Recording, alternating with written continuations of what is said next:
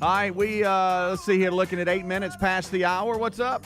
It's the Good Time Gang minus Helmsy. He's off today, and we are rolling, getting ready for another busy one. And we have one that is going to be a lot of fun because the golden ticket seats are going to be here today. They're scheduled to appear for the first time in 2024. Which brings a lot of joy because we'll spin the wheel of meat for the first time in 2024. So we got a lot happening. Let's discuss. Over to my left is Mr. Greg Burgess. What's up, buddy? That's right. This is our first day to host our guests in the new year. In the new year. So it's a lot of first today. Still, I don't need any of them to tell us Happy New Year. Right. Past that. Let's go ahead and get that out on the table. Do not tell Greg Happy New Year when you get here. Well, it's too late now. Right.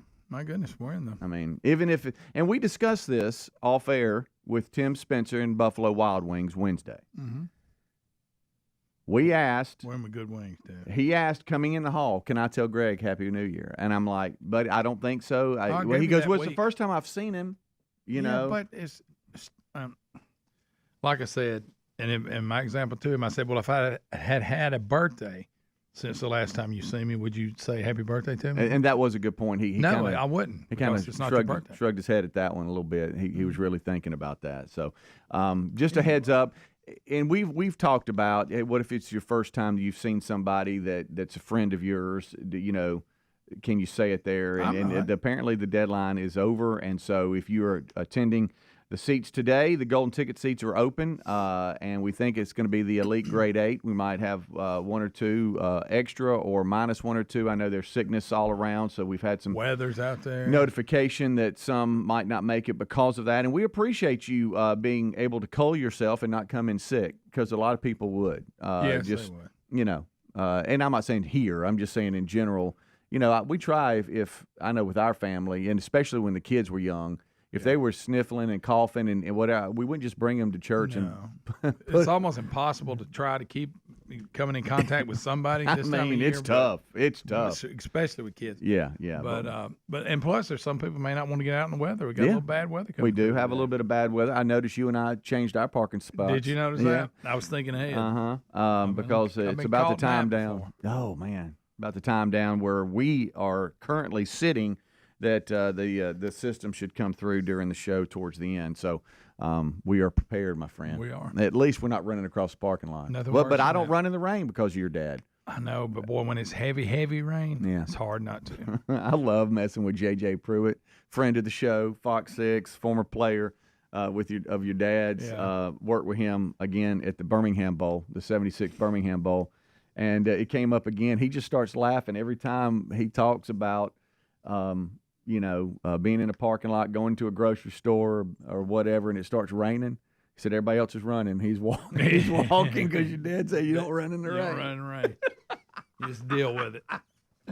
Oh, me. All right, well, I know you don't care anything about it, but the NFL playoffs start this weekend. Now, what's this deal that you can't – one's on a streaming channel and everybody's mad about it? That is just the Sunday night game, I think. It's one game. It's let's see which one it is. It is, I think it's, all right, so here we go. All right, so Saturday night is what it is. It's the Dolphins and the Chiefs. Okay. And it's on Peacock. We got I got Peacock.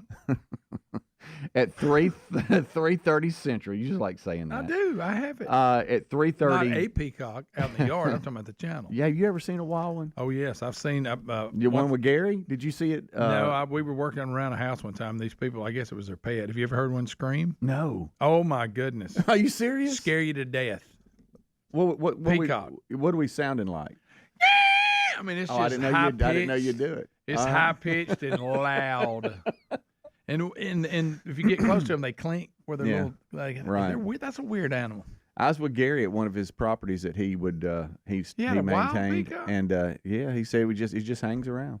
Wow, must have escaped from somebody. I think I got that right. Must have been a pet at some point. I Because I don't think they're indigenous to No. this part of the world. No, I might have all that wrong, but I think I got it right.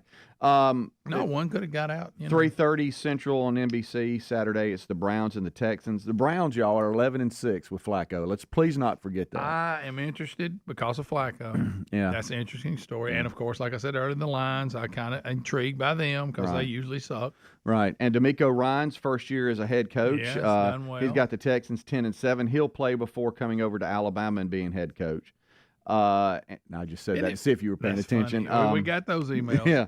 Y'all, the thing about the NFL, though, they lost 7 games. Mm-hmm. I know they got a winning record, but I'm going to the playoffs with 7 losses. Yeah. I'm just saying. Yeah, you play 17 games, so, 10-7. Double-digit wins, though. And then that late game at 7 Central on Peacock, which you said, is the Dolphins and the Chiefs. So Tyreek Hill plays his former team. Yep. Ryan Greenwood's fired up about it. Yep. And then Sunday we got 3 games. We got on CBS at noon, coming out of church, Steelers and the Bills. That's going to be a good one. The Steelers made it? The Steelers made it at 10-7. They got in on that last game. Some things happened and they got in. And then after that one, you got the Packers at the Cowboys. Packers made it? The Packers made it. Now they're 9-8, Greg. And they made it. And then the late game on NBC is the Rams and Lions. And so that's so Stafford and is it Goff? They traded teams. They swapped teams and now they play each other's former teams. Yeah, I like that. And then the Monday night game, Eagles and the Bucks. The Buccaneers and I'm gonna ask again. So the Bucks made it. Yes, the Bucks made it. They are 9-8 as well. Okay, Well, look, let's look at it real quick. You got some of these divisions within the conferences that just didn't show out. Like the AFC South, the Texans ended up winning that division, and they're 10-7. But like the NFC South, the Buccaneers won that entire division at 9-8. They won the tiebreaker with the Saints, I believe. So anyway, that's kind of how some of them made it. But there's your update if you care anything about it with the NFL cranking up with the playoffs. I know with college football winding down, some of you might be craving just watching some more football, and there is for you if you choose to participate. We'll take a break. We'll come right back. We got a lot to discuss today. As I said, the Golden Ticket seats, first time they have been open in 2024. We look forward to hosting all of you that are headed this way. Drive safely if you are. Wheel of Meat should spin today. Eli Gold, RBU this weekend. Do not miss that one. What a timely interview that was. We'll be right back. A good pair of wireless earbuds is indispensable in 2024, and for premium audio at the perfect price point, you got to go with Raycon. Raycon's everyday earbuds look, feel, and sound better than ever. They offer optimized gel tips for the perfect in-ear fit and 32-hour battery life, and Raycons are priced just right. You get quality audio at half the price of other premium audio brands. Get 20% off your Raycon order at buyraycon.com/Bubba, buyraycon.com/Bubba, or rickandbubba.com under the sponsors. Helix Sleep does it again with an innovative kids mattress made to flip. Why? Well, the firmer side is great for younger kids when they need more spinal support to aid proper development of their growing bodies. You simply flip it over when they're a little older, around 8 to 12 years old, when they want the softer side for sleep. Handcrafted and assembled right here in the USA, Helix is offering 20% off all mattress orders, including the kids mattress. Go to helixsleep.com/Bubba. helixsleep.com/Bubba. You're going to feel a puff of air. Jong's Optometry has set their sights on staffing up. Try the next line. Hey, Kim, can you tell our 2 o'clock we're running 15 behind? Sorry, we're a bit backed up today. He needs an optometric technician to keep an eye on it all. Where are the dilation drops? Indeed can help him hire great people fast. I need Indeed. Indeed you do. You can schedule and conduct virtual interviews all from your employer dashboard. Visit Indeed.com/credit and get $75 towards your first sponsored job. Terms and conditions apply. January is no time for the same old meals. HelloFresh is here to kickstart 2024 with enticing flavors and fresh ingredients paired with easy-to-follow recipes and delivered to your door. They'll keep your taste buds guessing with their most expansive menu yet. Over 45 delicious recipes to choose from each week right now. Get free breakfast for life with the code BUBBA at HelloFresh.com/Bubba. That's one free breakfast item per box while subscription is active with the code BUBBA at HelloFresh.com/Bubba. What's holding you back from learning the language you've always wanted to know? Too hard. Takes too long. Not with Babbel. Babbel's lessons take just 15 minutes a day. 15 minutes isn't long. Nope. And they're fun. Fun isn't hard. Right. Babbel's interactive lessons, podcasts, games, and more make it fun and engaging, so you don't realize you're learning a language, but you are. And Babbel's lessons are built around real life. You can choose from topics like travel, business, relationships, and more. You'll learn what matters most to you. Plus, Babbel's lessons are designed to get you speaking right away. In 3 weeks, you're able to start having conversations. Just 3 weeks? Even better. Since Babbel's lessons are designed by language experts and voiced by real native speakers, you'll get the accents just right and be able to carry on conversations with confidence. Learning a language with Babbel doesn't take long. And with Babbel, it isn't hard. It's perfect. Start learning a new language today. Go to Babbel.com. That's BABBEL.com.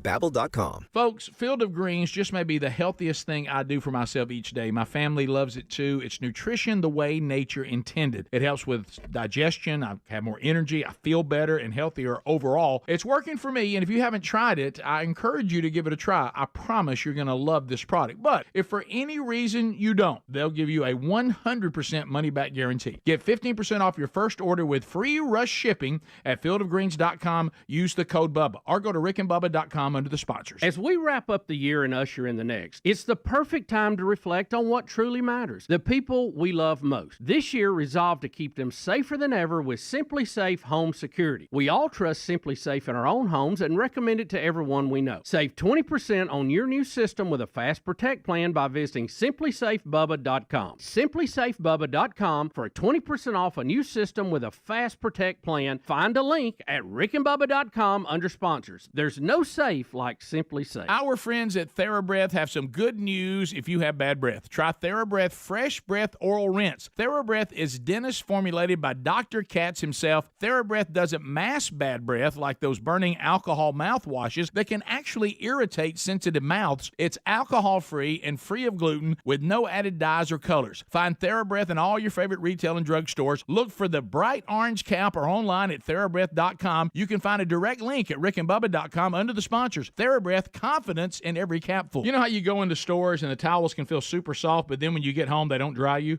Not my towels from MyPillow. They're really soft, but they really work too. What a concept. They're made with a special ring-spun cotton, making them softer and more absorbent than other towels that are out there. Get a 6-piece set for an introductory sale price of $29.98, and you get the designer premium line for just $20 more. Either way, you save 50% right now on all my towels. So head to mypillow.com/Bubba or find the link at rickandbubba.com.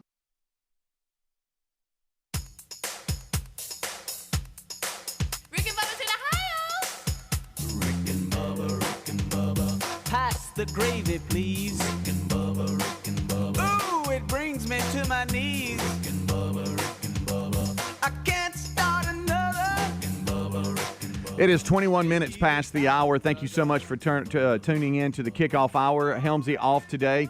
Off with tennis, and Lord willing, we'll be back on Monday. Eddie Van Adler will be with us, top of the hour. We just saw Rick. He's here. Bubba about to join us, and then we'll be off and running for the main show. Golden Ticket seats should be here today. They're scheduled, and so for the first time in 2024, we'll host the Golden Ticket seats. We'll give someone is going to win $50 from Dr. Dudney, and we'll spin the wheel of meat. Dr. Dud. And we'll spin the wheel of meat. Now, you hear off mic because he can't help himself. Don Day has brought in peanuts for the first time in 20. There's a lot of firsts today, and you've got a batch of peanuts today, and you can't stop. I'm done.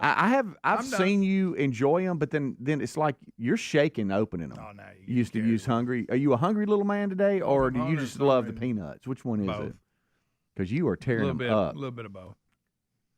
You're like a little squirrel over there. You got your little pile of nuts. Huh? I'm storing them. Yeah. I got them stored in my office. Yeah, but I did see the bag in there. Mm-hmm. First ones of the year. A lot of first. Yeah. All right, so let me ask you a question. And I know you have a story too. I want to know if you would do this or not. Okay, go. Now, this is just a Daily Mail story.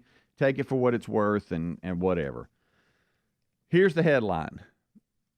Terrifying AI. You know, we got to get a grip on this AI thing. It's gone from 0 to 100 pretty quick. Terrifying AI beauty mirror predicts. Beauty mirror will predict when you die, your risk of a heart attack, and other chronic illnesses just by analyzing the blood in your face through the mirror. Would you look into that mirror? Blood in your face is how it's going to measure it. That's what it says. It's a 21.5-inch tablet and camera. I'm not traces convinced. blood flow under the surface of your face. An algorithm used by a magic mirror can tabulate over 100 health parameters from blood circulation data, diabetes risk, fever, mental stress, and more. And it can predict when you'll die and from what. No, I'm not looking at that mirror. Not that I'm 100% sold that it can do all that, but I don't think I look in that mirror. It says here it can monitor high blood pressure, fever symptoms, depression, or mental health risk. All from blood flow. Yep. To a 10-year stroke risk, the facial skin age, and all this kind of stuff. But it can also warn you if it thinks you're about to die. That's what it's saying. So I guess up to 10 years, it can tell you if you're within a 10-year stroke risk. But it can also analyze if you're about to go on in by looking in it. Well, we don't know that. It ain't been around. What if you and I felt great and we looked in that mirror and it said, hey, warning. Wow. Red flag.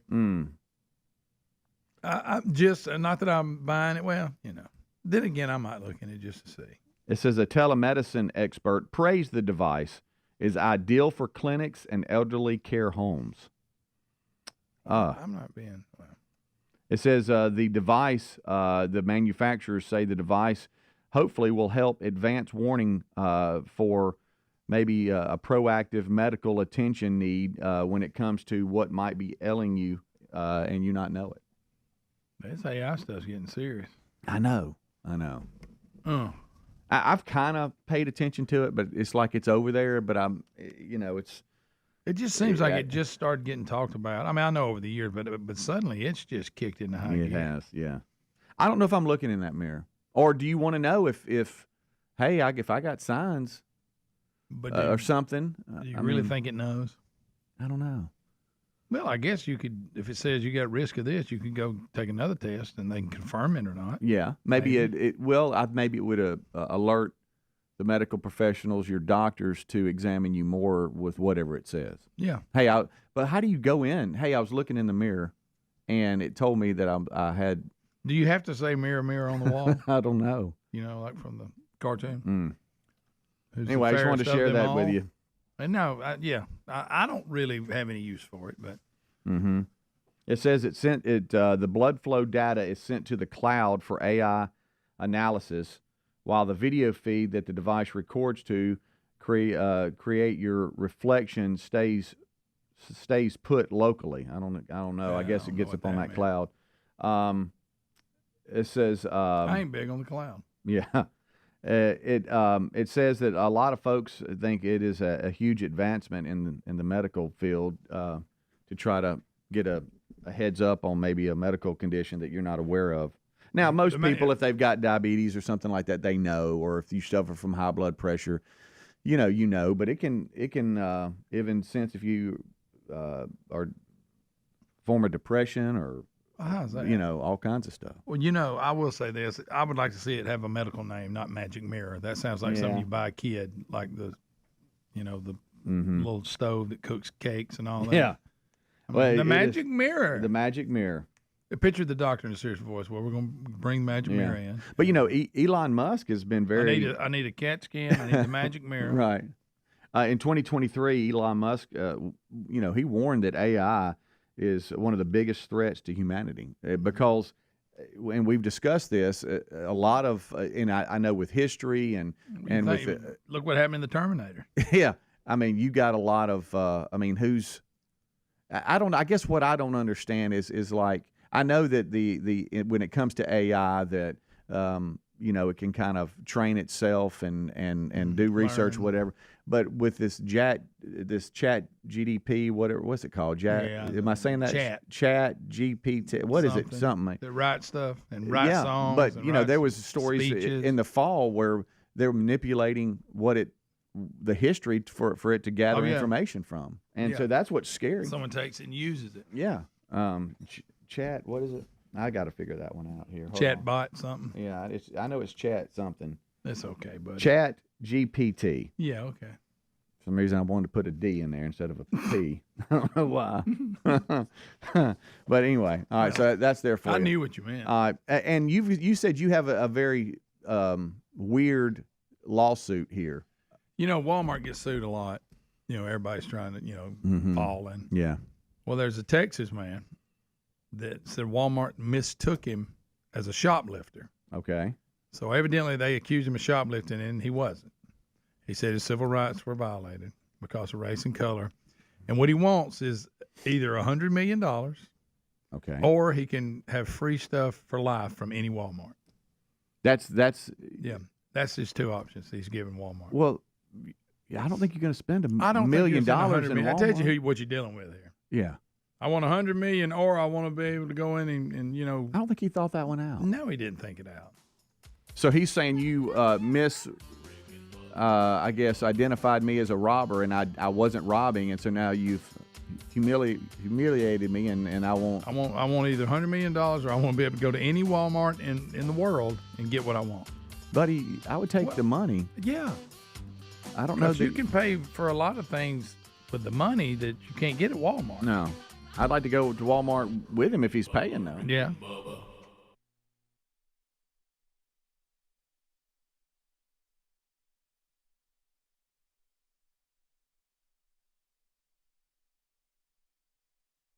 They say breakfast is the most important meal of the day, and HelloFresh couldn't agree more. That's why they're giving away one free breakfast item with every single HelloFresh delivery for life. That means while you're a HelloFresh subscriber, not only will you enjoy tasty recipes delivered to your door, you'll also enjoy breakfast for free, because HelloFresh knows that you're not just hungry at dinner time. In fact, they're here to meet your every mealtime need with a delicious array of quick lunches, sides, snacks, apps, and desserts that can easily add to every order. HelloFresh also helps you cut back on extra trips to the grocery store, making sticking to a routine easier than ever. This year, make eating better and saving money a priority, and make it easy with America's #1 meal kit. Join today and get free breakfast for the life of your subscription with the code BUBBA at HelloFresh.com/Bubba. One free breakfast item per box while subscription is active. That's free breakfast for life with the code BUBBA at HelloFresh.com/Bubba. At HelloFresh.com/Bubba. Whether you're making big changes this year or just settling back into a consistent routine,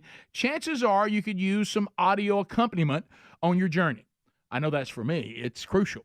A good pair of wireless earbuds, indispensable in 2024. And for premium audio at the perfect price point, you got to go with Raycon.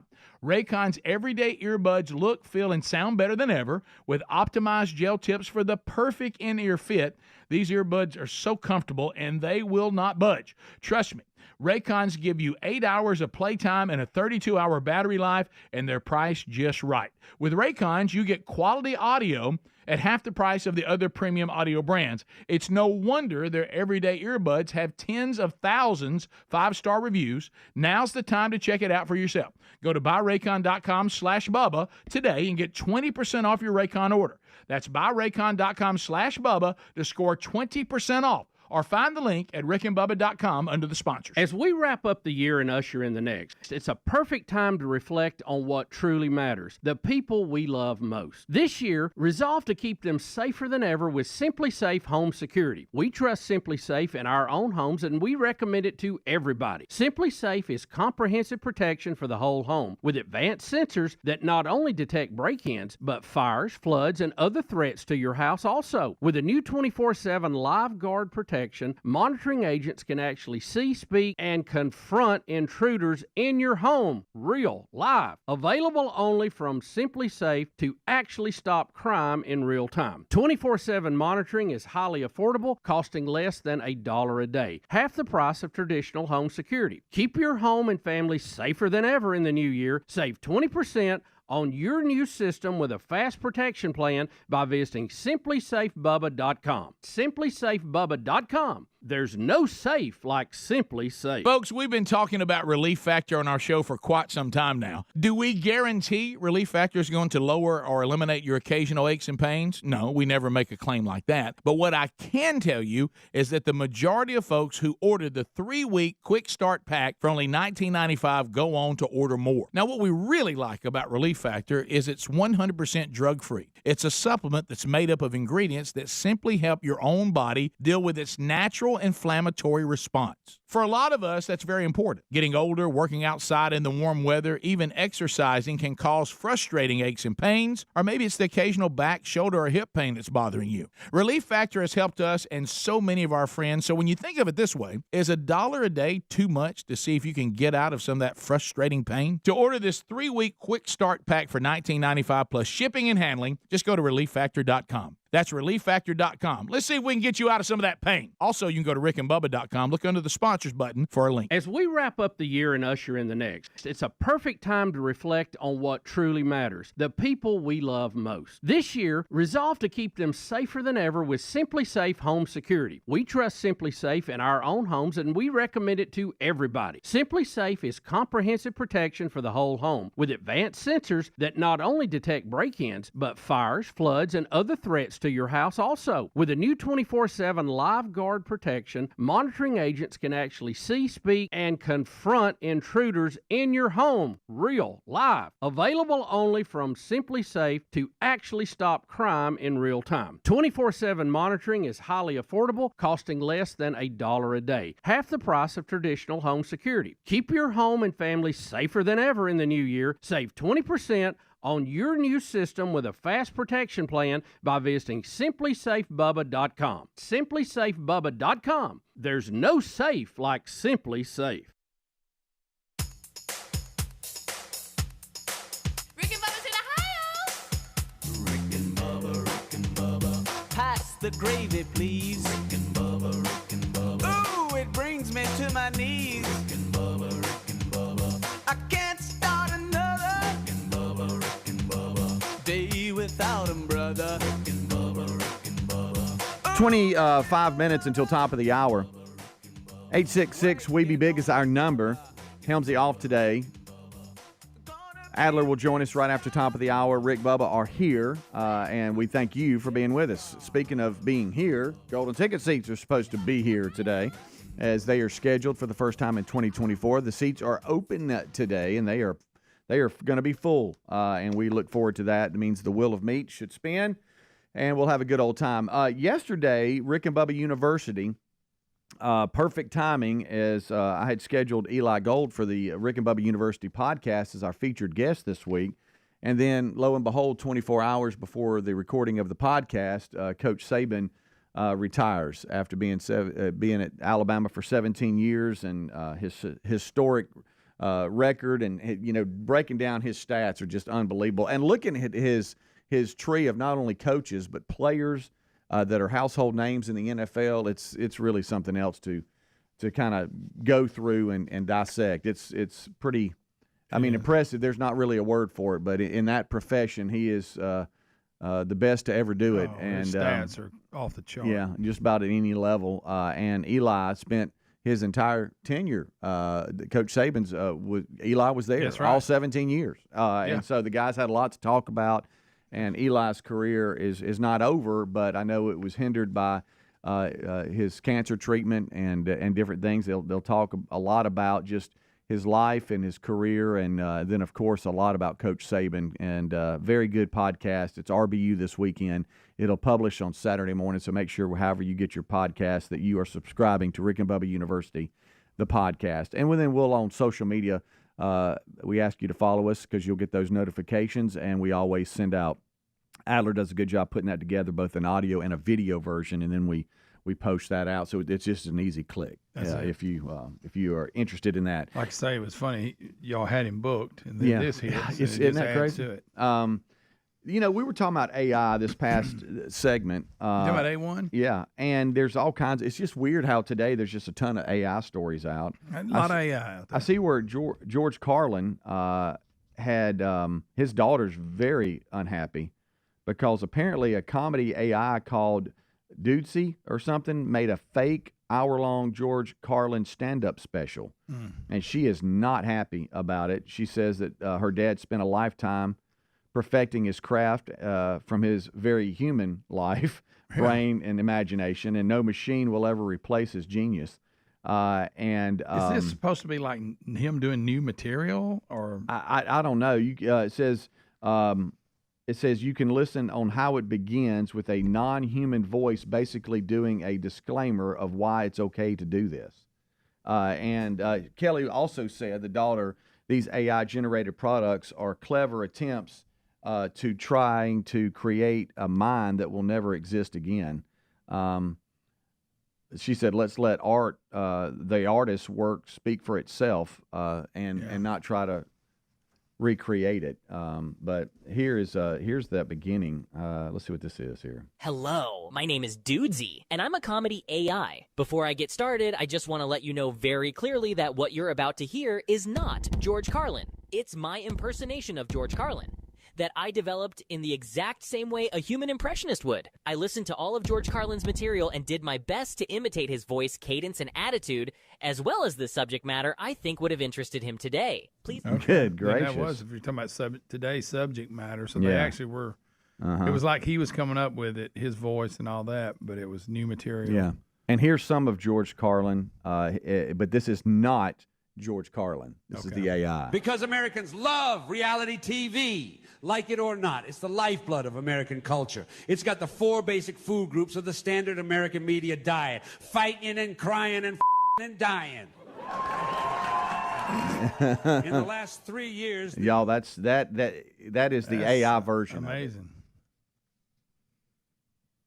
Good night. Yeah, and then that's I scary. saw That's scary. Some product had a fake one with Taylor Swift, like endorsing their product, some type of cookware or something. Watch out, AI. It's coming. It's scary. Yeah. Wow. We got singing, like the voice mocking other artists. We covered a story on that with Johnny Cash and all that. And wow. It's just scary because where does it stop? It's Dudesy. The thing that's just absolutely terrifying is that, I mean, if an AI is able to do that, they can take our voice and make us do anything, either through a phone call. We talked about. People were doing like ransom. Yeah. Glenn Beck did an interview with a mom that fell victim to someone trying to get money from the family, saying they had her daughter, and it was her daughter crying and saying, "Help me," and being terrified. And I think her daughter had a very, most people that cry, you just hear somebody crying, but I guess she had a very distinctive cry or whatever she would do. And she put him on speaker because I think she was walking into another daughter's dance class or something. Yeah. And so everybody, it's not like she made it up because she was on speaker, everybody could hear it. And so then somebody started working trying to find the husband, finally tracked the husband down. They said, no, the daughter's with me. That's not weird. She's not on the phone. And they wanted money, ransom to get her back, and everything. And it wasn't even. I mean, it was just it was an AI as their daughter. Between that and the deep fake and all this, somebody could set you up. Knock you down. Yeah. It's not going to be an AI version of James Spann, but James Spann will also join us today. It is actually James. It is James Spann. Just confirmed with him as we were speaking. If he's retiring? No. But he's been putting out a lot about the system coming through the Southeast, and it's a number of states that are going to be affected. I know some of you already have been, and it is headed to where we are sitting right now, and then it'll continue through the Southeast. We'll talk to him about that. And then this other system that's coming through the Deep South, starting like the early part of next week. And I already talked to my dad up in the Tennessee Valley in the Huntsville, Madison, Alabama area. about this snow that they're going to get on Monday afternoon, and then like for 2 or 3 days it's not going to be above freezing. Yeah. So he said it's going to be very similar to December of 2022. And I've told that story about taking my parents back after the day after Christmas. Terry and I are up front, Mom and Dad in the back, and we're just headed on back to Huntsville. Yeah, Get to about Coleman, just north of Coleman, Alabama. And for those of you around the country, that's about halfway between Birmingham and Huntsville. And all of a sudden I see snowflakes hit the windshield. And I'm like, well, isn't that sweet? Hey, everybody, it's snowing. Got a flurry. Oh, look at here. That's so cute. And then all of a sudden it started coming down, and it was, I'm talking about snowing sideways. Yeah, I've seen it. And then Terry said, uh-oh, because I got notification on the maps. The Tennessee, the bridge is shut down. It's red. And that's a big bridge. And we're like, what? So I get off and exit 328, by the way, if you want to know. Did you say what like that? I said, what? Because I'm thinking, well, there's this nice little cute moment of it snowing to now the interstate stopped. Yeah. And we get off thinking, okay, let's just go this way. And we get off on the 2-lane roads, and it is coming down so hard that people are like sliding off the road. Yeah. And we almost didn't make it to their house. And then Terry and I have to decide, because I have the Birmingham Bowl the next day, because it was after Christmas in that year. What do we do? Because if we were to like have to stay there, we were going to be stuck there for about a day.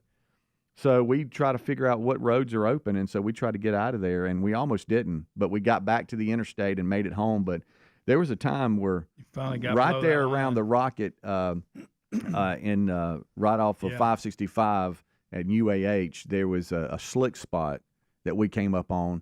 Everybody just going along, they'd hit it and start spinning. Yes, and it was like everybody it was like a little bowl, and everybody was just being collected at the bottom of that. No. But we're traveling westbound on 565, coming out of Huntsville, going towards Madison.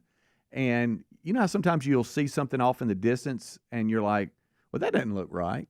And I saw headlights facing our direction on our side of the interstate. Yeah, but normally it was not a good sign. But it was so far away you couldn't tell. All right, is it on our side or the other side? Yeah. And I saw blue lights, and then I saw a collection of cars facing different ways. Oh, just like. And then about that time we hit it, and it's just here we go. We start the back end starts going this way and this way.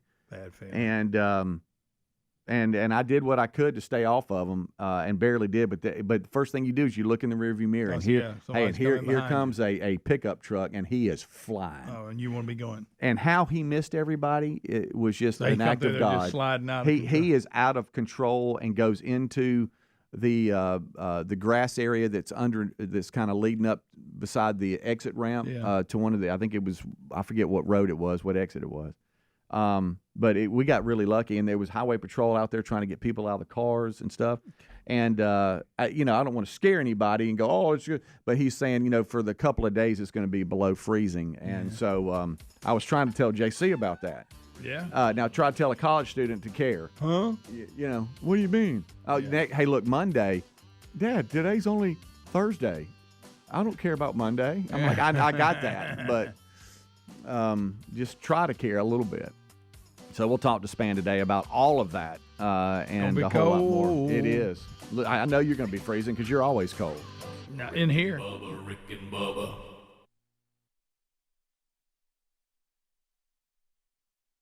What's holding you back from learning the language you've always wanted to know? Too hard. Takes too long. Not with Babbel.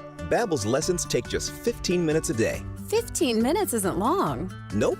And they're fun. Fun isn't hard. Right. Babbel's interactive lessons, podcasts, games, and more make it fun and engaging, so you don't realize you're learning a language, but you are. And Babbel's lessons are built around real life. You can choose from topics like travel, business, relationships, and more. You'll learn what matters most to you. Plus, Babbel's lessons are designed to get you speaking right away. In 3 weeks, you're able to start having conversations. Just 3 weeks? Even better. Since Babbel's lessons are designed by language experts and voiced by real native speakers, you'll get the accents just right and be able to carry on conversations with confidence. Learning a language with Babbel doesn't take long. And with Babbel, it isn't hard. It's perfect. Start learning a new language today. Go to Babbel.com. That's Babbel.com. Babbel.com. The smarter way to clean your floors. It's time to make the swap.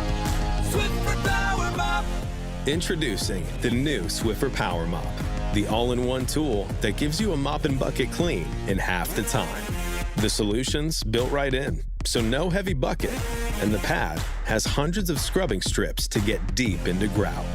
Don't mop harder, mop smarter. Swiffer Power Mop! Swiffer Power Mop! Why choose a Sleep Number smart bed? Because no two people sleep the same. Only the Sleep Number smart bed lets you each choose your individual firmness and comfort, your Sleep Number setting. The Climate 360 smart bed is so smart it actively cools or warms up to 13 degrees on either side for your ideal sleep temperature. The Queen Sleep Number C2 smart bed is now only $9.90. Plus, free home delivery when you add any base. Ends Monday. Prices higher in Alaska and Hawaii. To find a store near you, visit sleepnumber.com. $5,000. That's the average amount of money people in the U.S. are now spending on gas in a year. $5,000. That's crazy. If you drive, you have to download Upside, the free app that gives you cash back every time you get gas. That's right. You can earn real cash back with Upside just by buying the gas you're already buying. You can literally start earning cash back today. I use Upside every time I fill up, and I've already made around $200-$300. You're putting gas in your car anyway. Why not get real cash back? If you like free money, download Upside. I'm saving the cash I earn from using Upside to help pay for a vacation later this year. Download the free Upside app now to earn cash back every time you buy gas. Use promo code WORK to get an extra 25 cents per gallon on your first tank. You can cash out anytime right to your bank, PayPal, or a gift card for Amazon and other brands. Just download the free Upside app and use promo code WORK for a 25 cents per gallon bonus on your first tank. That's code WORK for a 25 cents per gallon bonus. Folks, we've been talking about Relief Factor on our show for quite some time now. Do we guarantee Relief Factor is going to lower or eliminate your occasional aches and pains? No, we never make a claim like that. But what I can tell you is that the majority of folks who ordered the 3-week Quick Start Pack for only $19.95 go on to order more. Now, what we really like about Relief Factor is it's 100% drug-free. It's a supplement that's made up of ingredients that simply help your own body deal with its natural inflammatory response. For a lot of us, that's very important. Getting older, working outside in the warm weather, even exercising can cause frustrating aches and pains, or maybe it's the occasional back, shoulder, or hip pain that's bothering you. Relief Factor has helped us and so many of our friends, so when you think of it this way, is $1 a day too much to see if you can get out of some of that frustrating pain? To order this 3-week Quick Start Pack for $19.95 plus shipping and handling, just go to ReliefFactor.com. That's ReliefFactor.com. Let's see if we can get you out of some of that pain. Also, you can go to RickandBubba.com. Look under the sponsors button for a link. Have you tried the innovative Helix sleep mattress yet? Well, nothing beats a great night's sleep, the kind you get with Helix. So we love them, and Helix has over 12,000 5-star reviews with customized mattresses that fit your sleep needs because they know everyone is unique. They even have big and tall mattresses and mattresses for the kids. But how do you know which mattress is right for you? Well, Helix has you covered. Just take the Helix Sleep Quiz and find the perfect mattress in under 2 minutes. Place your order and your mattress will be delivered right to the door free of charge. And the best part, Helix knows there's no better way to try a mattress than by sleeping on it in your own home. That's why they offer a 100-night trial for you and a 10 to 15-year warranty. Right now, Helix is offering 20% off all mattress orders at helixsleep.com/Bubba. Best offer yet, by the way, and it won't last long. So if you've been waiting to try a Helix mattress, here it is. Now's the time. Head to helixsleep.com/Bubba for 20% off your mattress order.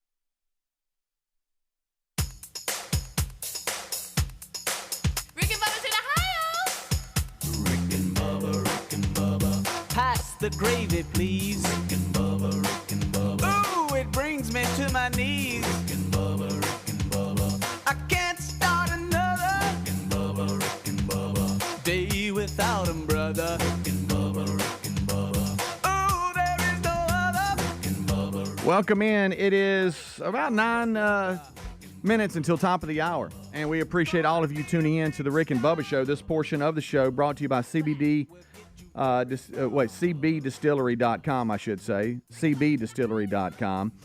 Their targeted formulas are made from the highest quality clean ingredients, no fluff, no fillers, just pure, effective CBD solutions designed to help support your health.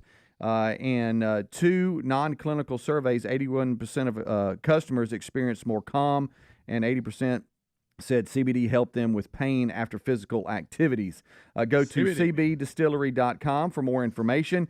With over 2 million customers and a solid 100% money-back guarantee, cbdistillery.com is a source you can trust. As a listener of the program or viewer, if you're watching, they have secured a 20% discount to get you started. That's cbdistillery.com, or you can go to rickandbubba.com under the sponsors button.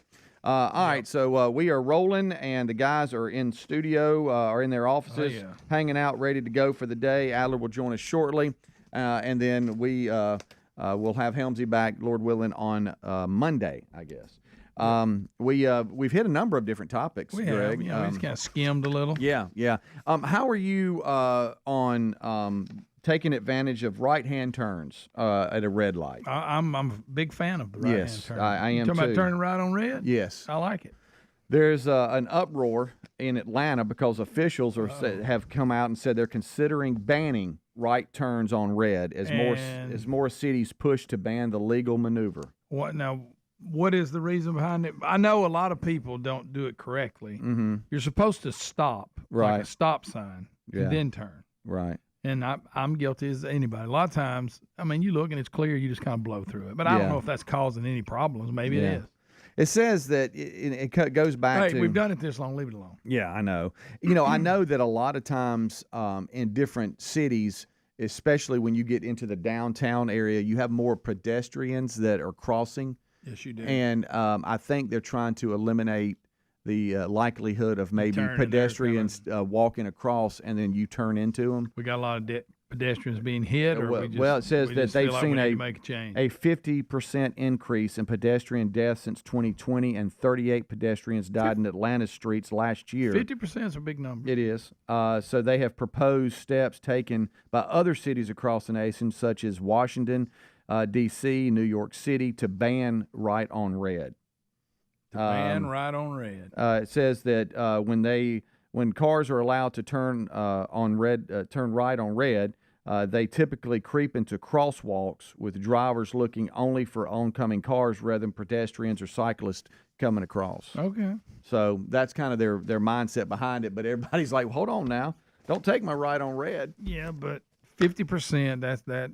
If that's a legit number, that would get your attention. We've discussed. You go, now, why are we having so many more people run over? Do you want to know one of the biggest things that bothers me besides, the slow left lane guys and ladies, y'all are my top number one. Yeah. I don't understand y'all. I really wish that I could either connect to your car and interview you, or like maybe have you pull over and let's talk and just see what's in your mind, what's going on.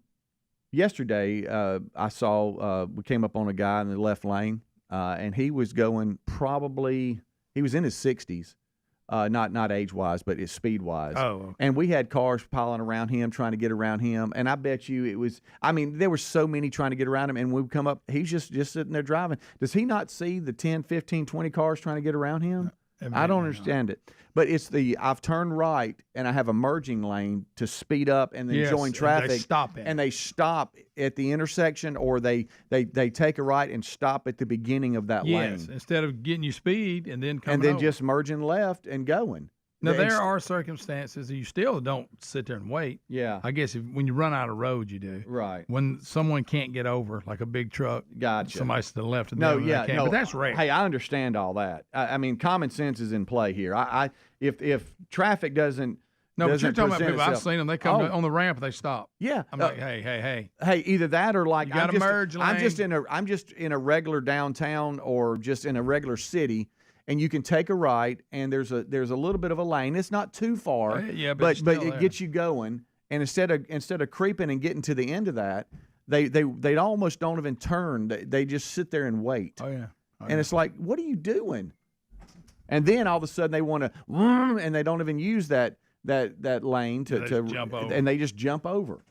I just want to know. I just want to talk to them too. How you feel? Well, just maybe think about it. Just kind of run it by. Yeah, I know. Frustrating. Really frustrating. Yeah. And for me, I'm in trouble because Terry heard my whole breakdown of her and flying.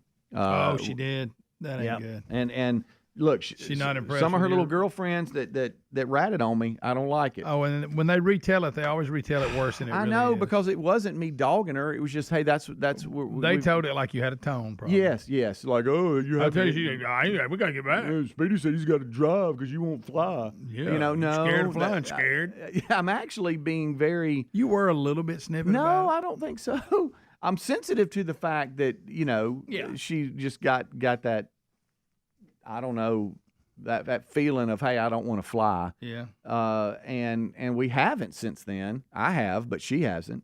And we have a pretty long trip coming up. And, Oh, that's a real long one, And buddy. it could take us an hour and some change to get there, or it could take us 8. Oh, yeah. And you know what? That's a big difference. It is. It is. That's pretty But you know significant. what? We're going to drive, and we're 8 hours, and we're going to have the best time. You need to be happy about it. Uh-huh. Especially for friends to get to tell them what you said. Yeah, and I bumped into a buddy of mine yesterday that said that they drove down to Tampa, and he talked about how many times they stopped and the different sites that they saw and they planned. And I thought to myself, why can't I do that? Because I just want to get there. I do too. But he's, oh, yeah, we stopped here. And hey, you know what you need to do is you need to stop here and then get off on this exit. And this place is right here. Man, we had the best World's time and blah, blah, largest blah. ball of twine. Yeah. And I'm like, no, I just want to get there. And now, I just want to go. If you have any chance of me doing that, it is on the way down. Yeah. The way back, I ain't stopping. Right.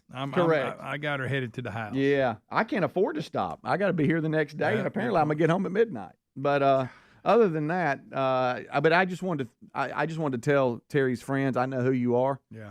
And the way you He's giving you a hard time. The way you That's how they started it. Yeah. You know? The way you presented it, I don't think was quite fair. But I'm in trouble. But I know we're The driving. retail's Hey, what I gets know you. we're driving now. When somebody retails what you supposedly said, it's never good. Sometimes you almost want your wife to hear it. Yeah. Because I think she would have heard that I'm good. I'm like good. I say, you got a little aggravated, but you pulled it back over. No. And it has nothing to do with me trying to be cheap and not buy airline tickets because I want to. You want to fly. I'll give you that, or you're acting like you do. I was looking. Cover that. When the schedule was released back before Christmas, I was looking at flights. Let's go. Yeah, they've gone up a lot since then. I wish I could have booked, but I mean, we're good. We're no good. big deal. Just 7 hours. Yeah, the guys join us next. Rick and Bubba.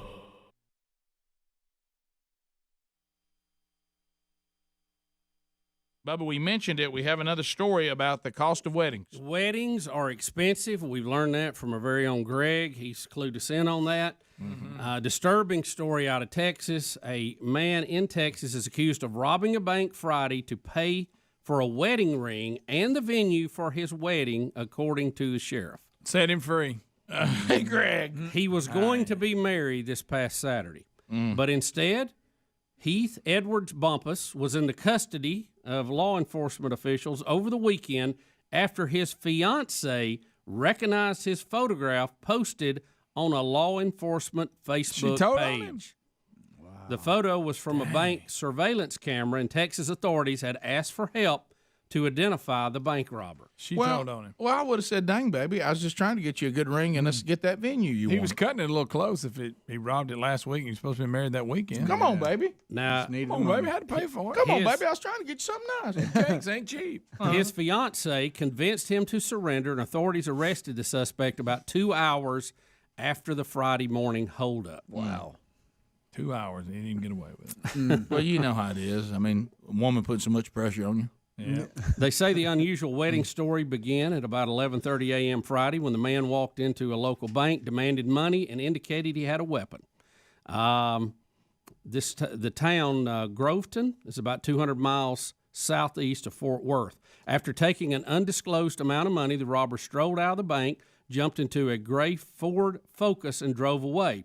As he was driving on dirt roads, he took off his clothes and threw them out the window, according to the sheriff. Minutes after his photo was posted on the sheriff's Facebook page, his fiancée saw the photo and called him. He lied to her a few times, the sheriff said. She knew it was him. Well, you know what? Nobody likes tattletales. I know it. I mean, it's a it's good thing he figured this out before he married her. Well, right. It's really her fault because what he did, he had a ring that he could afford. He did, and he was going to go get married over at his mama's house in the backyard. They have a nice backyard, and she Have a didn't want, cookout. she didn't want to. She said, "That's not. I want a big wedding. I want to get married at some expensive venue because it says the venue's involved in here." And I'll tell you one thing: you can take that ring and throw it in the trash. Then the man got desperate. Yep. He wanted to the take bank, and she turned him in. He wanted to take care of his sweetie pie and try to give her what she wanted, and he was willing to do whatever it took. It's really quite romantic. Yeah. And it's got Right up to she called the police. It's got kind of a Bonnie and Clyde feel to it. it does. I mean, it ain't like he shot nobody. He didn't do anything as bad as that dog just did. No. I'm not saying that you should rob somewhere. No, okay. you I'm not shouldn't. saying None that. of us But are let's saying just say if we did, what would be your disguise? Would you go wig? Would you go? Are you a hat and shades guy? Are you pantyhose kind of guy? What are y'all? Well, I'm not going to be these idiots that walk in there and you can see who they are. That's not going to happen. So No. I'm going to do something. I'm probably going to go with the presidential mask. Oh, you are. always good. Yeah, you're going mask. I'm always like that in movies. I think I'm probably going in as Nixon. That'd be good. Orange Justice. Oh, you are. yeah. Okay.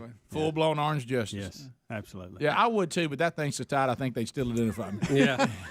Hey, I tell you what.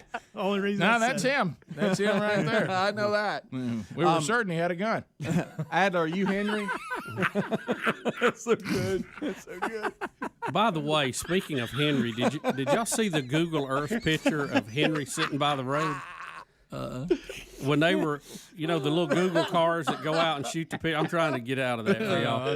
That take the pictures for the Earth, the street view, and somebody is dressed like Henry the horse sitting at a table on the side of the road. They must have knew they were coming by or something. And so if you go there, you see that, you go, "What in the world is that?" Henry the horse would be a good idea. You're right. It would be. But that's but Kinda then you hard can't- to see out But of it. yeah, I was about I'd to go say, typical gorilla. you a gorilla. All right. Hey, Bubba, I'd go- what are you going with? You going with just a? I don't You know. going Old West? You gonna put a bandana on? I or may something? just put an eye patch on.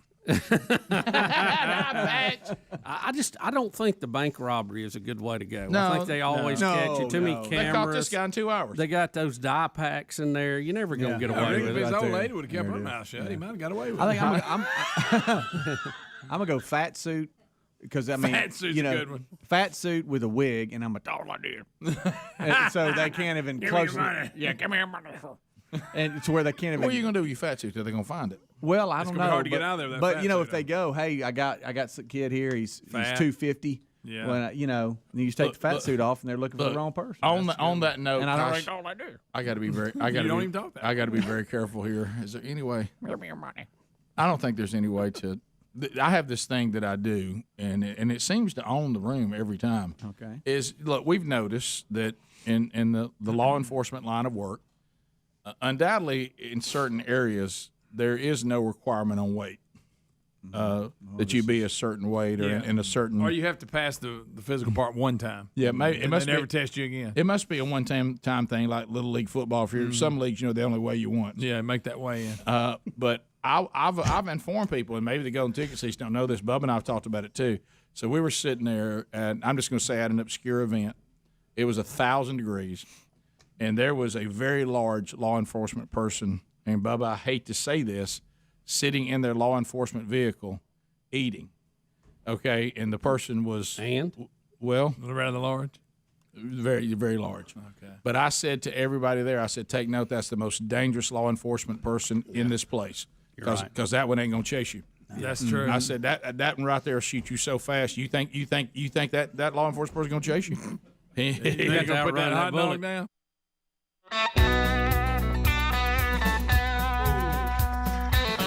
And Oscar said, you sell them. 6 minutes past the hour. How you doing?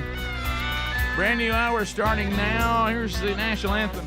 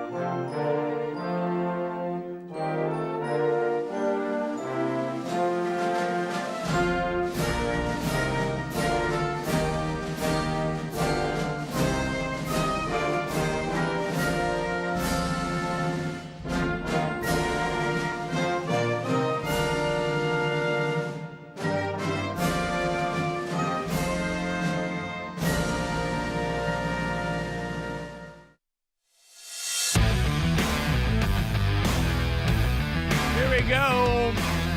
Another hour of the Rick and Bubba Show, Speedy, and the real Greg Burgess. I gave you a kickoff hour on all the Rick and Bubba platforms today. Helmsy is coaching women's tennis somewhere. But the guys, they got you ready to go. So Adler settles in. He handles the YouTube experience where you can watch us live and archive. That's available to you every day on the Rick and Bubba YouTube channel. Are you a subscriber? If not, subscribe. It doesn't cost anything, but it does remind you when the show goes live or when the Wednesday Bible study goes live or if we put something else up there, you'll get an alert. So there are advantages to being a subscriber, and it helps us as well. All right, so we'll unpack stories. Since the last time we were together, we'll kind of update you on some things coming up over the weekend. And we'll bring in the other half of the two sexiest fat men alive, 30 years and running, the silver-tongued one, the man with a golden voice, professional lunch eaters, man of the year, the inventor of pizza in a cup, Shakespeare's worst nightmare, and the master of the King's English.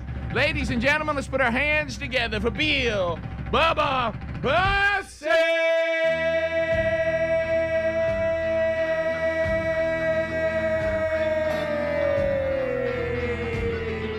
Howdy, Bubba. How about it, Rick Burgess? Friends, neighbors, associates everywhere, welcome into the little party we like to call Rick and Bubba, also known as your Back Porch Radio Network, where we discuss everything you would on the back porch. Here we go.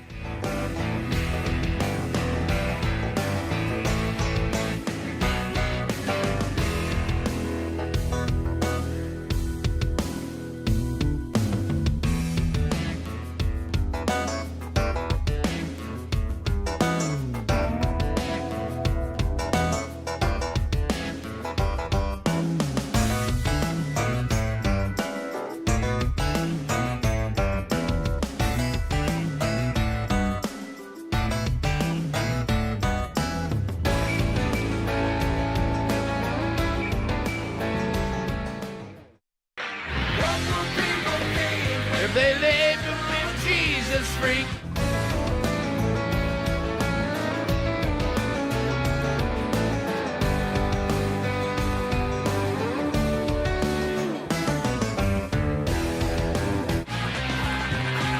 There's DC talk. Yeah. Jesus freak. About it. So today, looking ahead, we do have things to cover. Golden ticket seats today, first time in 2024. I was telling Bubba I had a little fun at a couple of listeners' cost just last evening. So, you've heard us mention, you got the men that are on the show, most every day. And so we're all here, and you know that. And then, we kind of have what we call the connections to the show, but they're outside the show and not always here. You're talking about your What's Eating Scott Gorosky people, you Dr. Lou's, your James, all that bunch. Your James Spans, which we'll hear from today, and you heard us mention Bones, about all in that. And I'm sure I'm leaving some people out. David from Louisville. Yeah, thank you, Greg. You hear just a long list. You hear the guys, from themanchurch.com that do all the different resources and the publishers, that your Andy Blanks, your Les Bradfords, and you've probably heard us speak of Oscar Kent. Oscar is a guy that we met. He's been a supporter of the show for a long time, and he's in the business of when we need to fly somewhere, if we need to do that privately, we've done that through him and various companies that he's worked for a long time. As a matter of fact, he was talking about he couldn't believe it's been a decade since he was flying us around on the 20-year We Ain't Never Been Nowhere tour. And so he's very supportive, great guy, and really, really helps us to get our speakers where they need to be with themanchurch.com when that's necessary. And so he has some friends that are coming into the golden ticket seats today, and they're big fans, and they don't really know what to do. You know how you're nervous, you don't really know what to do. Yeah. And so we were driving back to fly home last night, and I said, Oscar, have you got your friends all squared away? They know where to be tomorrow? And he said, oh man, I need to be sure I double check on that. So we're in the car, driving back and to the airport, and so he says, hey, you want to talk to him? I said, yeah, put him on. So anyway, so it was about 8:30 p.m. Central Time, and so golden ticket seats, those you don't know that, on the live show, they're to arrive at 8 o'clock a.m. Central Time. Mm-hmm. And so so the guy says, hey, Rick. And I said, hey, man, where are you? I said, I'm standing out here waiting on you outside the golden ticket seat door. And he goes, huh? I said, what, didn't Oscar tell you to be here at 8? He said, I thought that was 8 a.m. and you did that just for your own And he's good. hollering at his wife, hey, Rick's waiting on us. Come on. And we ain't got to change your You clothes. never miss an opportunity. I'm so proud of you. And I said, no, man, I'm just messing with you. I'll see y'all tomorrow. And he was like, then there was that pause where I think people who love the show go, Yeah, what was that about? What would they do that Yeah, to people yeah, that, right. that shouldn't they like us? I mean, but there's no there's no greater honor. No greater honor for us to mess with you. That's like being pranked by Gary. It's no greater compliment. Oh, it's like being dogged by Greg. Yeah, made fun of physically, maybe. Yes. Hey. But anyway, so Do y'all remember when you interviewed Dale Earnhardt and y'all wanted him to throw the phone and be like mean to y'all? Moment of silence, please. Okay. Get All your right, go threes ahead. up. Yeah, my threes up. Yeah. All right, go ahead. But no, I just thought because y'all wanted that honor of him kind of telling he was y'all being off. too nice to us. Yeah. And of course, but then he threw the phone out the window. Yeah, he did. He threw it out during the interview. Right. Yeah. So that's going to happen today. The Wheel of Meat will spin today.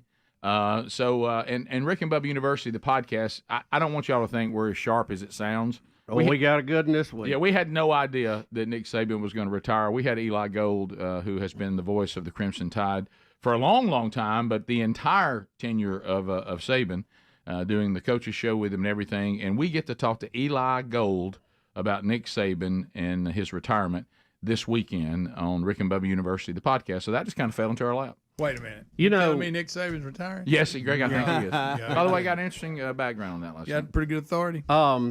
You know, heard some things. We've been an acquaintance of Eli's for many years, and have found ourselves, at events with Eli a couple of times. And but it was good just to be able to kick back and talk a little bit. And he's been through some health issues, and we covered that. We covered Coach Saban, talked a little bit about his career, and we got to have him back to do some more because that was really entertaining. It was, and a lot of great. And we covered the one time you were his color man. We did.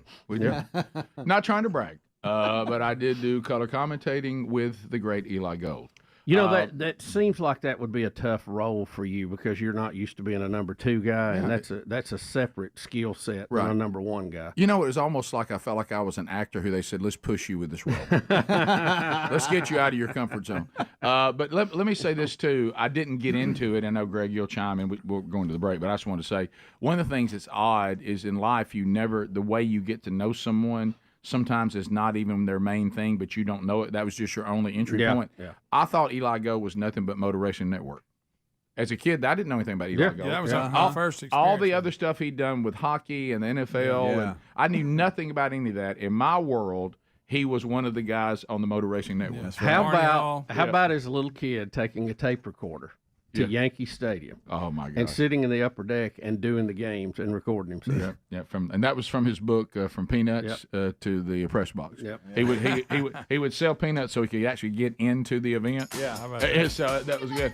But anyway, catch that this weekend. I know that everybody right now is just grabbing and discussing, and we're all reflecting on the coaching career of Nick Saban, and Eli Gold was on the front row. So that's this weekend on Rick and Bubba University, the podcast. And we got some more college football news. Shocking this morning. Have you heard this about Florida State? I haven't. We'll be right back. Rick and Bubba, Rick and Bubba. And there ain't no way they're going to chase you. You know the best way they're going to get you under control? Wham! Yeah. They're going to pop a cap in you before they have to run after you. No, overweight law enforcement people they mean business. This actually happened recently. You get somebody that's in shape, they might want to chase you, give you a chance. No, there was a story, and I wish I knew where it was, where a guy came after a police officer with a stick. It was just like a broomstick. And he said, I ain't messing with him. He shot him. I bet he was large, wasn't he? And he's probably going to lose his job and everything. Was he large? Oh, huge. Yeah. That's the point. Because he's not. You really have an exertion. It's going to be to fight that broomstick off. No. How you doing? He was very sloppy. He was very, big. Hey, you better put that broomstick down. You think I ain't got the energy for that. Yeah. I'll pop a cap. And he did. He sure did. Several. They're dangerous Yeah. because they ain't running. Well, don't be messing with the law. How about this? Don't get on the wrong side of the law. Yeah. Especially fat ones. We all agree on that, but this is a prime example of what you're talking about. You're saying that recently confirmed. happened. It is Confirmed. confirmed that happened. If he would have been in shape and been able to take on this guy, nobody would have been shot. He had a broomstick. You're probably right. I mean, what Beretta say about it? If you can't do the time, don't do the crime. That's right. Don't do it. Don't do it. Hey, I found a mask for Greg for robbing a bank. Oh, okay.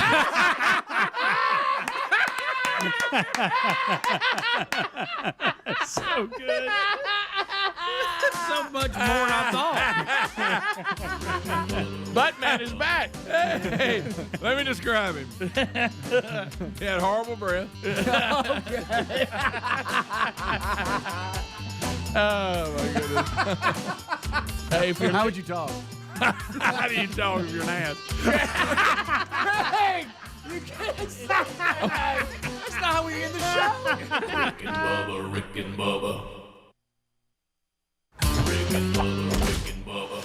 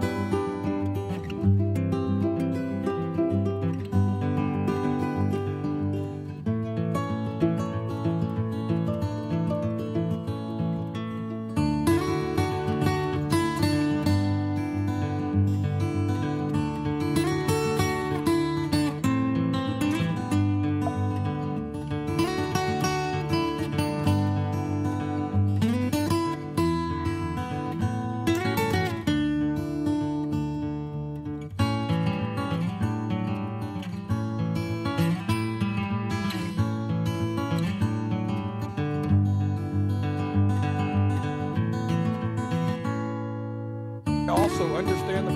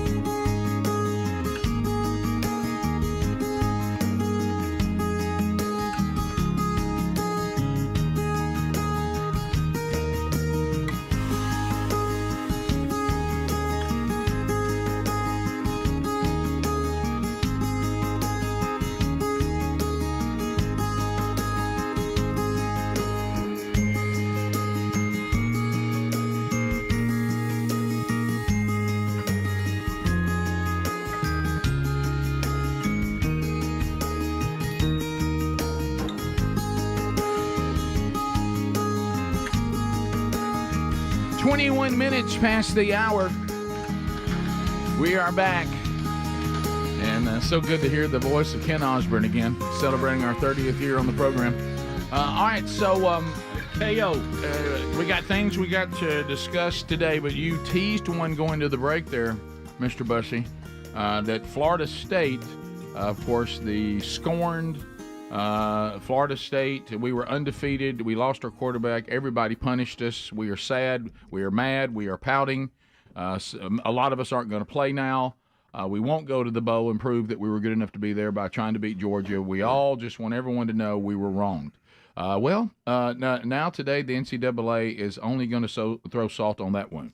Yeah, the NCAA yesterday late announced significant penalties for the Florida State football team, including 2 years probation and disassociation with its NIL collective for one season for violating rules using name, image, and likeness offers as a recruiting inducement. I was about to say, how in the world can anybody be guilty of anything right now? Yeah, I know. Exactly. Yeah. In addition, the FSU assistant coach, which sources confirmed to ESPN as offensive coordinator Alex Atkins, will be suspended 3 games for his involvement.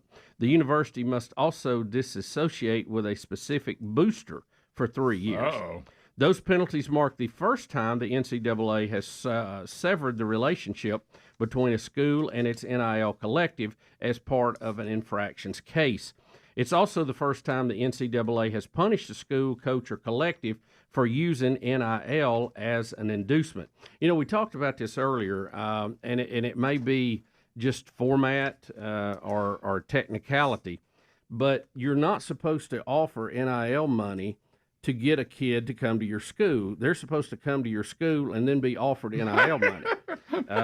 It's how could they mess this up in today's world? Right. You can work around that pretty easy. The NCAA didn't identify Atkins by name, but it said the assistant coach drove a prospect to a meeting with the head of the program's most prominent NIL collective during the prospect's official visit to the campus. Okay. At the meeting, the booster offered the prospect $15,000 per month and encouraged him to play for the Seminoles.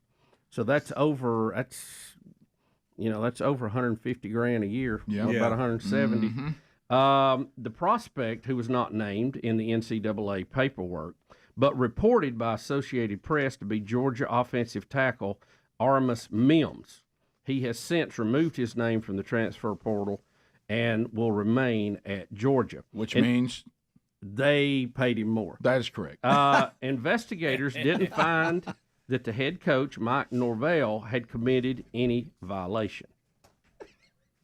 I think it's easy to get around that rule, and they were just being lazy. I took something from Rick. I didn't give it back. Yeah, I'm sorry. I was like, give it back to me. I thought I have said something. No, you're doing just fine. No, there's something here under sports headlines, and I can't find it, about the Casey Thompson, who's committed to Oklahoma, the 4th school in 7 years. That one. Yeah, and I was going to throw that into this discussion. He's committed. Yes, because I find it. It printed weird. Yeah, but what I'm talking about is this whole world. This whole world that you're talking about, we've created. I was going to throw that in as another antidote. I mean, it's out of control. And how can you violate anything? Now, the NCAA You're rules really dumb if you violate. Prohibit boosters from using the promise of NIL deals as an incentive to try to convince a prospect to attend or transfer to a particular school. It won't print right. Other penalties that Florida State has agreed to include 2 years probation, the loss of 5 scholarships over 2 years, a $5,000 fine, and several recruiting restrictions that include losing 7 official visits, a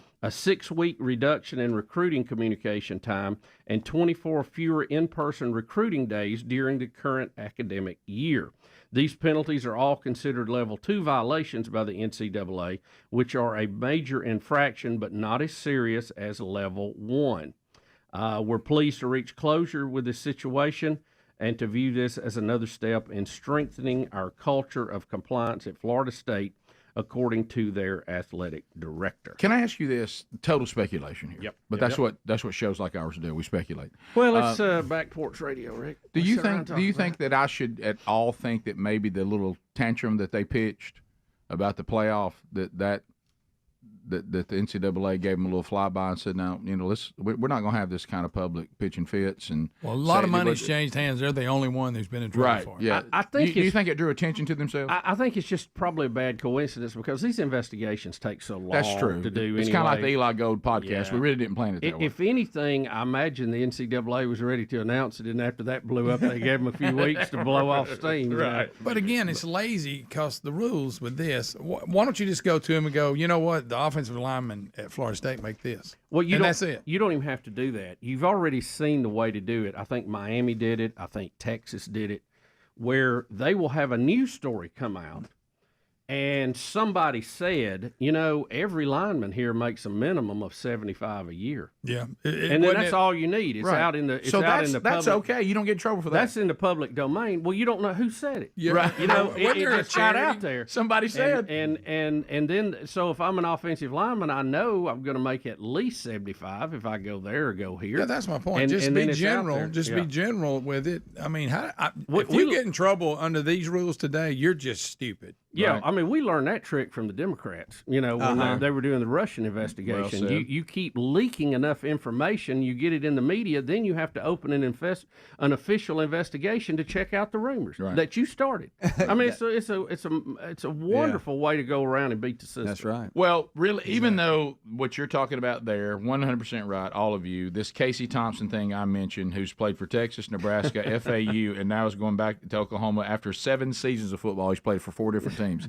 Good night. But when you hear this, You think Casey he knows his address? Yeah, right. That's unbelievable. What Casey Thompson is one example, but really, if you want to know when this thing started going south, it's when the starting quarterback at Ohio State, who has an outstanding season and is within a win of getting into the Final Four playoff, gets in the transfer portal. Yeah. Now, when you have that, yeah, that's when you know this is out of control. Because even the transfer portal was supposed to be designed for people that were looking for somewhere where they can get on the field. Right. Yeah. Now it's like Now it's who's the now highest because bidder. of the NIL and the transfer portal working together, I'm really shopping myself. Yeah. Yeah. That's right. It's free agency that the NFL doesn't even have. That's right. I mean, they can't move around that quick. Yeah. And I think you see the new guy coming in with the NCAA is trying to reel this in. Right. They're trying to do it through Congress so that it'll stand up in the courts. But I think they're going to move on it anyway. And look, I like the fact that these kids can move around. I don't think you need to move 4 times in 7 years. There needs to be a limit. No. And I don't think you ought to be bidding for college players. Do they need to be compensated for playing like any other student can earn money? Absolutely. But again, we've gone way too far one way, and now the pendulum will have to swing back. But back to what y'all said, too. You realize how far you got to go, Florida State, to break rules now? And you did. And you did. Rick and Bubba.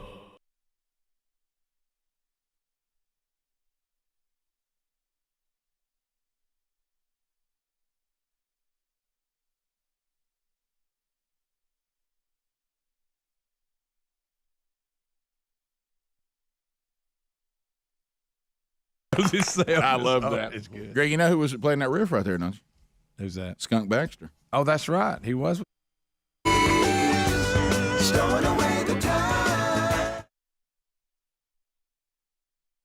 Steely Dan. It was. You Before know- he was a missile defense expert. How about it's funny to watch, because I saw something on Access TV last night, Greg and Rick's favorite channel. Yeah, it's a good channel. And they were doing the era when this combination of things that have some jazz elements to it and rock and roll, and these bands begin to kind of emerge. Your Steely Dan, they even threw the Doobie Brothers in there a little bit, and how they put all that together, and some others, but Boz Scaggs and some of this. But anyway, they were talking, and I look, and so you see Skunk Baxter playing young Skunk for Steely Dan. Yeah. And then you look, and they go over to the Doobies, and there's Skunk again. Yeah. I mean, now he's sitting in a chair playing for some reason. I Does watched, Skunk have some issue about standing? Yeah, that was weird. You know, they'll show some footage he stands, but I remember his Doobie days, he was sitting in a chair for some reason. Yeah, well, I don't know why. I don't know. But anyway, now he would be getting after it.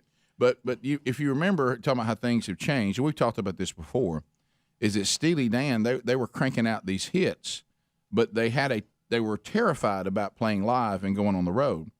And they said that even when they had to go and play some live shows, that Donald Fagen had such a stage fright of singing live, they would record with him singing, then some other guy would have to sing live because he just couldn't do it.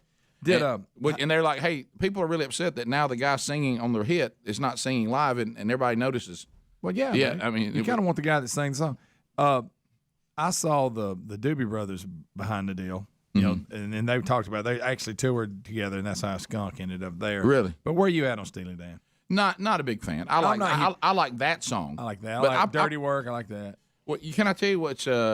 And then you got the Call Alabama. They got that. Magnet Deacon and Bruce. Steel. Deacon Blues. Yeah. No, that's not- Walter Egan. That's Walter Egan. Yeah. But anyway, It's good sounds. song. Good yes, song. I like that song too. I They do, sound alike to me. We'll go back to this. Here's what's weird about Steely Dan. Like, I really, really love the verses, and Ricky Don't Lose That Number. That's not a bad song. But I don't like the chorus. Ricky Don't. The best part is the verse. That gets on my nerves. That's true. Right, but anyway, so that you're all over, and they say that they're such perfectionists. I heard Timothy B. Schmidt, and he was in that high voice that he talks in. Right. Talking about that he played on a lot of the records, and he said he played what he thought was perfect. And he said, "Man, that was really good, but can you do it again?" Oh, yeah. Oh, okay, great. No, they talked about that their musician. Man, that was awesome. Their Can you do it again? musicianship was unbelievable. And so anyway, that was an interesting documentary last night when they threw all those guys together. I love Access TV. Yeah, it's there's a lot there. Ever how you say it, I like it. Yeah. There's some things on there you're kind of like, and you know what I think about what Bubba would like is they don't mind celebrating the 80s. Yeah. They'll You go mean in the there. greatest decade mankind has ever seen, Rick? And that's I weep for the people who did not grow up in the 80s. And I that openly weep. And that's what I meant to tell you Wednesday night when I was doing Fields of Faith. I was out on the football field, and after it was over, I was meeting various people, and a 13-year-old young man came up to me and shook my hand. He said, I really, really like the show, and I said, well, thank you, and I appreciate that very much. He said, I'm just heartbroken that I didn't grow up in the 80s. Yeah. And that's what he said to me. He said, I hope you consoled him. He said, can you please pass that on to Mr. Bubba? I said, I certainly will.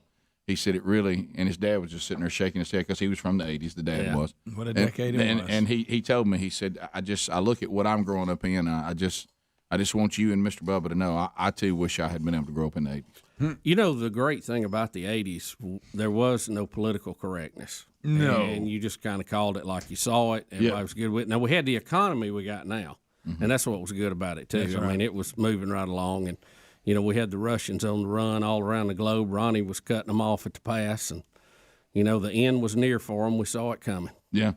It was just a great time. I mean, it just felt good to be alive in the 80s. You thought, well, this is what America was meant to be. Yep. But how about that, a 13-year-old? I wish I could have been in there. Well, I hope you consoled him. I did. You know what I did? Arm around him, little side hug. You know what? It's that generation that'll have the chance. Maybe, you know, I suggested 2020s. We go back and relive the 80s, but I don't know. I think it's going to take longer than that. It's 15 minutes past the hour. Much to unpack today, and your phone call's part of it. We'll be right back. Rick and Bubba, Rick and Bubba.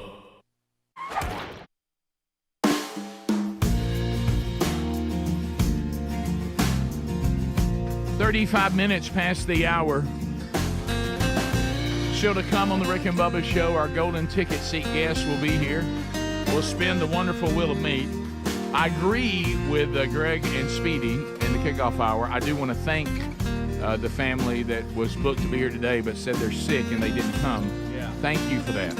If you're not feeling well, we would rather you didn't come because during the cold and flu season, you know, it's everything's getting passed around, and how we can minimize that would be great. I don't understand some people's mindset. I talked to a friend of mine, and their kids were sick. Mm-hmm. And the reason their kids were sick because they got a call from a friend of theirs to see if, hey, could you pick up my son and let him come home with you? And they were like, yeah, that's fine. Well, they come to pick him up later, and they go, hey, man, appreciate you doing that. Our other kids are sick at the house.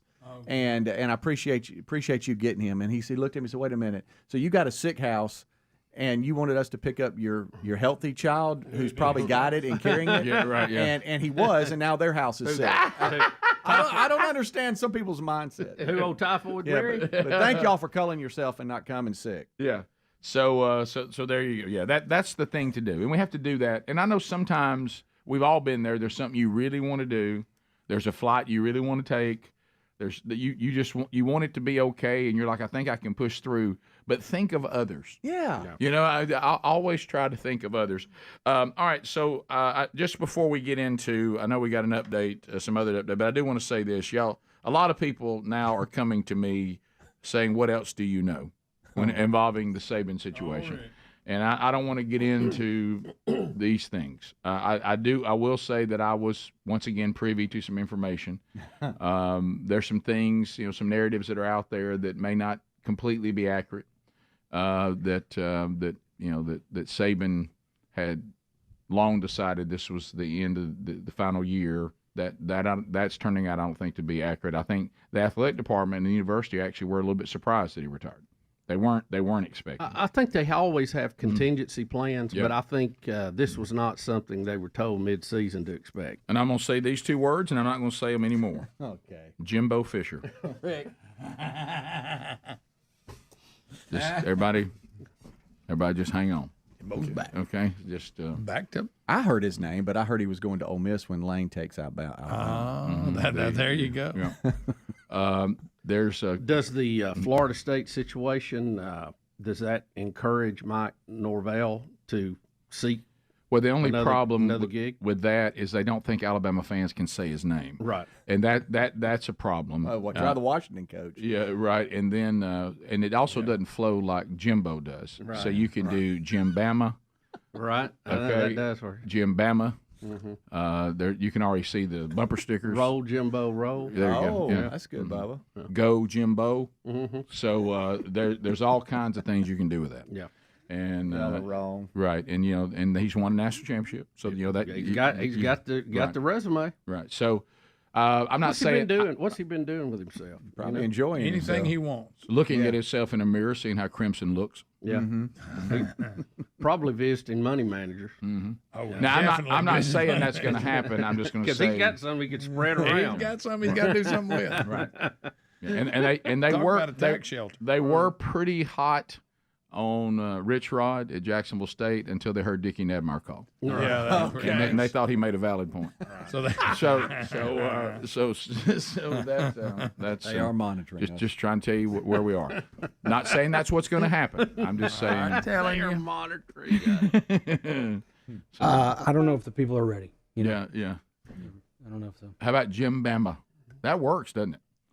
All right, so as we kind of wrap up this discussion, do we want to hear the video 1A? Coach Saban addresses some of these rumors about him and his wife's health. Yeah, that's right. Because we were going to do a hybrid here, but let's go ahead and I didn't realize I forgot. And we do need to mention too on other things with programs. There is a story today. This thing with Georgia and the unfortunate car crashes and recruiting staff and all that. It's not looking great. It does look like that these members of the recruiting staff were drinking and driving, and this was something that wasn't a one-off event. It was something, unfortunately, that seemed to go on a lot. So there's some things coming out about that are going to Georgia's going to have to deal with that as well. But here's Nick Saban. Back to him. Here he is, because one of the things a lot of us start hearing is, well, I'll tell you why he's retiring. His wife's got some health issues. Yeah, we heard that. Yeah, so here he is addressing that. So here we go. Why did you decide that this was the right time to retire? No, I don't think there's any good time, especially when you're a coach, because once you're a coach, you think you're going to be a coach forever. But I actually thought that in hiring coaches, recruiting players, that my age started to become a little bit of an issue. People wanted assurances that I would be here for 3 years, 5 years, whatever, and that got harder and harder for me to be honest about. And to be honest, this last season was grueling. It was a real grind for us to come from where we started to where we got to. Took a little more out of me than usual, and when people mentioned the health issue, it was really just the grind of, can you do this the way you want to do it? Can you do it the way you've always done it and be able to sustain it and do it for the entire season? And if I couldn't make a commitment to do that in the future, the way I think I have to do it, I thought maybe this was the right time based on those two sets of circumstances that, like I said, there's never a good time, but I thought maybe this was the right time. So there's no illness. It's just the grind and the gruel of the season. Yeah, there's no illness. Miss Terry's fine. I'm fine. But it was can you sustain the season? From just a mental grind standpoint. And when I was young, I could work till 2 in the morning, get up at 6, and be there the next day and be full of energy and go for it. But when you get a little older, that gets a little tougher, and I'm sure a lot of people can relate to that. Wow. Yeah, he said, I did see this yesterday, that he even looked at because he mainly operates the defense, and then he of course has help, and he said that I think even as good as I tried to do with the defense and work with them and whatever, when I looked at the team, there were moments when I think if I was younger, I could have done more to get them to that next place. Because I see him out there. He works with DBs especially. Yeah. And that actually coincides with a serious. Now I'm joking about the other stuff, but a serious conversation I heard last night with someone who does know. I won't say how they know. They said one of the things, and he just said it, so I don't mind saying it now because he just said it publicly. They said he had those 2 speeches, and the thing that made him go with the retirement speech, one of the things. He went in to start because he loses coaches every year. Oh yeah. And he went in to bring in coaches, and every single one of them said, "I've got a good gig right now, and your age concerns me. If I come there and you retire in 2 seasons, I'm not coming." Mm-hmm. And he felt he couldn't guarantee. And he said, "So I realized, hey, I'm a detriment to the program now. These coaches won't come here because of my age." That was one thing that he said. That's it. Mm-hmm. And so now we've already heard from Dickie Nadmeyer, but we have not heard from Roll Tide Willie. Oh boy! His videos are pretty. Because I know some people say there's actually a playoff. Who is the biggest fan? Is it Roll Tide Willie or is it Dickie Nadmeyer? Rick, that one will go to overtime. Yeah, and so Roll Tide Willie, star of social media. Is there language? Willie will use language sometimes. I have a note here at 121. I need to stop it because at 122 he cusses. Okay, all right. All right. So here's Roll Tide Willie hearing about Nick Saban retiring. Barefoot. Always barefoot. He is barefoot. Yeah. Willie, Yes. just got the news, didn't we, Willie? Yeah. I ain't too excited about that. I know it, but look here. All good things come to an end. Yeah, but my main man is stepping down. I know it, but listen. The greatest coach there is. I know it. Can't anybody beat him. I know it. Look, listen. Better than I thought. Listen. Way better. He's the greatest coach there ever was. He's the greatest. He'll go down as the greatest coach ever. Listen to me. But listen. This right here hurts. I know it hurts you, and it hurts me. It hurts every Bama fan. And everybody that's not a Bama fan should appreciate the greatness that he's done for college football. He is the greatest coach of all. He's the greatest one there ever was. Boy, nobody ever beat him. I know it. Look, it hurts, but you know Nick Saban. It's time for him to retire. I don't like him retiring, but you know who's gonna fill his shoes? Listen. These right here is gonna fill them. You gonna they do it? hire me, I will take over. I know it, but listen. And one thing I will do, I am not gonna put up with paying the players. Well, you better. That's just one of those things that's No, they done stupid by doing that. That's Nick is retired now. He couldn't get his players to do what he wanted to do on the kind of that. That's way better than I thought. Yeah, hey, that's so much better. His videos are always gold, but this is one of the best ones I've ever seen. You think that ain't my wheelhouse? I have a few friends that were about that bad, but not quite. With that right there. Well, I got a big laugh last night with the man I was speaking to. I said when I saw everybody at the Nick Saban statue, I thought to myself, he's retired, right? He's not dead. Right. Come on. Yeah. But here's Big Al, the mascot, and he's there for the Crimson Tide fans because he knows they're hurting. So Big Al actually, that's the mascot, for those you don't know, for the University of Alabama. He also was out almost like trying to be a counselor. Look, Bubba. Yeah, this was immediately after the news broke. He was driving around. But here comes Big Al. And he's offering free hugs. Free hugs. Yeah, free hugs from Big Al. So there you go. So anyway, it's Greg. No. Better than I ever thought it was. We may need to see that once an hour today. Greg, I can't watch it enough. You ever see him put a cigarette out on the bottom of his foot? Let me tell you something, for Greg, just so you know, Bubba, that was like somehow there's a video of Elon Musk and he's stopping by today. Oh, yeah. Okay. Yeah, absolutely. That's the greatest thing Greg has seen in a long time. That's in my wheelhouse. We'll be right back. Got a war update coming up. Rick and Bubba.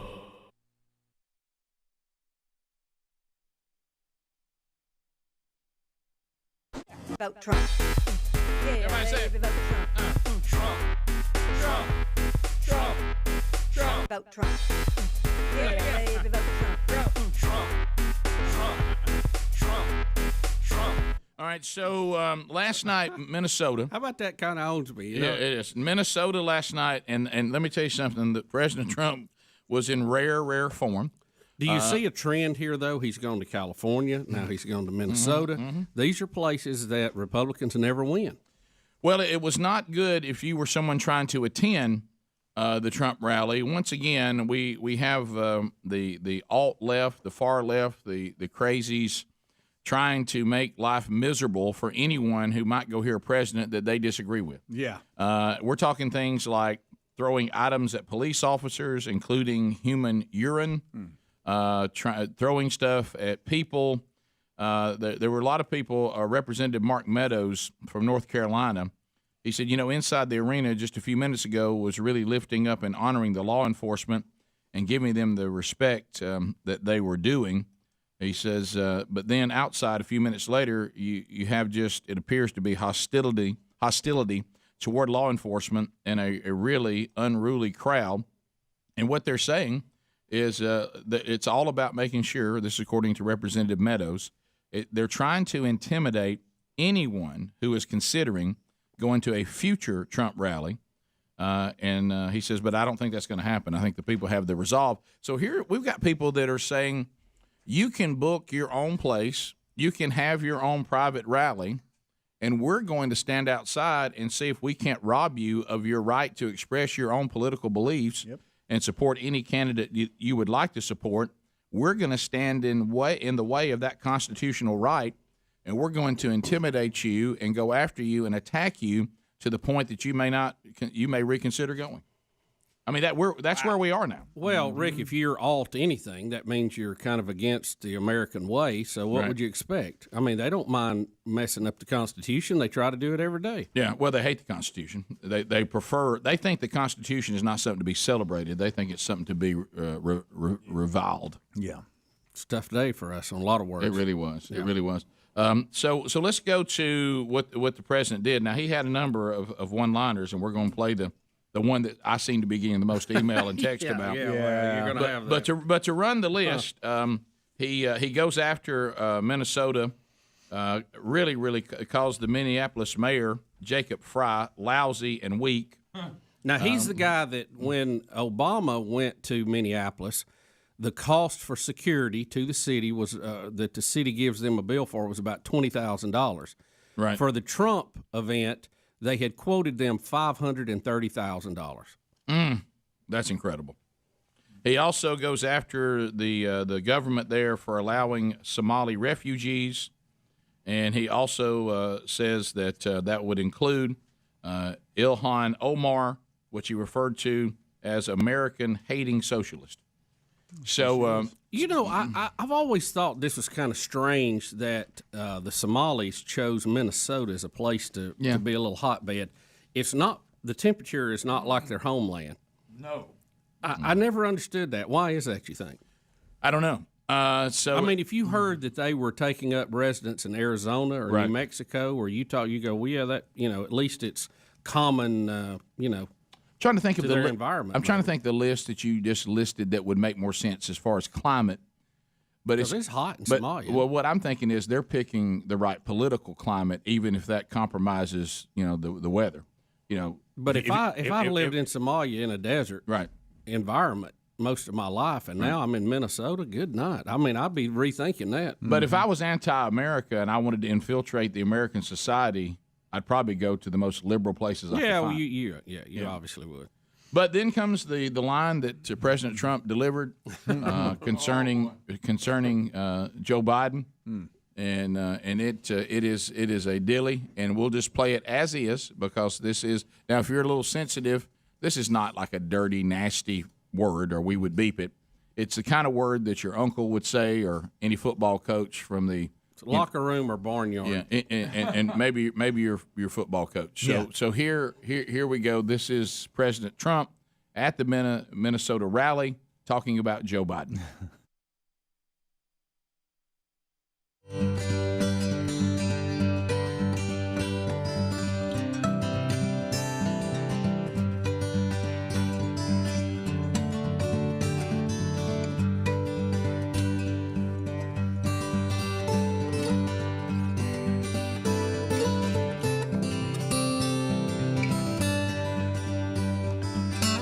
30 years, baby.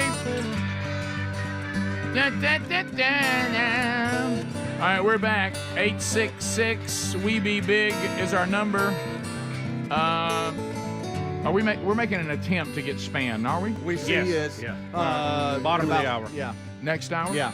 Okay. A lot of weather Lot of out weather. there today. Spanning. All the way across the country. Yeah, so there's weather moving. We'll get with Span. We got Arctic blasts. We got storms. We got all kinds of stuff. So we'll talk to Span about that coming up next hour. But now, and it's been a while since we've had one, Yeah. a war update. A war update. There's still war going. Did y'all know that? There's war. An update. You know, we've been having a problem with these pirates in the Arabian Peninsula. You know, they're harassing our shipping lanes. Yep. Overnight, military forces from the United States and the UK successfully completed targeted strikes inside Yemen used by the, is it Houthi? How do you say it? How do you say it, Adler? Does Adler think he knows? Yeah. Yes. I think it's a mix between Houthi. Houthi and Houthi. It's kind of like Houthi. Well, so you could say like Houthi and the Blowfish. Well, no, it's Houthi. Is it Houthi? Houthi? I like Somali pirates better. Yeah. Well, we attacked them pirates. overnight. They are pirates. We used more than 100 precision-guided missiles, striking around 2:30 a.m. local time on over 60 targets at 16 locations. Oh. The missiles came from fighter jets, destroyers, and submarines. So, good morning, Mr. Pirate. So that's How's that? Yeah. So there you go. So They say they're not going to stop. well, that's fine. I mean, Well, they can if they got anything left that'll float. right? Yeah. One way. See that. You but can get on social media, but if your boat's gone, you're not really a big threat. well, I think what you're saying, Speedy, is the reason you need to do this. You are correct. Their attitude is they're not going to stop, so you have to make it impossible to continue. Yeah, that's Right. how you win battles. That's how you win Right. wars. When the other side, they can be mad as they want to, but if they don't Sure. have any toys left, No. they're out of the game. Right. This is that same gang with this that footage that went viral online of the Iranian-backed Houthis or Houthis, whatever, attacking ships in the Red Sea. But we had GoPro footage, first-person view GoPro footage of that, and that's who this group is. Good. Well, I'm glad that we got aggressive against them, Houthis. and we need to have that same aggression against the drug cartel that's taken over the southern border. Yep. And with all who oppose us, at some point, I think we have to decide who we want to win the Ukrainian-Russian war. Yeah. And there's also a war in the Middle East that's raging on. So you know, I mean, Iran has been a problem for a long time. That goes back to the 70s, Jimmy Carter and all that. They've been begging for an ass kicking for a long time.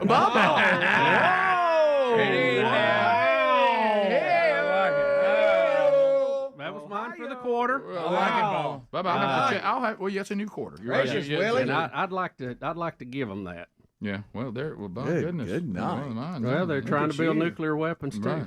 Don't need that either. Right. I mean, they just been begging for it. Right. So What for what? No, I'm kidding.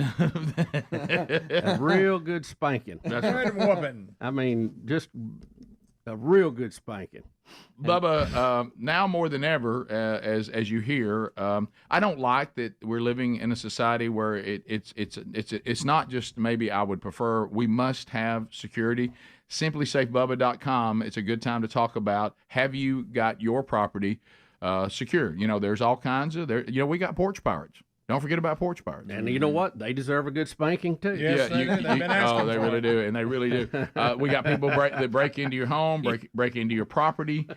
So you need to have the best system available. SimplySafeBubba.com is comprehensive protection, advanced sensors that not only detect break-ins, but also fire, floods, any other threats to the place.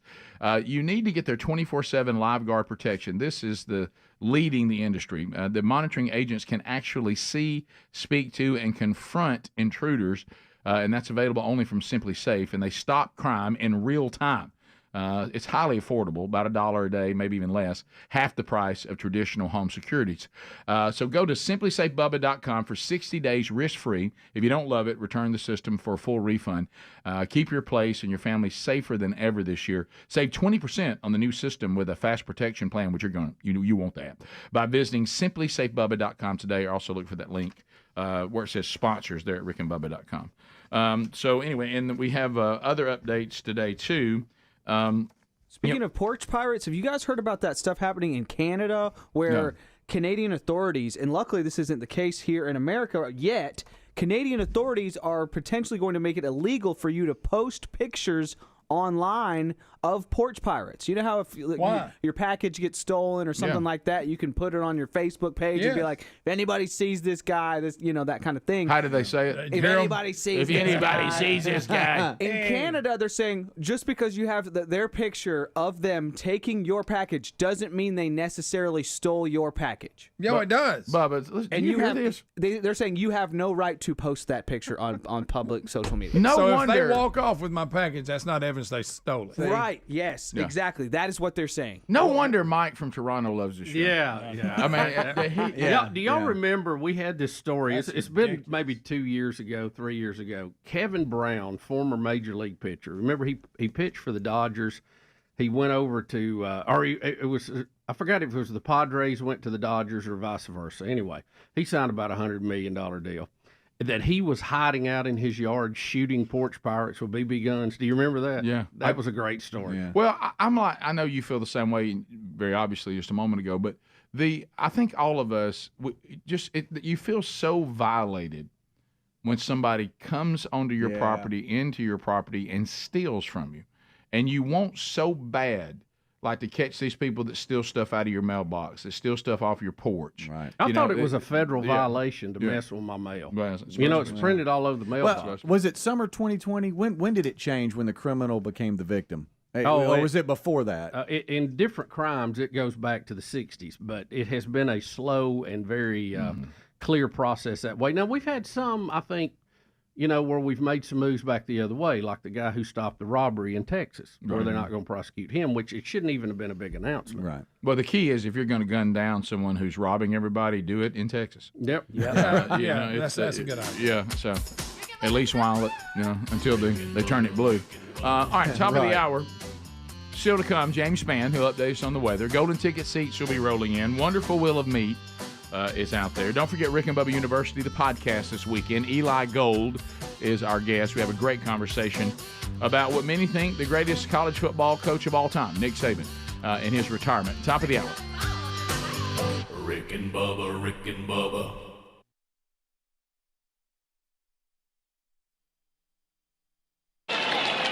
And your father was never considered smart. He was never considered a good senator.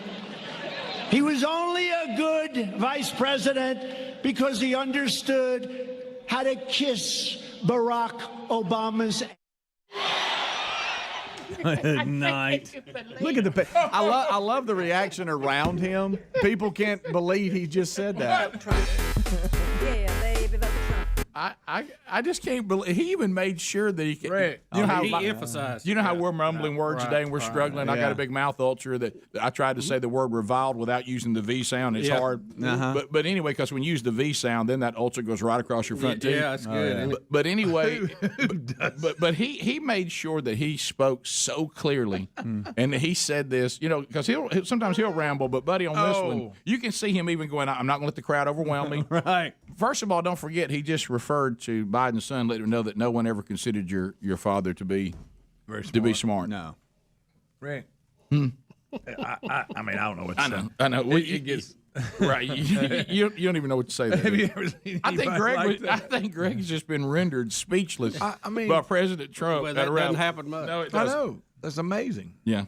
So in today's world, it's so far from what we're trying. When was the last time you saw a sitting president get up at a rally, Rick? That'd be never. And refer to his political candidate as being someone who understood how to kiss the presidents, and then he just drops it right there. It's kind of a new day in presidential lingo, Rick. It started with Twitter, and again, wow. We've made this analogy a lot.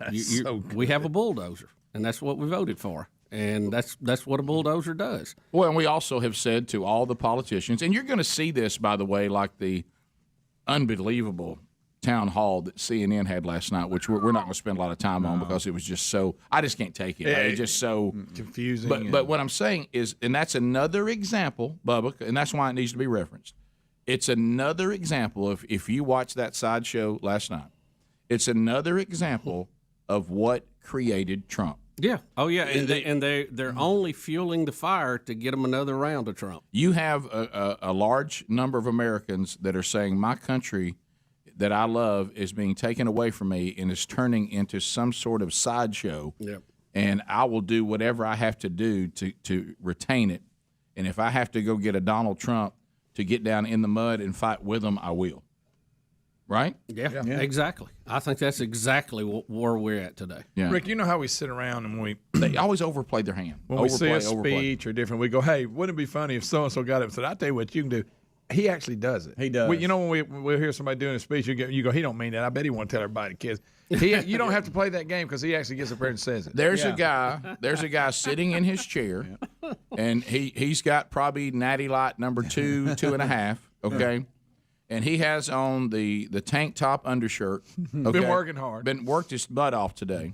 And he says, and he couldn't believe the first time it happened. I'll tell you what I'd say. Yeah. I'd get up there and I'd say, Joe Biden ain't nothing but a blank kissing. And all of a sudden he looks up and the president's doing it. And Exactly. He's like, it's like he can't believe it's happening. Yeah.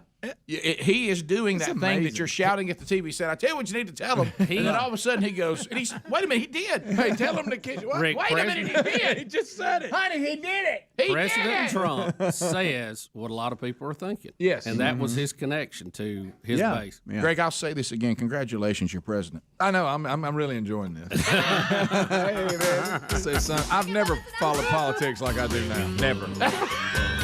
And I'm not alone. You know? I've never followed politics like I do now. I mean, I'm right up there with Chuck Todd. Oh, Chuck. One wonders if birds can adapt.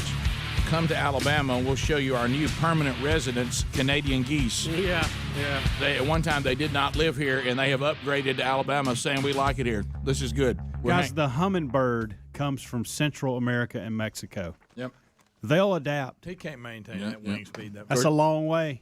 Of course, if you took Greg's brain and put it in, it'd fly backwards up a mule's butt. You know, the hummingbird is Thanks, really if you see like good video, slow motion. Oh, it's good. That's incredible. That's an incredible. I can just stare. I could just stare at that for hours. I can too. Hours. Well, they turn them over too. You know, crazy. It's you go, how is all that happening? There's a lot of energy in that little thing. A lot of nectar. The world is going to end in 12 years if we don't address climate change.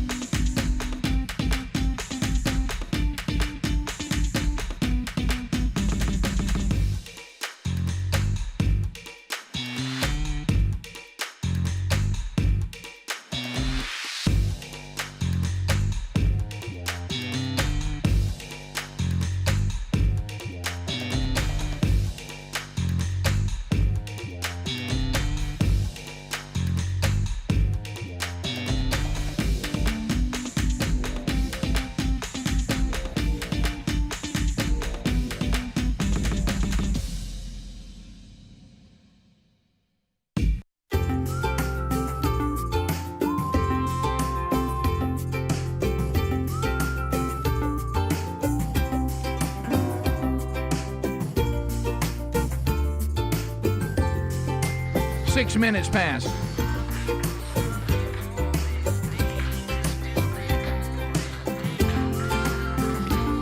My people, all God's people. The gang here, Speedy, the real Greg Burgess, Adler, Helmsy out today. And welcome back for a brand new hour. Look at there. There's Bill Bubba Bussing.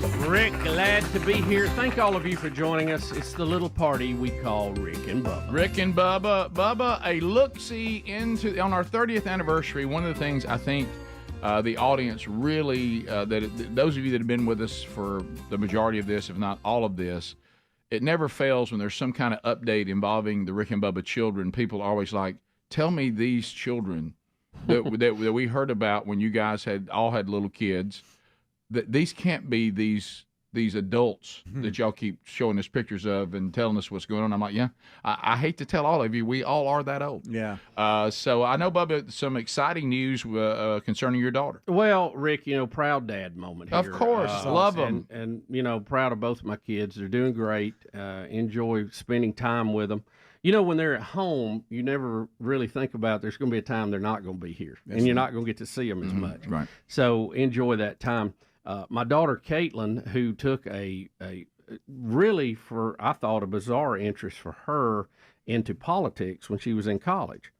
And she ended up wanting to go into government and government affairs. And she interned in Washington, D.C. one summer and really enjoyed what she was doing. Graduated from school, went to work there.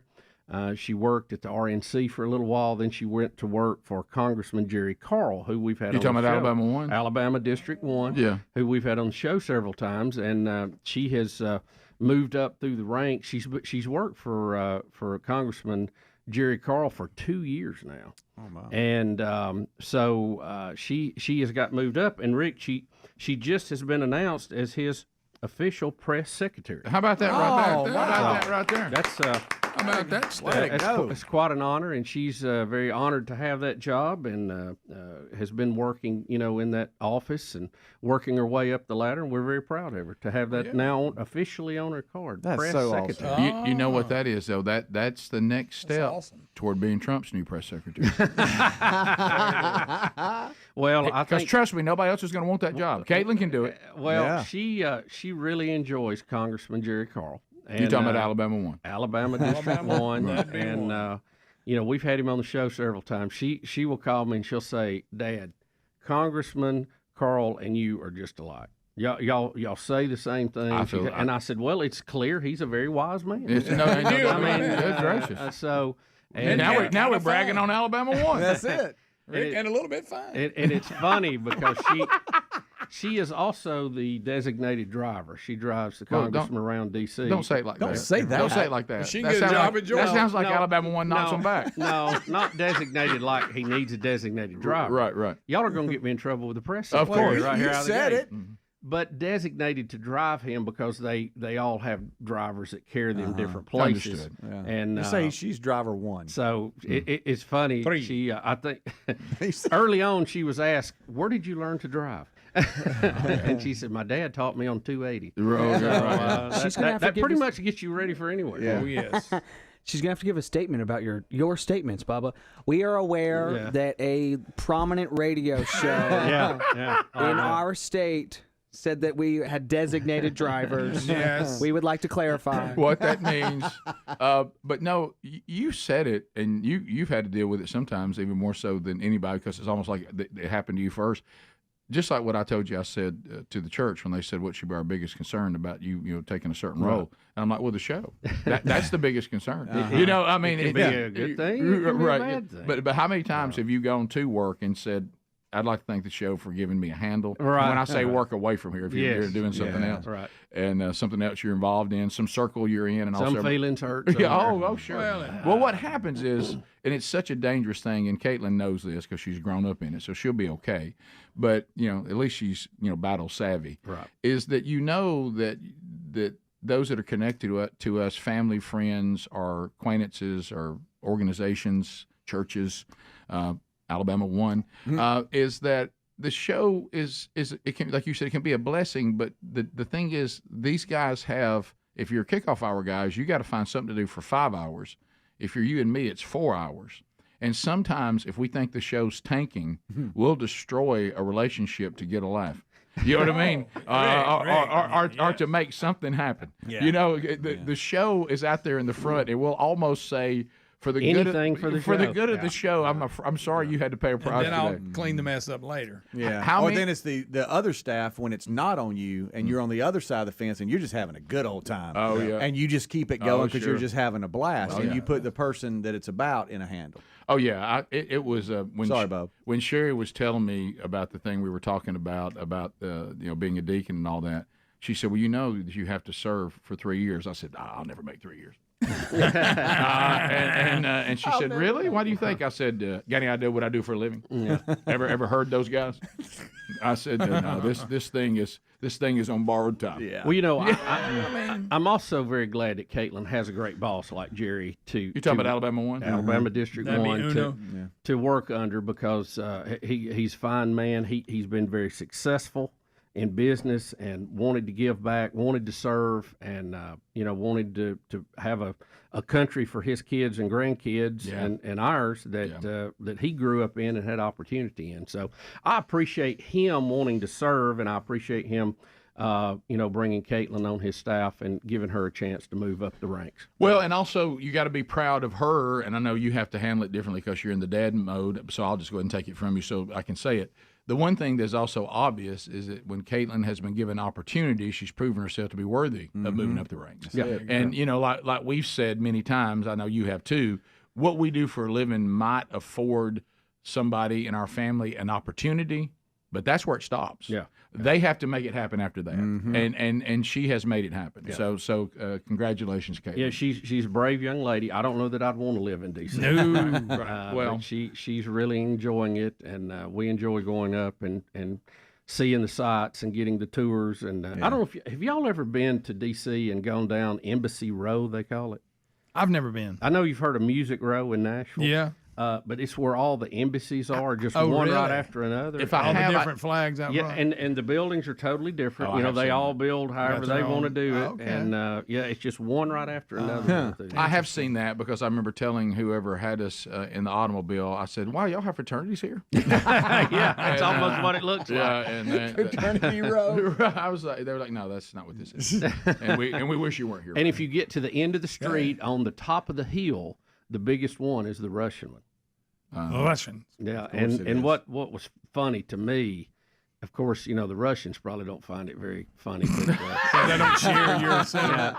Across the street from them, it's some private property, and they have a fence up, and they have painted it with the Ukrainian flag. No, they so haven't. Every time they come in and out of the gate, they have to see the Ukrainian flag. Wow. So there's a little, Look at that. a little, hey, how about you there, Russia? Okay. Well, how about that for a kid update today? That's awesome, man. Congratulations, Katelyn. And Awesome. and what you said about Alabama 1, Jerry Carl, is and others that we know that are like them.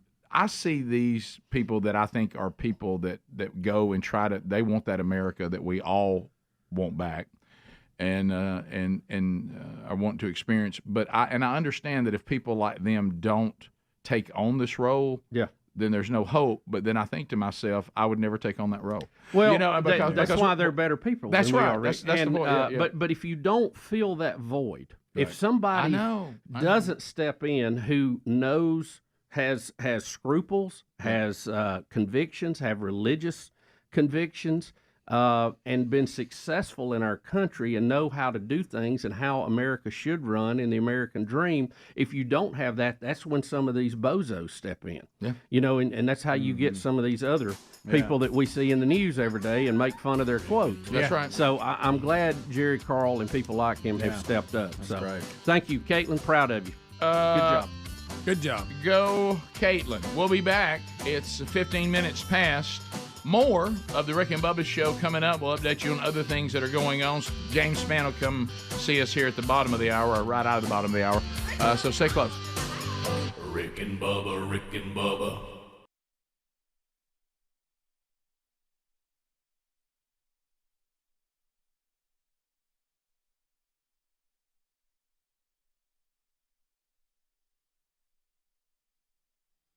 All right. Thanks for the call. Jason in Tuscaloosa. Jason, go ahead. Let me write that down. Good morning, Fat One. Hey, how's it going, buddy? Hey, Rick, can you give me Asian Beth Mowens calling an NBA game in China? Asian Oh, my Beth gracious. Do that. Wait a minute. We got an Asian Beth Mowens. I think That's hard. That may be a good combo. That's tough. I'd like to hear it. I think impersonation on top of impersonation That's tough. loses something. That's almost like Talent. juggling. A lot of talent. Beth Mowens, we will sound the air raid for the team that has Beth Mowens calling their game this weekend. If you're terrified out there, we'll have that update coming up. We continue. Let's go to Lee in Madison. Lee, welcome to the program. Go ahead. Hey, good morning, guys. Doing good. How are you? Doing okay. Hey, I was calling. You guys were talking about Crazy AOC a few minutes ago, right? And how much money that she pays to have her hair done. Right. I'm a hairstylist, so the actual product that's needed to do a low light is about a $6 to $8 tube of hair color, about a $10 to $12 box of aluminum foils, and developer, which is about $20, and you could get about 18 clients out of that. Oh, wow. So Wow. I'm so happy that she can afford a $380 haircut on our dime. That must be so nice. Boy, so nice. Well, she hates Well, it. she may have paid for it. It wasn't at Capitol Hill, so that's the point. She bypassed the hair salon that is free for the members, and went out and paid this because she has to look her best as she's out pushing socialism. Yes. Tim in Pulaski, Tennessee. Pulaski, go ahead. And according to Bubba. Hey, how you fellas doing? Good. Stifling effect. Go ahead, Tim. I'm sorry. Hey, I was listening to y'all talking about the monarch butterflies and the hummingbirds. I'm what you call a purple martin landlord. I attract these purple martins to my yard every year, and they migrate from Brazil to the United States every year and raise their young, and they'll stay through the summer, and they migrate back in August, and they've been known to be seen on radar in flocks of thousands migrating back to Brazil, and they say the same birds will return to your yard every year.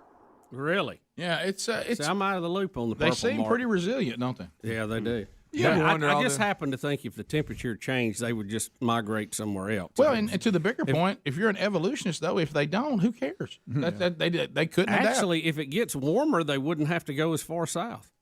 They might go further north during their normal time. So, and by the way, if they have babies while they're here, does that make them all Americans? Yes, it That's does. good. Absolutely. Just wondered. Birthers. Yeah. We call that an anchor bird. That's good. That's good. Let's go to Earl out of Leroy. Earl, how you doing, buddy? Hey, keep with today's theme of hypocrisy and stupidity and irony.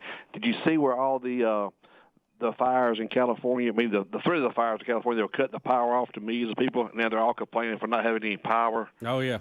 And that's going to be the future if we go away from fossil fuel. I want to say to these Californians that are mad about their power being turned off. Now, remember, they sued the power company for starting fires, so this is But part do of not their. the birds just move. So they said we'll just drop it out. Fine. We'll cut it off. Oh no! Wait, we have confused American. It's been a while. Here. Oh, You mean to tell me if I blame the power company for starting wildfires, they might cut me off? What? How'd that happen? Where's my power? I don't want to have big carbon emissions unless I'm hotter than hell.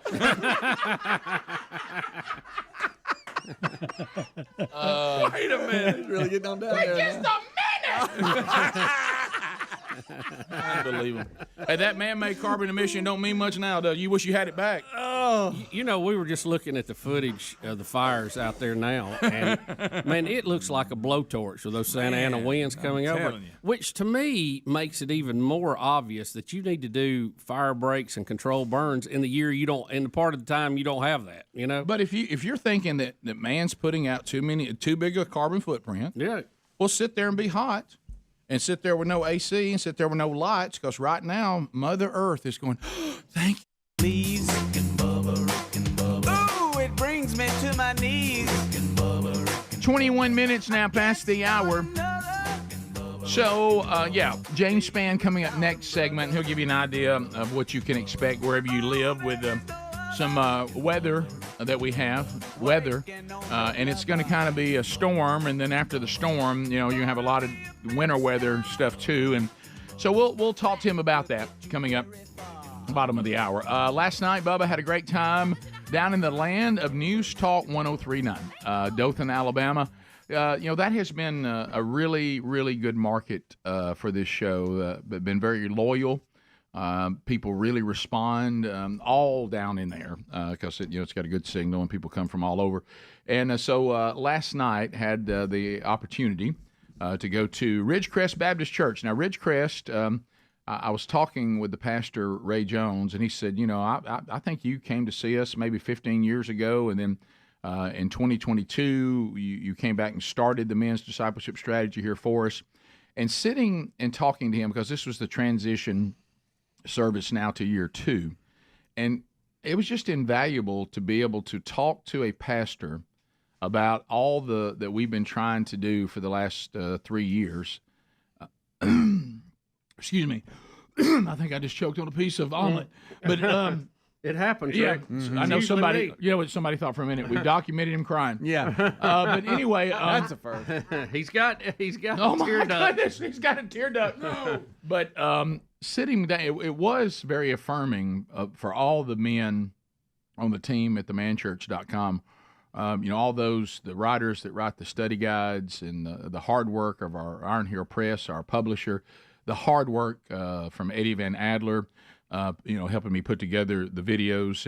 And he said, when I first heard what you guys were doing, he said, I thought 40 weeks.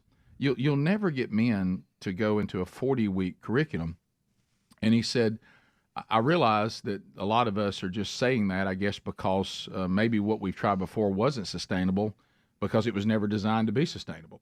And he said, of the 24 years that I've been a pastor here at this church, and then my other years working with the International Mission Board, and all the attempts, he said, I'm going all the way back to Promise Keepers. He goes, and I thought Promise Keepers did good events. Don't misunderstand me. He said, but we have never done anything that even compares to this. He said, this is the best men's discipleship strategy that I've ever seen. Wow. He said, now I'm on the phone telling other people, and they actually I got to watch a testimonial where the men were talking about, and they've only been through 1 year of our first curriculum, about the impact, and then the wives talking about the impact on their husbands, and some of the biggest fans of this strategy are our wives and women, and then also single men. Go ahead and learn it now. Like I said on the air the other day, get to these conferences, get in these small groups. Y'all don't make the mistakes that some of us older guys make. Get it right while you're young. Twofold. You won't make those mistakes when you become a husband or a father because you already know. And B, while you are single and young, you can actually go do more than we can because you don't have the responsibilities of wives and children or grandchildren or whatever. So anyway, it was a very powerful night. I want to thank Ray Jones for not only just trusting us and bringing me in again, but to sit down and say, let me give you some affirmation. Let me pass this on to the team. That we are extremely pleased, and it's the best that men's plan we've ever had. And so last night had an opportunity to share another message and then transition to the next curriculum. And at the same time, Kevin Derryberry was over in Hope Hull community. He reported to me. It was interesting. I was telling Kevin, let's send each other pictures because we're doing 2 man churches at the same time in 2 different parts of Alabama. And Kevin, I sent him pictures of, men praying. I sent him pictures of, stuff going on. You know what he sent me? Almost like it was a competition, what they were serving him for dinner. He was sending me, delicious looking, beef tenderloin and all. And I'm like, Kevin, and then, but later, Kevin did send me that about 12 men, they think that if they were, he said that, that's just, it was somewhere between, 10 to 15. So I'll say 12 men that made a first-time decision to repent and follow Christ where he was.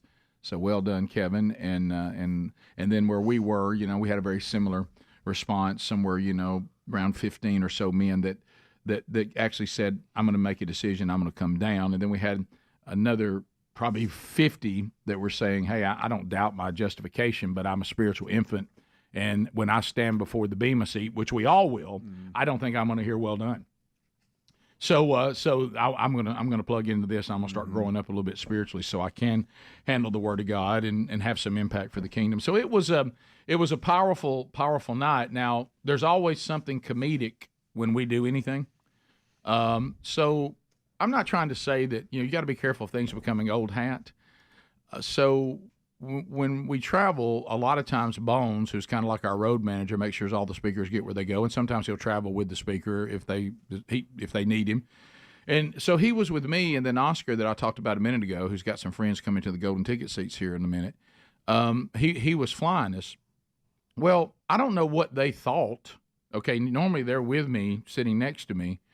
So guy comes in, Lance, who does the men's ministry, and he says, hey, the pastor wants to see you and pray with you before we go out. Okay, good. So that's the signal, guys, that we're going to the service. Mm-hmm. That's the signal. Right. Game is on. Here we go. Now, these two, you're in the tunnel. Oscar and Bones, they're sitting around holding court with the men they're going to be singing that and everything, and they're all eating pizzas because they had pizzas sent there and all the stuff. And Having a good old time. So we get in there to the service, and the service starts, and we're singing, and I'm looking around. I said, well, I guess Bones and Oscar are just going to sit in the back. I guess they're not going to sit down here with me. That's cool. And so we keep. I never see them. And so after it was over, I said, I thought that went well. I thought that was powerful. And they were just kind of all nervous. And I'm like, what's happened? They said, we didn't know the service had started. I said, what? I said, were y'all still back there eating pizza?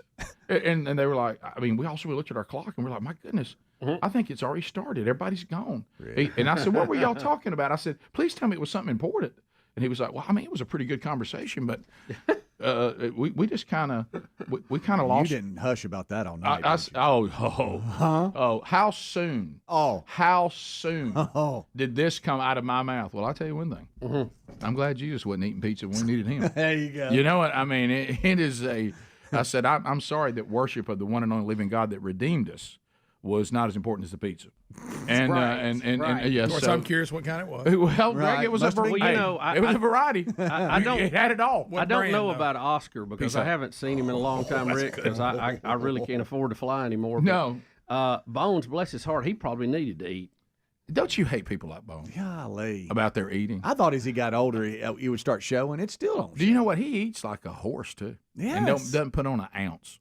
Good. No, it's not fair. How do people get to do that? It's not fair. Doesn't it seem unfair? It is. I can smell something, game. Oh, yeah. Rick, did you ask Oscar when the next season of Virgin River's coming out? Are they done filming it?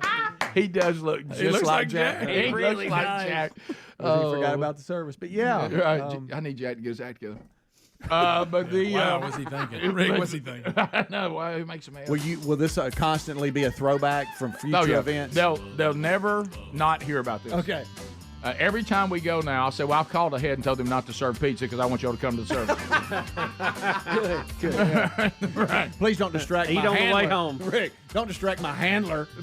Thank you, Rich Cress, Pastor Ray Jones, Lance, all you guys there, and all that came out last night. If we can help you, go to themanchurch.com. We'll be back. Rick and Bubba, Rick and Bubba.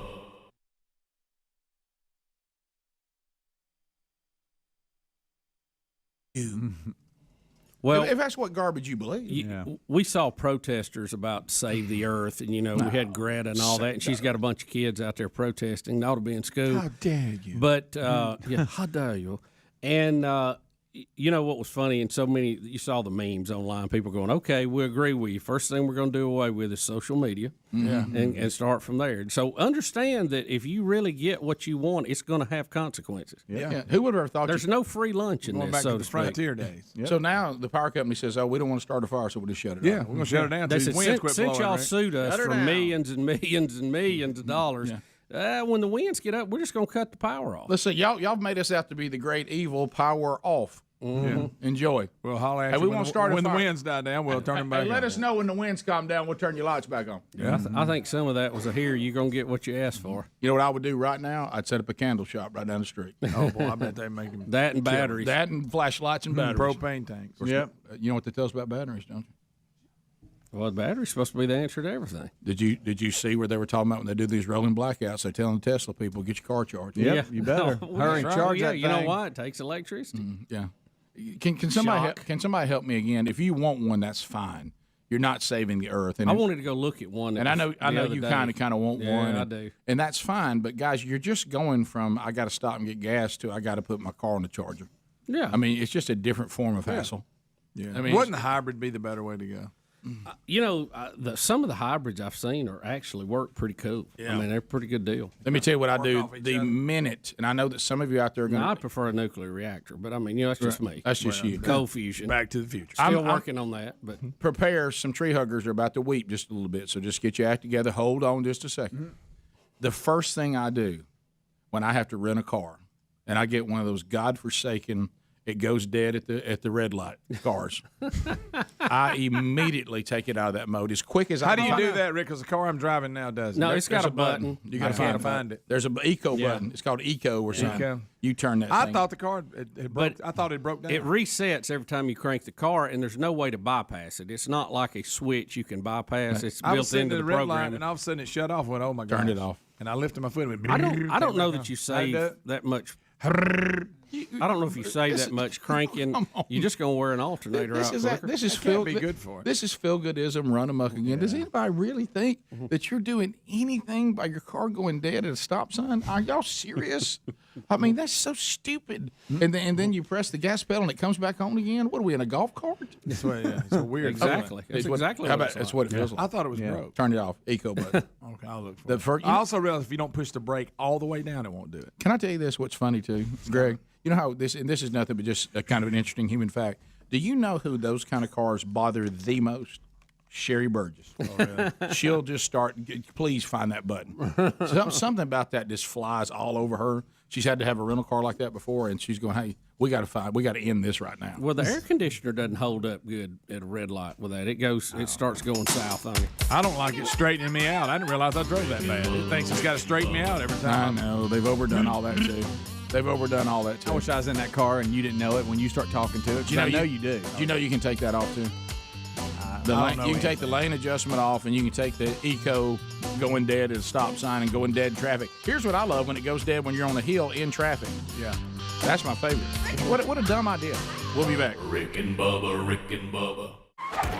There's a situation brewing with Trump's foreign policy concerning what's going on with Turkey and with the Kurds. And so this is a lot to unpack, and this is always a very confusing part of the world on who's on first and who's on second and what's our relationship with these people, but what about this relationship over here? And these are difficult waters to navigate, and so we have got Congressman Gary Palmer to join us on the program again today. Congressman, welcome to Rick and Bubba. How are you? Good. How are you guys? Well, we're doing all right, but I will tell you, and that's why we called you yesterday, anytime we're dealing with the Middle East, it's a very confusing hodgepodge, and just wanted to kind of get your feedback today on how the president is handling this and what advice you would give, or do you think we're in the right direction right now? Well, I would advise the president to rethink this and walk it back. I think it's a mistake to pull our troops out of Syria and to particularly to separate ourselves from the Kurds.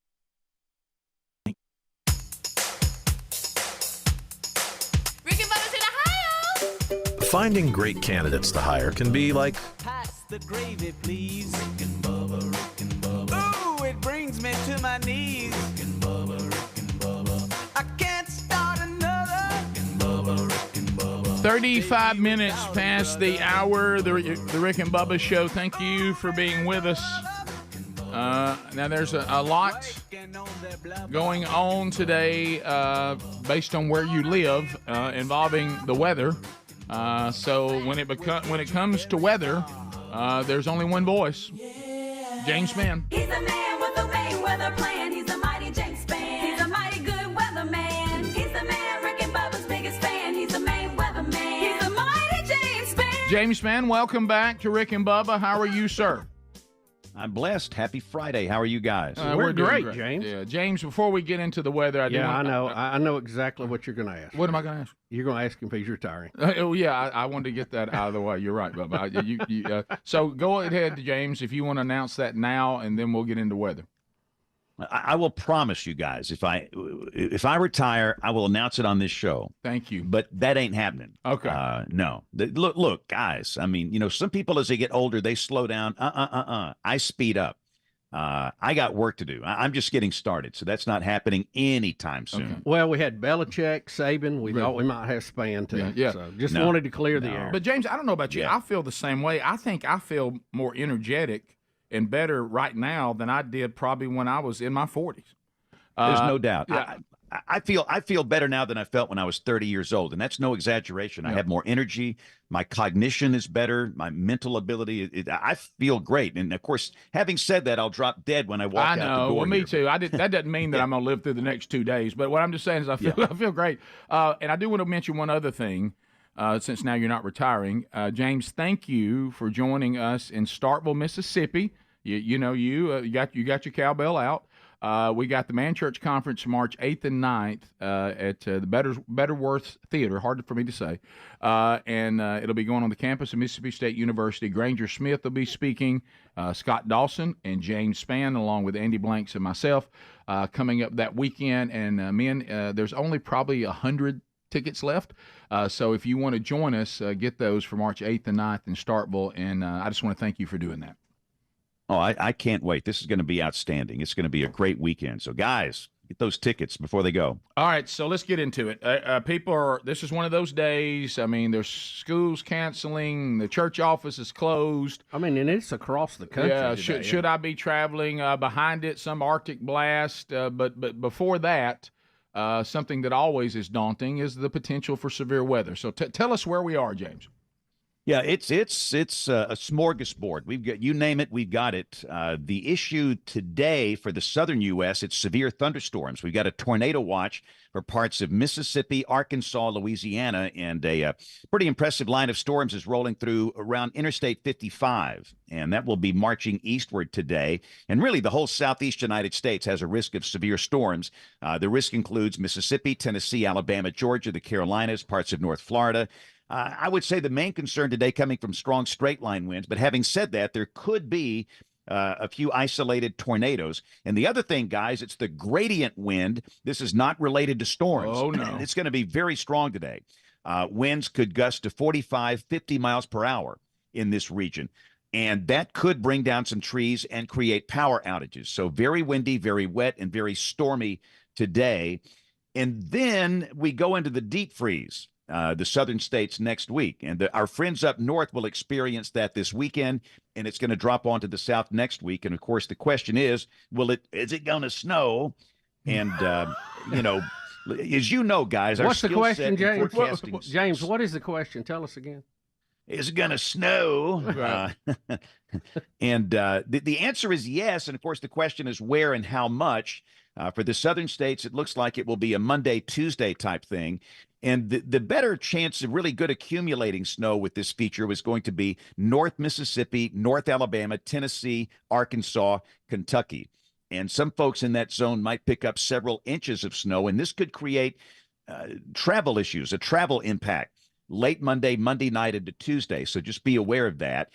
And then beyond that, everybody goes in the deep freeze by the middle of next week.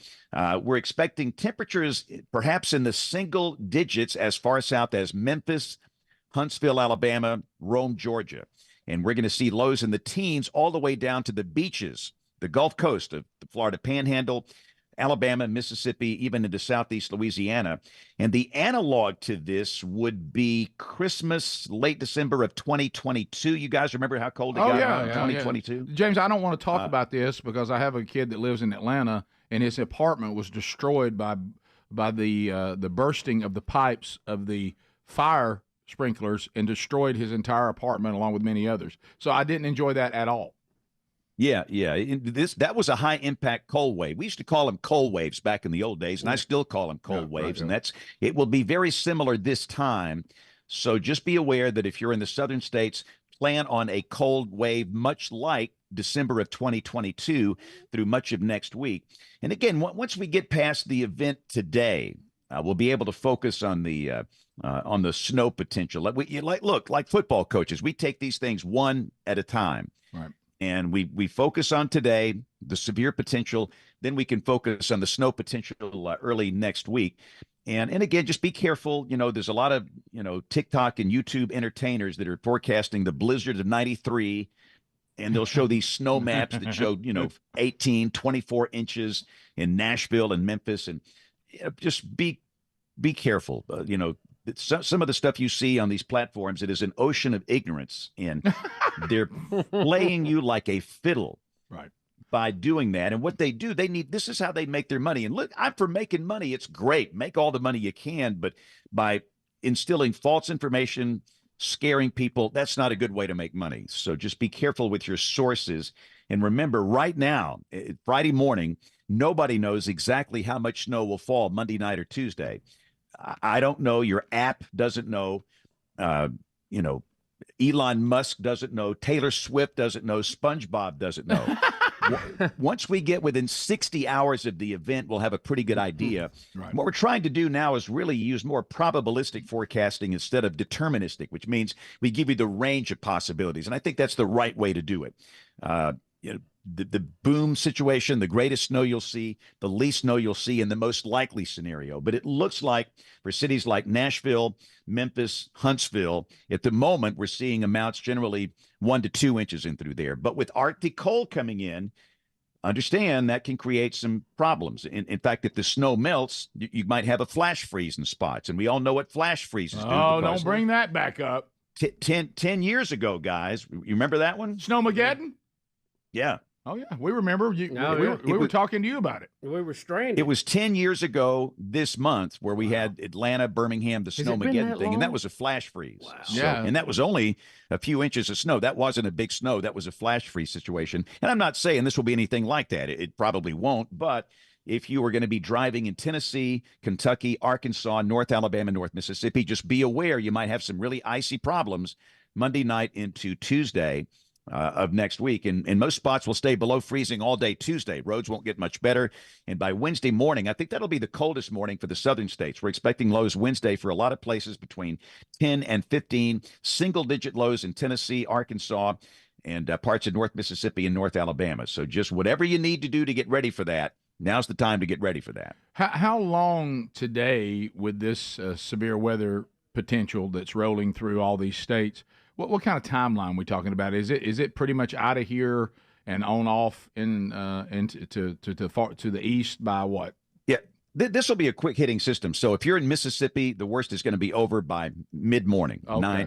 10 o'clock. Okay. You're done with it. Okay. If you're in Alabama, the storm should be out of Alabama by 3 or 4 o'clock this afternoon.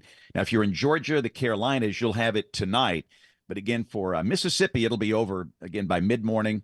For the state of Alabama, mostly a midday type thing, and the same for Tennessee. So this will be a quick hitting type thunderstorm event, and the weekend will be dry. It's going to be colder but dry, but this is the step down thing. We're going to see colder air for the weekend, but the Arctic cold, the colder than a well digger's backside cold comes in here early next week, Monday, Tuesday, and Wednesday, and that's when it gets brutal. Yeah, I've heard. All right. Yeah, and James, you mentioned Snowmageddon. I can't believe I heard Bubba say it. I agree with you. I can't believe that's been 10 years.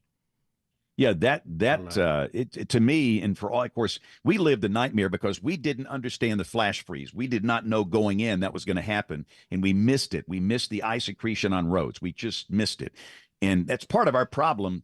We're in the business of forecasting what goes on in the atmosphere. Right. We're not trained to forecast road conditions, right. And I think we need to be. And we've taken some short courses in that since then. Yeah, but good. Yeah, it was 10 years ago, and it seems like it was yesterday because everybody's got a story about Snowmageddon. So as I'll tell you what mine the 10th was. anniversary, we'll gather some. I'll tell you what mine was. I was talking to a meteorologist friend of mine on the air.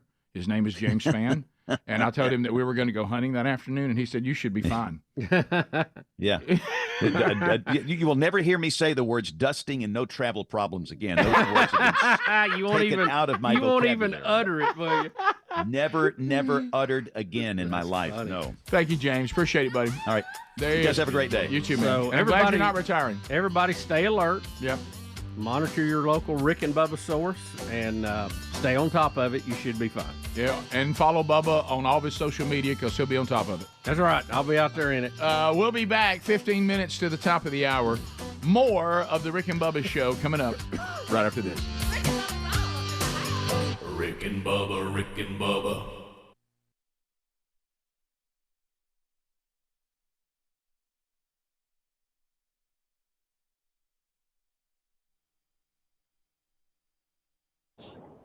I understand the president's sentiment here. I've heard him talk about writing the letters to the family members of soldiers who died in the line of duty, and I understand the emotional toll. Well, I can't fully understand the emotional toll, but I have a sense of it. But at the same time, just from a strategic perspective, you should never give up ground you've taken. You should never have to retake ground you've already held. And I don't think you want to abandon allies. And I'm very, very concerned, guys, about the future of our ability, in terms of our ability to get people to fight alongside us by the example that we're setting right now. Congressman, tell us this, because on the surface, it looks like just what you said. We have turned our back on someone that helped us, but it's more complicated than that. And Turkey is an ally. They're a NATO ally, which is one of our highest level allies. Why? Explain to everybody a little bit, why does Turkey want these people out of there? What is their beef with the Kurds? Which, by the way, don't get those two groups confused or you'll say a word you shouldn't. Yeah. It goes back to World War I, actually, and Europe is very much at fault here. There was not a nation, per se, of Iraq until the Balfour Commission. And when they drew up the new boundary lines for the Middle East, what used to be called Mesopotamia, they left the Kurds with no homeland. There are Kurds in Turkey, there are Kurds in Syria, Kurds in northern Iraq, and they have been attacked from all sides ever since. And you may recall, and this occurred after Desert Storm, that Saddam Hussein used chemical weapons against the Kurds in northern Iraq. Right, and they wanted their own homeland. They wanted their own homeland, and I don't think it's our place to get in and start dividing up territory. But those people came alongside us to help defeat ISIS. And in regard to Turkey, I don't trust Erdogan. He's a dictator. He is cozied up to Russia, and a lot of that's the fault of the previous administration. Right. And I think if we step aside and turn our backs on the Kurds, he'll go in and wipe them out. All right, Congressman, let me ask you this. Did we make a mistake when we had, after the first Gulf War, not cutting off a little piece of Iraq and giving it to them? Because they, as you said, and even the Kurds, they want their own homeland called Kurdistan. They have a plan to have their own homeland, and I'm giving you the flip side of this because we're trying to figure this out too, and I don't disagree with anything you're saying, but Turkey claims that the Kurds are terrorists, and that they have been fighting a separatist war inside their country, and they've actually been at war with them since the 80s, and that once they about got them cornered, they all run into Iraq. They can't go into Iraq because we're there, and they're kind of tired of this game of hide and go seek with the Kurds, who they call terrorists, and they want them out of that area. They want to wipe them out. There's no hiding that fact, whatever we want to call it today, because they say they're terrorists and they're killing people in Turkey. Well, I can't speak to that. I haven't seen any intelligence to that effect. In regard to carving out a part of Iraq for the Kurds after Desert Storm, I don't think that would have been practical because we really didn't invade Iraq. If you'll recall, we drove them out of Kuwait and stopped at the Iraqi border. Well, maybe the second time then. Yeah, the second time, I think that might have been doable. And it probably would have helped us prevent the rise of ISIS. That's hindsight, Bubba. So I wasn't in Congress at the time, and there were a number of things that some of us, even though we weren't in Congress, some observations that we made that to people that weren't taken seriously. I think. Here we go. Phones are open for the first time on the show today. The real Greg Burgess, he settles in. It is going to be a phone troll. Let's hear from you. A lot of topics on the table, and you can bring information at 866-WE-BE-BIG. 866-WE-BE-BIG, back operational now. It feels much more comfortable, and we will chat with you, make a comment, ask a question, bring information to the table. Not designed for meaningless shout-outs or shameless plugs. At the end of your 30-second time limit, the buzzer will sound. A meaningless shout-out, instant buzzer. A shameless plug, instant buzzer. But that's protection. Boundaries are blessings. It keeps us from being, inundated with things that, let's be honest, we're not all that interested in. So let's make a comment. Let's bring some information to the table. It's almost like you've been handed the job of program director for the Rick and Bubba Show, but we know that you can be trusted. MyPillow.com/Bubba. Let me point you there. Some great deals are going on. If you haven't moved, if you still don't have a MyPillow, what's your problem? And now a MyPillow 2.0, 50% off. That includes that temperature regulating fabric that keeps you cool throughout the night. That's the 2.0 on the MyPillow. Still the most comfortable pillow you'll ever sleep on. Right now, 50% off. My slippers, Bubba and I love these. I wear mine just about every day. $59.98. Down comforters are 60% off. Kitchen towels are $18.74. Plus, if you're looking for 100% Arabica My Coffee, it's 50% off, and you get a free Go Anywhere MyPillow with that. All this is available at this great American company by going to MyPillow.com/Bubba, or just go to RickandBubba.com. Look at that sponsors button, and you'll find the link right there. All right, let's get started. To the phones we go. Trolling. Get them phones are trolling. Here we come, phone trolling, phone troll. This is Ray in Atlanta, Georgia. Ray, go ahead, 30 seconds. How are you, sir? Hanging in there, gentlemen. Just wanted to give a shout-out from Dog Nation to Coach Saban. Congratulations on retirement, and have a good time in retirement land. Are you glad? I've noticed all the SEC schools are very complimentary of Coach Saban retiring. Wishing him well. Wishing him well. Ray, that almost felt heartfelt. Well, it is, because, we're all facing that one day. So, hey. How many schools do you think would love to have him just come in and be a consultant for a week?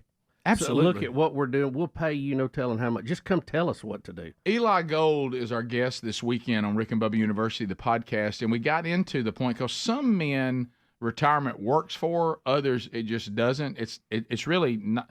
When I say retire, kicking it out of gear, not doing anything. The thing of I did this, but now I'm doing something else. I think men, we are designed to work, and I think it's better for us mentally and physically to continue to be doing something, even if it's not what you always did, and you do something different. But I don't see him as I think he can only be at the lake and at the beach so much. He'll have to do something. I know. Yeah. I know. Let's go to Daniel in Sweet Home, Alabama. Daniel, 30 seconds. Go ahead. Morning, fellas. Hey, buddy. Hey, I just want to say, you should have quoted Jesus during the temptation against Bones last night. You could have told him, man does not live by bread alone. Right, and pizza's full of bread. It wasn't bread alone. It had sauce on top of it. That's true. Let's go to Carson. Carson. Pizza is so good, though. Wouldn't you love to sit down and have a meal, a good pizza with Jesus? Don't you know he'd go, wow, this is good. Or you might look at it and what they told you at the health food class. No, I'm talking about on the other side. Oh, where, you talking about glorified pizza? Yeah, absolutely. Okay. Where we eat for fun. We don't have to have I mean it just because I want to. Yeah. Carson in Sweet Home, Alabama. Carson, go ahead. 30 seconds. Hey, I got a question for Speedy and Greg. Do you guys ever plan on riding a bull again? And if so, when and where? Because I'd like to attend. Speedy, no way. Watch. No way. Your knee still hurts, right? Yeah, knee still messed up. Okay. Past the place that we rode the bulls the other day and thought, hey, that's where I messed my knee up. We didn't have the right equipment. You know what I'm saying? We didn't have all the spurs and all this kind of stuff. I don't know that I would. Greg, would you ride again? Would you ride a bull would again? You ride a bull Ever again? ride a bull again? He's in there taking calls. I mean, yeah. It would how take, much? It would take the right check. How much, Greg? He just did this. I know, but how much? Would you do it for $2,000? No. You would? Yes, how much, Johnny Manziel? Yeah. You go too? $2,000. Is that the cutoff? 1,500? Well, we got $1,000 last time. Yeah, right. Yeah. So would you, Greg? It depends on if it was a real sickly bull like I had last time. All right, you'd ride a real sickly bull for $2,000. Yes. Okay. All right. I think mine was named Hamburger. You're right. Yeah, we don't want to rank one. But you're a no. It would have to be a little more than that. Okay. Robert, 2,500. You do it for 2,500? Maybe 3. Well, you because I was about to let you do it 2,500. We do it. Is it I think 3? I do it for 25. Would you? With the right? Can I have the right equipment? We didn't even have a mouthpiece. We put gum. We put gum. I'll give you whatever you want. want. I'll give you whatever you want. Oh, you would? Uh-huh. Oh, then I'll take 5. No. Oh, I'll give you whatever you need to ride the bull. Oh, okay. Yeah. All right. Yeah. You're going the wrong way, buddy. Robert in Coleman. But Robert, then you got to buy our dinner after. Oh, okay. Robert, go ahead. Hey, good morning, Biggins. Hey. Hey, I just had a quick story about a panel that flew off of a helicopter that I was flying in Afghanistan a few years ago. I didn't know if y'all be interested. Sure. I Go want ahead. to hear that.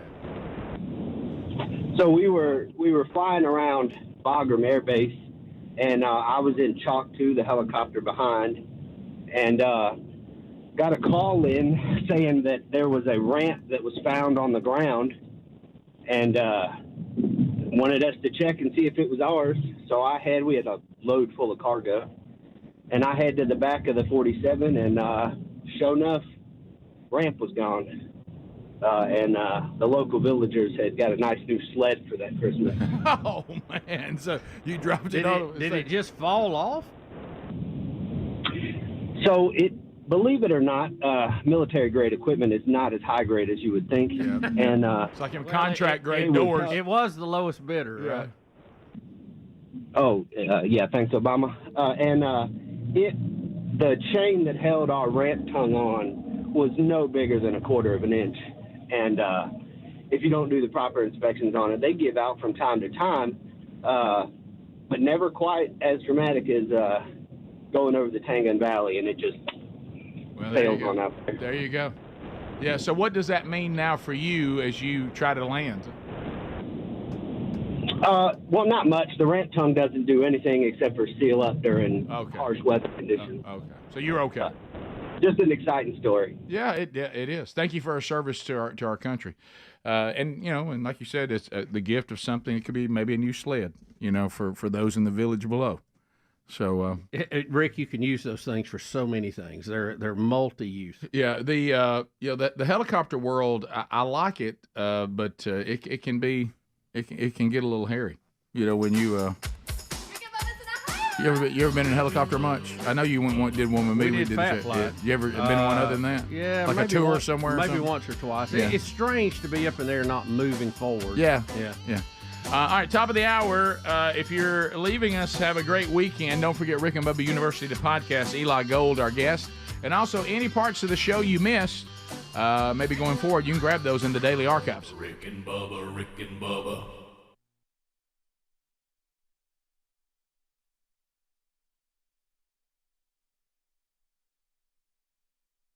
Well, we even have an audio clip we may play later. Now our brother Glenn Beck with Blaze TV and the Blaze TV family, it looks like now he and the developer of Colony Ridge are now going at it. We have a clip now. The guy at Colony Ridge, he's going back after Glenn now. But let me tell you this. Why don't you see what Glenn and the Blaze TV team, what they have found out about this Colony Ridge place near the border. We've got that soundbite. Yeah, we do. Colony Ridge is growing really, really fast at a rate of 200 lots a week. And based on what Glenn and the Blaze Originals team observed firsthand, they were there, the overwhelming percentage of these residents are illegals, Spanish-speaking non-citizens. And the developer, John Harris, who's going to fire back at Glenn today, he says about 35,000 people live there, but the local officials are saying he's not telling you the whole story. It's at least double that. So why does that matter? Well, Glenn unpacks that in his documentary. And if you're a Blaze subscriber, you can see that. Bubba's even mentioned on the air too. Is this that plan that we kind of theorize might be in play about an open, unvetted border, that there's a play by the Democrats to try to turn Texas blue? Glenn looks into that. And you can't see it if you're not a Blaze TV subscriber. You also get an hour of the Rick and Bubba Show with all the other programming on Blaze TV. So why don't you become a subscriber today by going to blazeoriginals.com and use the code Colony Ridge. That's going to get you $30 off an annual subscription. blazeoriginals.com. Use the code Colony Ridge. See this documentary and all the other great programming on Blaze TV.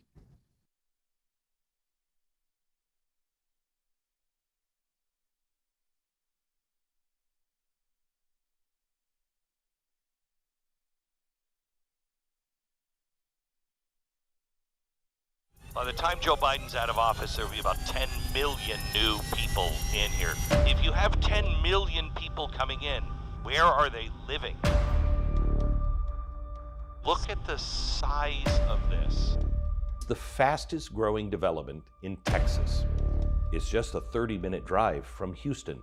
Any idea of how many are illegal? The majority. The majority. The majority. I'm like Sears and Roebuck. I have a product, I created it, I sell it. Does it bother you at all, just culturally, in America, to have 150,000 people that are speaking another language? Own something of your own home. That's what we're trying to create for people here. If it's the American dream, why don't you advertise in English? They are going against humanity, against Americans, non-Americans, a lot of races, a lot of people. Like, we were dumb for even falling into this. But I mean, what do we do? What do we do? If you import the third world, you end up becoming more third world. I've served in Afghanistan. Every war-torn or third world country always has that same distinct smell, and it's the smell of burning trash. You can see all the undeveloped lots. This could become massive. Gunfire shooting up there, just pow, pow, pow, pow, coming in front of my house. My wife's advice was, don't piss off any cartels. I said, I'll try. Is this the future for America? Because this is the path we're on as an entire country. This is a completely new population.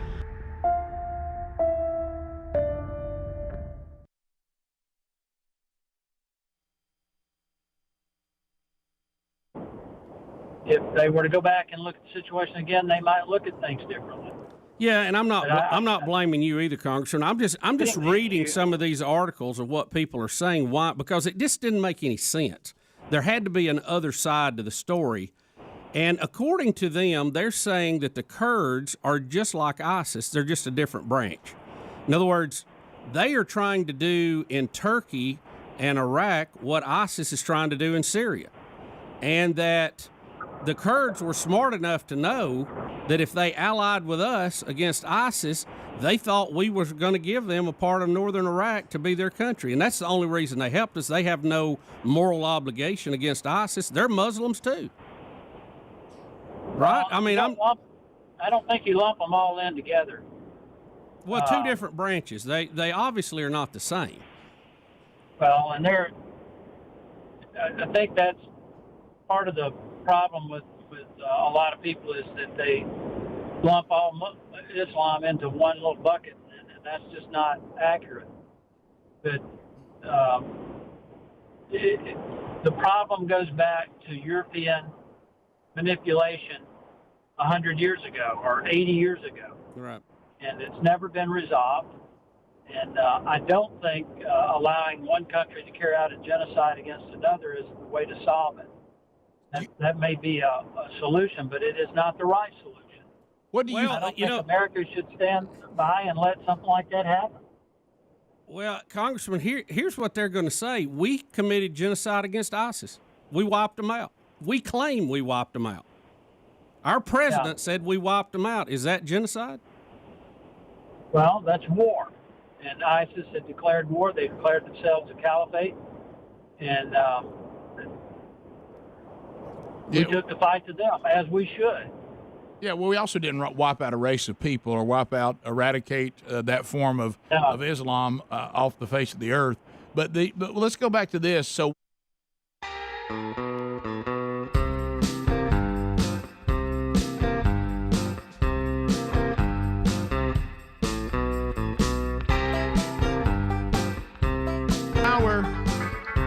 Have you picked up your Rick and Bubba 30-year swag yet? Celebrating our 30th anniversary. All of it's at rickandbubba.com under the store. It's going quickly. Those playing cards / Rick and Bubba Trivial Pursuit all in one package are really moving, but we've restocked, so those are there. We got shirts, we got cool socks, we got a retro lunchbox, all for the 30th anniversary. Get those while they're still here. Speedy Greg Adler from Team Rick and Bubba here today. We've got Helmsy out today. Welcome back, Mr. Bill Bubba Bussey. Rick, glad to be here, and thank all of you for letting us be here. We appreciate it. And, Rick, we're glad to have the elite, let's see, 1, 2, 3. I think we're 8. 8, thereabouts, today. Elite Back 8. in the studio. Elite 8 are here. We're glad that they're here watching in the golden ticket seats today. Some of them apparently have brought food and goodies. Ooh. Rick.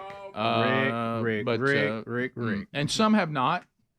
But it's not required. It's not required. Oh, we got some hats too. Yeah. Oh, did we get hats? Well, hey, this one. Yeah. Oh, he's. I thought he had glued them to his hand. I know. I was like, could I at least see the logo? I don't even remember. Greg wouldn't even let you look, nor me. And then came over here and started messing with my stuff. I know. How about you keep messing the show up? No, I do not. Do you see me going in your room in there and rooting around? We all got our area. How did y'all ever share a room? Is it just because that's all you ever knew? 18 years. I'll tell you how we shared it. I think you see what it brought on, Speedy. I'll tell you how we shared it. That's not exactly. We fought every single day. Broke the window out a couple of times. Yeah. Elbow? Elbow or foot. Our foot. I don't remember many days we didn't fight. No. Just about every day. Let's start that back this year. You want to stand on the logo and let's see what happens? All right. So, but yeah, come over and make accusations. That's where we're going to be. You know, what's funny is when I decided a career change and came here, Mother, and I was in my 40s. Yeah. She was seriously said, "No, you and your brother don't get up and get in a fight." I said, "Mother, we're in our 40s." She was worried about it in her 40s. Yeah. And we only got a couple. Y'all have only had to go outside a couple of times. That's the rule. But that was my rule, fight outside. Yeah, as long as you got your brothers, you go out there, you work it out. You know, I tan little baby brother's hide one more time and bring him back in, settle him down. But anyway, so we're glad you guys are all here, and I like we said, I remember my teacher saying when people kept bringing her gifts, she told us it wasn't required to do so, but the people that brought gifts, wow, they got good grades. Yeah, they did. But we're glad that you're all here, Bubba. We're going to start this. Not required, but appreciated. Yeah, that's right. Not required, but appreciated. We're going to start this hour with a little segment we're going to call Democrats Gone Wild. It's going to be one outrageous Democrat statement, another Democrat saying something outrageous again. So let's start with everybody's favorite Democrat, Whoopi Goldberg. On The View. Oh, yeah. I don't know who watches The View. I don't know why they would watch The View because I try to spend my life avoiding things that are unpleasant. Sometimes you can't, but I don't want to go to something unpleasant on purpose. Right. But here we go. Here's Whoopi Goldberg. I don't understand this list. Adler, you may even have to explain to me what she's ranting about, but here we go. That's a good picture. Hang on. She's looking good. She's talking about Trump here. Okay, and Trump. She has Trump derangement syndrome for sure. Here you go. Oh, okay. I'm going to be, on day one, I'm going to be a dictator. Who says it to you, tells you, I'm going to put you people away. I'm going to take all the journalists, I'm going to take all the gay folks, I'm going to move you all around and disappear you. If that's the country you want, you know who to vote for. If that's not the country you want, you have to make a decision. All right. Can anybody document for me? I'm talking about one time that Donald Trump has said anything negative about gay people. One time. That he's going to, and according to Whoopi, herd you up, move you around. One time. And disappear you. You. Yeah. Which is a little-known technique people are familiar with. What I would tell to Whoopi, no, you're describing Hamas. Yeah. With your Palestinian flag on your Instagram, I'm sure. But anyway, so the journalists are definitely at war with Trump, but Trump is trying and seems to have been successful waking up America that the journalists have agendas and they come up with things, as we all know to be true now, that just aren't true. So, but she realized that journalists wasn't going to get her the proper response. Right. She had to expand it So a she little bit. thought she would exaggerate and say that Trump's after gay people. I think she's probably saying that because I bet, just like we're finding out in a lot of communities, people who have been told you better vote for Democrats because if not, the right's going to come get you. She's talked to some of her gay friends. And some of them are leaning Trump right now, and she's furious about it. Yeah, can't believe it. Because they can't actually want a strong economy. And so that's what's making her mad. I will promise you, if you are gay, Trump is not after you. Yeah. And I would think that all of us, gay or straight, sure did like that economy. Yeah, Right. yeah. If gas prices are down, last time I checked, it still fills up everybody's car. Bubba, the insanity continues. Jill Biden is going to lecture us about our treatment of Hunter Biden. Okay, boy. This goes back to a minute ago about what Adler said about Canada, where even if you have a picture of someone stealing from you, you can't post it because they might not have been stealing. Yeah. I guess they were borrowing. So keep in mind, think of all the things that Hunter has done that's not even up for debate. But those pictures of it, those that are trying to hold him accountable, photographs, documents, we are the problem. So here's the first lady. Here we go. Mika, I think what they are doing to Hunter is cruel. And I'm really proud of how Hunter has rebuilt his life after addiction. You know, I love my son, and it's hurt my grandchildren. And that's what I'm so concerned about, that it's affecting their lives as well. Wait a minute. Now, is that the one you admit that he has or not? Right. You know, I know Which you went one? to court to keep her from using the Biden name. That's real love, if you ask me. Can I tell you what's cruel about I love you so much. Yeah. I'm going to spend $50,000 in legal fees to be sure you don't use my name. Right. But I love you, honey. Wouldn't that be cruel to a grandchild if they're not acknowledged and they try to kick them out of the family? So ridiculous. Right. But anyway, So all right. ridiculous. Crocodile All right, tears. let's hear. Cry me a river. Mama's going to lecture us a little more. What's that now? Was there more on that, or is that all? That was it. That was Okay. the whole thing. All right. Yeah, sorry. So now, Bubba, the one You know how Hunter can prevent from being treated cruel? That is, quit putting pictures all over the internet, quit taking money from foreign powers, and writing checks to his dad. There you go. That'll solve it. That'll solve it. And having buddies that left cocaine at the White House. Well, that too. Right. That too. All right, so more outrageous statements from the left today. Here comes even this title is hilarious to me, the top Biden economic advisor. Now listen, her I wouldn't name, want that title. Her last name is Brainard. Okay. In this case, Wow. in this case, it may be brain dead. Okay. And they just run it together. Listen to what she says. Please listen to this. Mortgage rates have actually come down over the last few months, so they've come down by about 1.25%. That will make a difference. Boy, that's you're would've talking come about a down, too. half truth on that. They did come down just a little bit because they've been up so high. Yeah, right. yeah. It's like them If you want bragging the about- record on this, when Biden took office, day one when he went in, mortgage rates were 2.7%. Today, they still remain in the 6 to 7 range. Oh, yeah. And So that's the fact. Did they come down a little bit? Well, yeah. I mean, we lost. They're not in the sevens anymore. 0.5% here. We got a real, bonfire going here. Yeah, I was actually. Thank you. I was looking at something yesterday and talking to someone, and they quoted me 7% yesterday. Mm-hmm. Yeah, and another thing at 8%, another setup.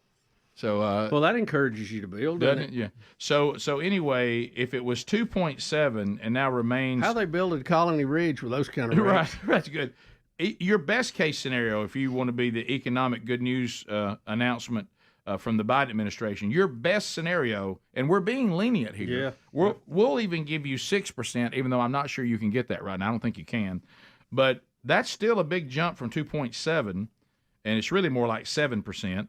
If you try to actually get it done. And to say that it came down 0.5%, to Bubba's point, they do the same thing with gasoline. We're not doing that. We're comparing to where it was before y'all took over. That's what we're doing. Right. If you want to say it's come down, you got to get down below 2.7. Yeah. Okay, and if you don't, it's still up. They do the same thing with gas prices. Yep. You know, it flew up and it might be down a little bit, but it's not where it was. Yeah. Yeah, once again, that just shows like this person is advising the president on economics. That's what we got. But nobody's That's advising what we got. Nobody's advising. That's what we got. That's Nobody's all we advising got. the president. You talking about talking to the people that are actually? Hey, Joe, give me a call. I can help you out better than she can. We'll be right back. Rick and Bubba, Rick and Bubba. What should we do? What would be your strategy in this situation? And I want to ask you another question about Turkey in general. Well, I would make a call to Erdogan and tell him to call off his attacks. And then I think we're going to have to sit down with everybody concerned and figure this out. And I don't know what the final solution would be. I always thought that if there was a solution for the Kurds, it would be in northern Iraq. Because like I said, Iraq is a made-up country to begin with. Right. It's not just Kurds, it was Sunnis and Shia. And so really, we want to go back and try to. It's always going to be a problem. Yeah, they need to have a homeland, or this is just going to continue. And if you were talking to Great Britain during the time of the Revolution, they would have called us terrorists as well. Yeah, everybody's freedom fighters are terrorists. Correct. It just depends on who's calling who.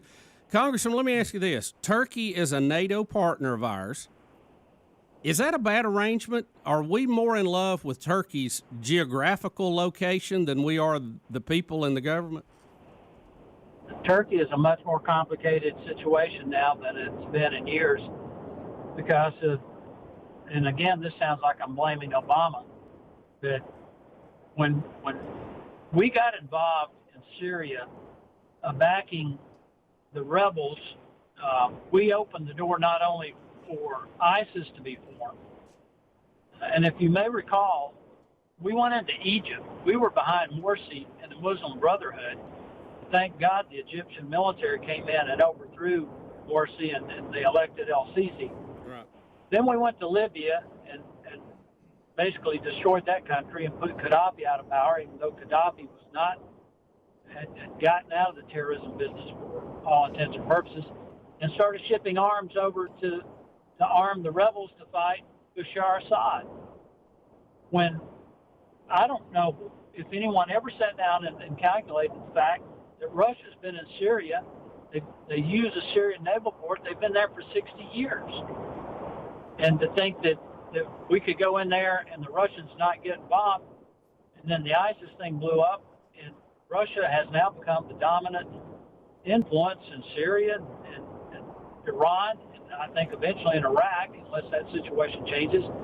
And Erdogan sees this and saw how weak we were, and so he's pivoted to Russia. All right, Gary. We've got a NATO ally that's aligned with Russia in many respects. Of Alabama taking time to be with us today, talking about the president removing the U.S. military away from the Kurds. And really, if you look at it, he's saying to Turkey, we're out of it. If y'all want to take them out, take them out. And respectfully, Congressman Palmer does not agree that is the best way to go, and he's trying to convince the president and calling on the American people to reconsider. But I know, Bubba, you had a couple of more questions for Congressman Palmer. Well, Congressman, I'm just trying to, again, this is such a complicated thing, and people are asking us questions. I don't know what to tell them. And I want to go back to Turkey again. They've got this guy. He's questionable, kind of a strong-arm guy leading the place now, but they're a NATO partner. As you mentioned, they've been playing footsies with the Russians on some missile systems, I think, and Trump is wanting them to buy American stuff. I'm sure there's some deal involved in this that we don't completely, or have full knowledge of, but is Turkey a good partner to have in NATO, and what should we do about it? I mean, is that from an American standpoint, is that something we need to deal with first? Well, I think we've got to work on our relations with Turkey. They've been a reliable ally. They've been very helpful in the past under previous administrations there in Turkey, and I mean Turkish administrations. We have an air base there, so, and they're flying American-built planes. They're flying F-16s. But I think there's some issues that need to be resolved, and a lot of it is a carryover from what I talked about on the previous segment about the mistakes made by the previous administration, and I just hope that the Trump administration doesn't compound those mistakes. I think I have tremendous confidence in Mike Pompeo, and I think I would really appreciate it if the president would reconsider what he's doing, get Turkey to stop the attacks, and let's try to work this out. How do you walk it?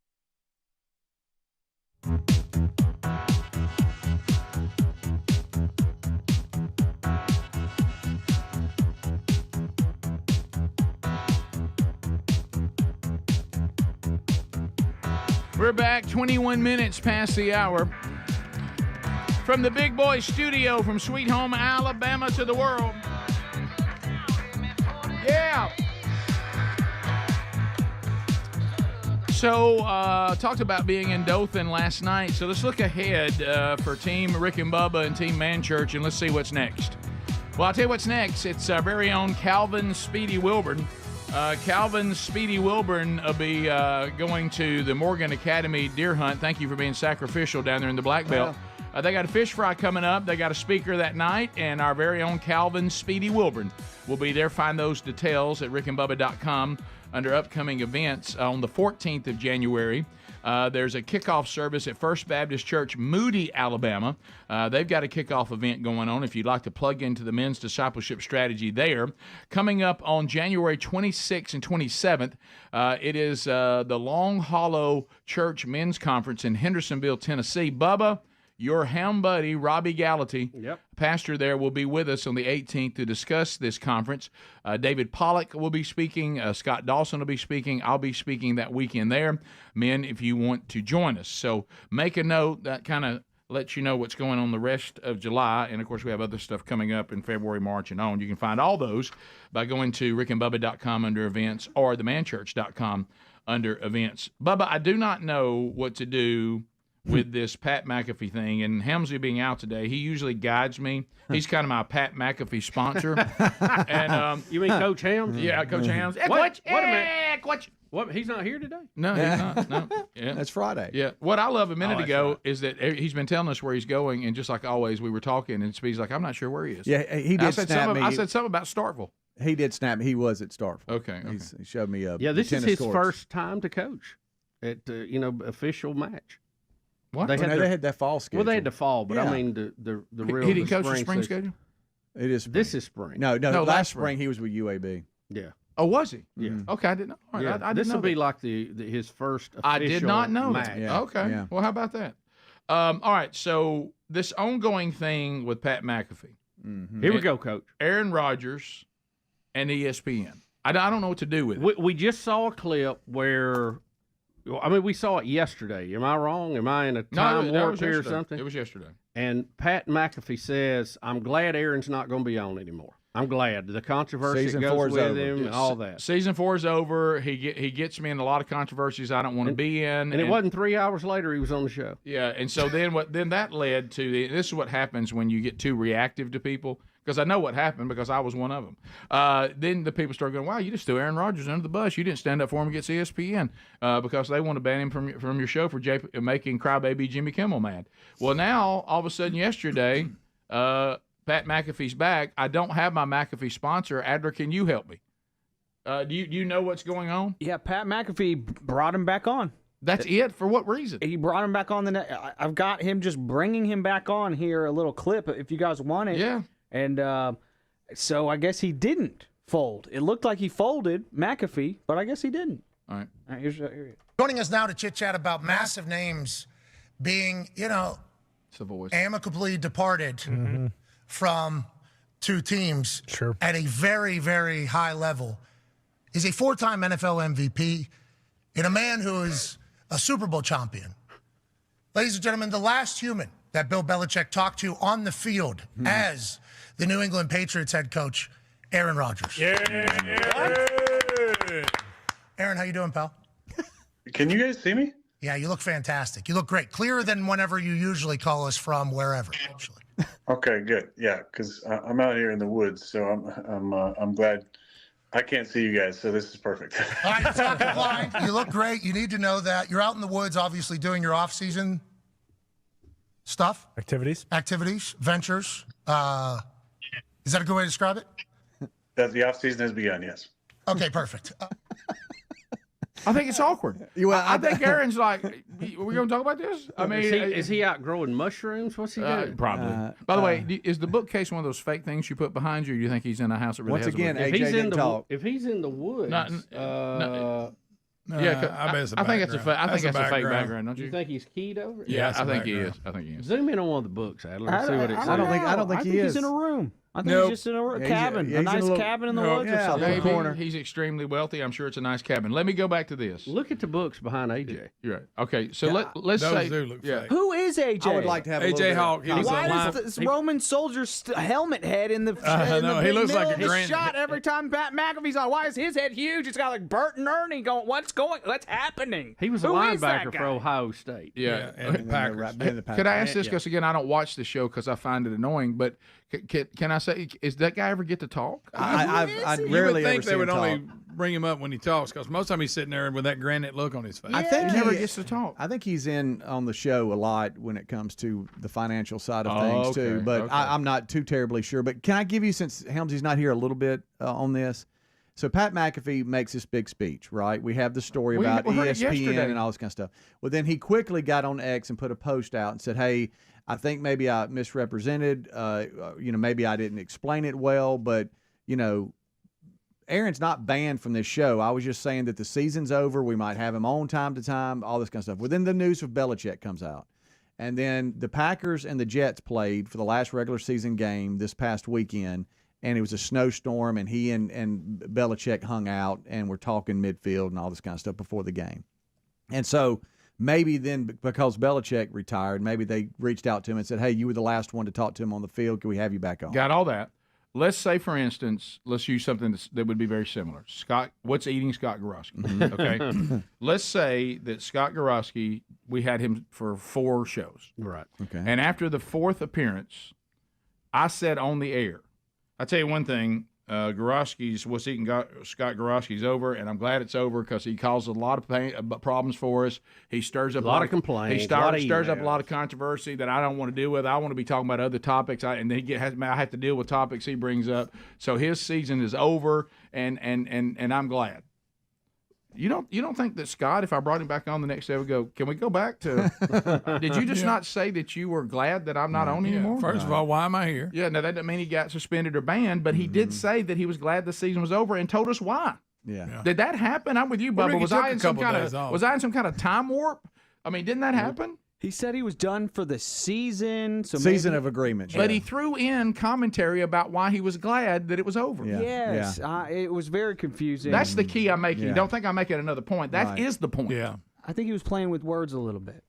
I find, you know what I think? That Pat McAfee is one of those people, and human beings, we all struggle with it, including Rick Burgess. He thinks that everybody else is the problem. He's the one that keeps causing all this. That's a good point. He's the one that's confusing everybody. Yeah, It's not ESPN. It's not Aaron Rodgers. He's like a reed in the wind. He keeps changing how he feels and what he says. You know what he does? It seems like he just shoots from emotional hip and then has to come back and clean it up every day. Yeah. I don't want. I don't know anybody like that. I don't want to have to deal with that. Do you? Rick and Bubba, Rick and Bubba.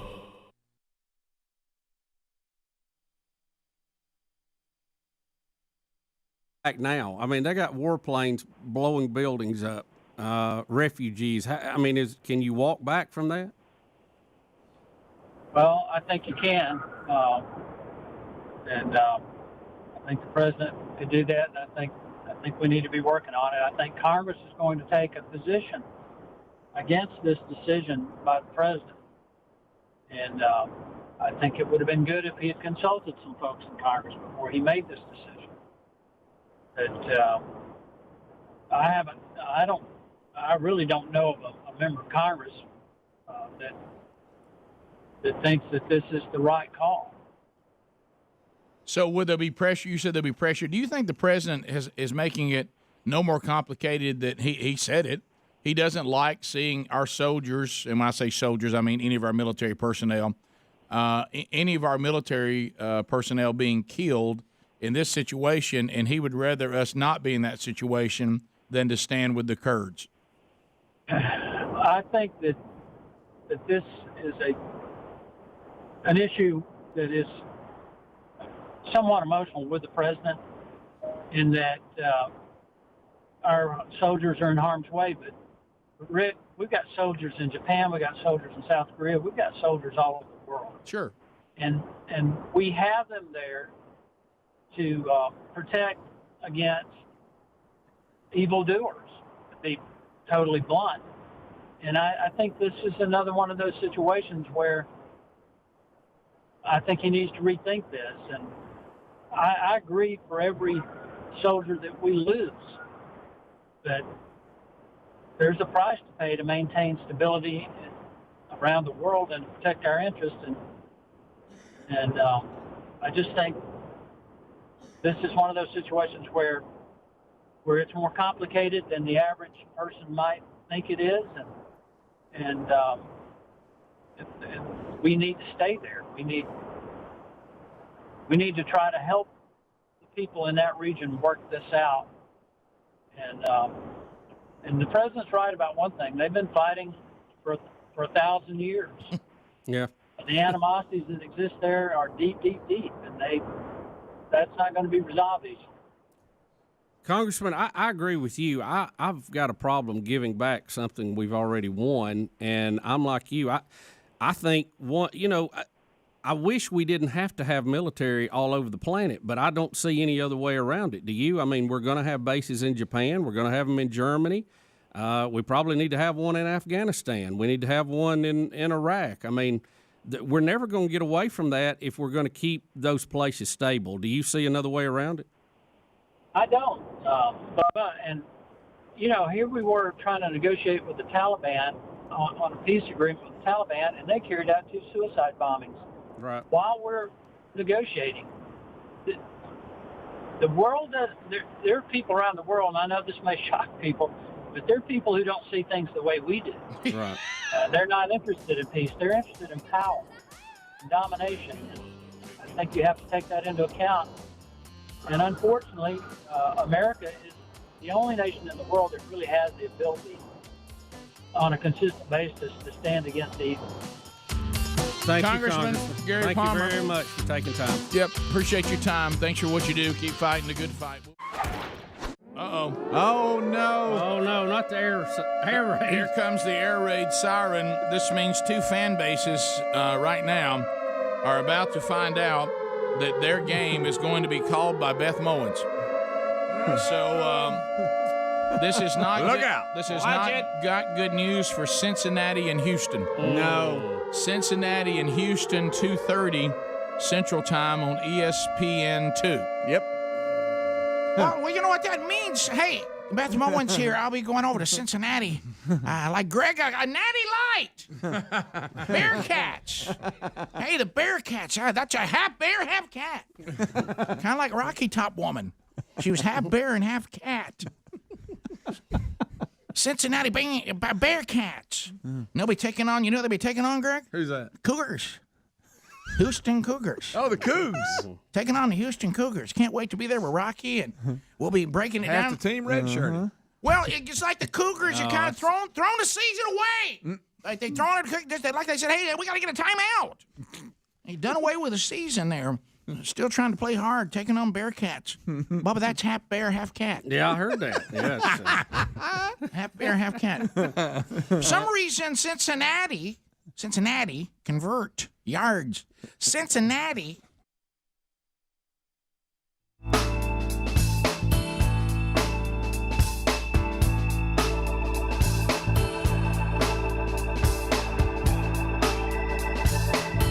Here we go. We're back. Excited to talk about, there's been so many great products over the last 30 years. I mean, some good ones.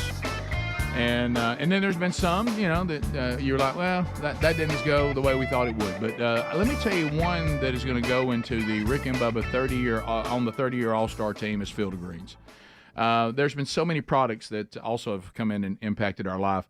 I'm going to tell you, Field of Greens has been one of the best moves I've ever made. And I remember when it was first brought up, and I'm like a lot of y'all, I'm the same way. You see some of these products, and they've been tried over the past, you're kind of like, eh. And I remember thinking, oh, gosh, I'm going to have to try this because if I'm going to talk about it, I got to try it. And I started taking it, and I was blown away by the results. Especially, going to turn 60 years old this year. Field of Greens it's accomplishing what we've been hearing from doctors and researchers and the Mayo Clinic, and saying, look, your body was made, we believe, by the one and only living God, and then, of course, it went into a fallen state after the original sin. But the body is designed to need certain fuel and 5 servings of fruits and vegetables, but not just any fruit and not just any vegetable. That part has to be taken into account, and the folks at Field of Greens have taken that into account. It's the right fruits, it's the right vegetables that are the major organs in our body, like our heart, our lungs, our kidneys, and most importantly, in the times we're living in now, immune system. I heard the guys talking about it earlier about there were people coming to the golden ticket seats and they were sick, and I thank them for not coming. But the bottom line is, if you think you're going to live in a world where you're never exposed to anything, it's not going to happen. So what we need to work on is our immune system, and Field of Greens has just been life-changing. And now my wife, Sherry, she's all in, and she said the change it's made in her life, too. She's just raving about it. As a matter of fact, she's starting to be so consistent with me, I realize I may need to order more.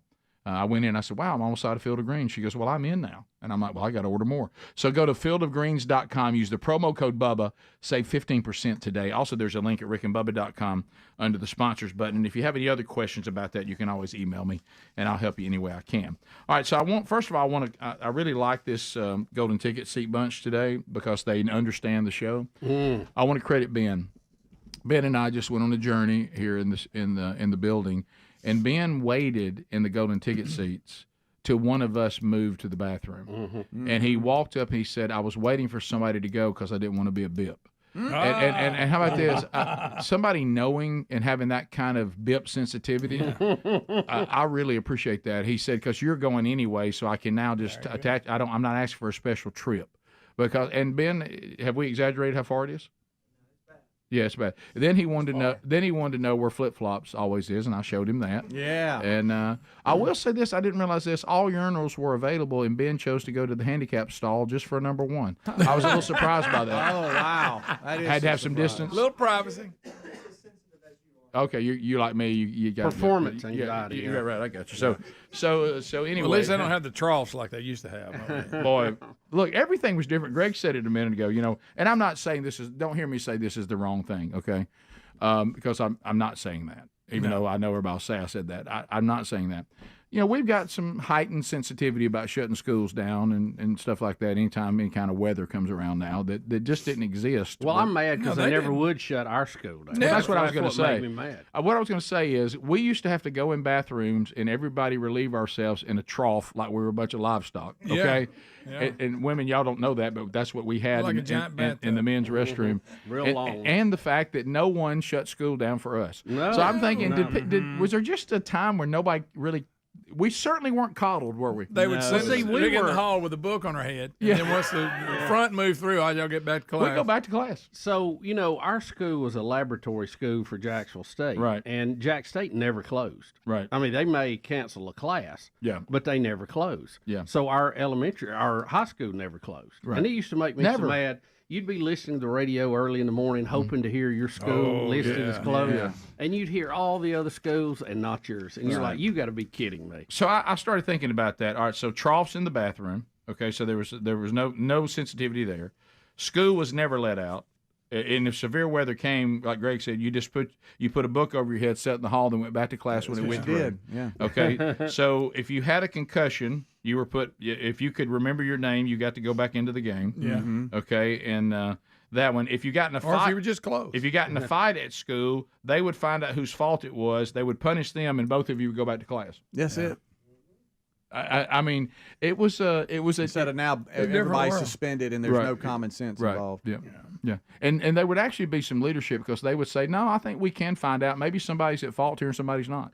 Well, we're not just going to be lazy and say, well, we punish everybody. Let's find out what happened here. Yeah. And it may be that both need to be punished. Yeah. But sometimes you'll find one person in it was actually, hey man, this the aggressor. What did y'all expect me to do? I think they thought they would deter it by punishing everybody, but it really didn't. No. I told my boys, if you're ever back in the corner, fight your way out and we'll go fishing. Yeah, but don't sit there and take it. Yeah, you've heard me say 1,000. Right. You've heard me say 1,000 times. This adoption of zero tolerance is just lazy leadership. That's all that is. Yeah. That's people that don't have the boldness to actually say, no, I'm gonna make a decision on this, and if it upsets some of you, then you'll just have to. Yeah. You know, if you do zero tolerance, you're like, well, I didn't have a choice. I have to punish everybody.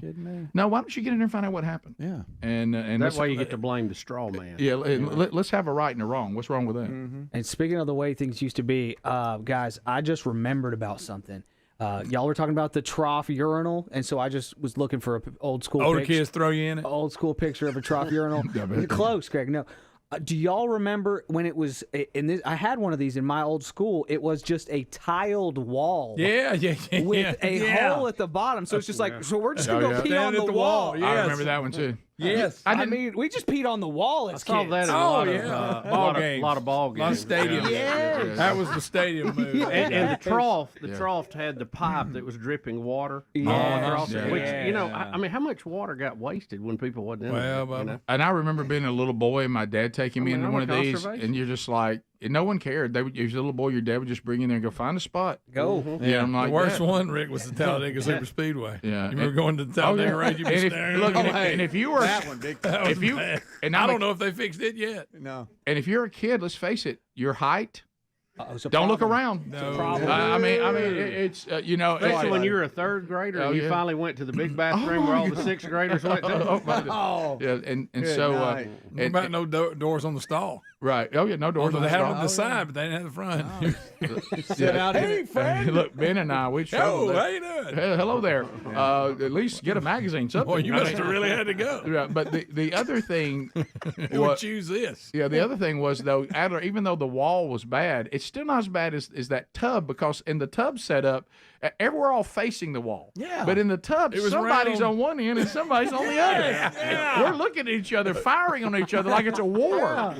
You know, and Is this an ice bath, or are we supposed to pee? Can in I it? tell you? I What think are we doing? I think that's why we bred a more confident generation of men. Yes. Yeah. Why are you so confident? Ever been in the bathroom? You better be. You know it. I don't even think I went on a tour of a nice new high school facility for athletics, and I said, "Where's the shower room?" They said, "Well, we got about 3 They don't shower." do it anymore. I said, "They don't shower." They'd have to make us leave. Right. Hey, all right, guys, y'all need to go home. Y'all been in the shower long enough. I mean, everybody just go in there and you throw water on people. Yeah, I experienced You that. know, Not with slide not with my older. Turn the hot water on while they're washing their face off. Yeah, not with the older kids, but the middle kids. I remember the first time that they couldn't drive yet, and they got in the car and they'd put their school clothes back on their nasty selves. I said, "Y'all don't shower this, Dad? We don't know." I said, "Y'all don't shower in the locker room?" No. I said, "Why?" And they didn't really have an answer. They thought, "Well, nobody does that." I said, "A generation of us did." Mm-hmm. How about being popped by the towel? Oh, yeah.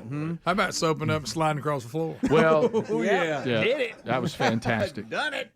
Sometimes you'd crash into stuff. In a generation of young boys, they never get to do those kind of things. Yeah. And then of course I Are remember. they better for it, Rick? I know. No. Well, look at them. They can't handle anything. They have no perseverance, coping skills of any kind. And you look at the. And then I remember we had the kid. God love him. There's always that kid. God love him. Well, now there were some casualties involved. That did have the issue and did not want to go in there, and everybody would rag him about it. Like, "What's your problem?" You know, and you know, well, I'm just uncomfortable with that, and I don't want to do that, and then finally he gets tired of being told that he should do that, and then when he finally does, you know, we walk him outside the locker room, outside in the parking lot, without his clothes on, and you think, Rick, looking back on that, that's probably the looking wrong back thing on to do. that, I bet that took him backward. I bet that did not. No, that was not. I don't think it was beneficial. Basically, everything he'd ever thought in his nightmares about, we made sure happened. The one reason he wouldn't do it, and we're like, "Ain't nobody gonna bother you. What are you talking? We just all just taking showers. It's cool. This is what I scared. Yeah. But you know what? He paid a price for that. But the people in the parking lot and driving by on the road, they got quite a show. It's been 40-something years. Surely he's past fine. He's fine. I don't know. Something happened to me in second grade at the San Antonio Stock Show and Rodeo at one of those trough toilets. Dude next to me tried to give me a compliment, but as a second grader, I did not appreciate it very much. Oh, no. I looked at my dad, I was like, "Why did he say that?" So things stick with you sometimes. They do. Yeah, they do. You're right. We'll be right back. Rick and Bubba, Rick and Bubba.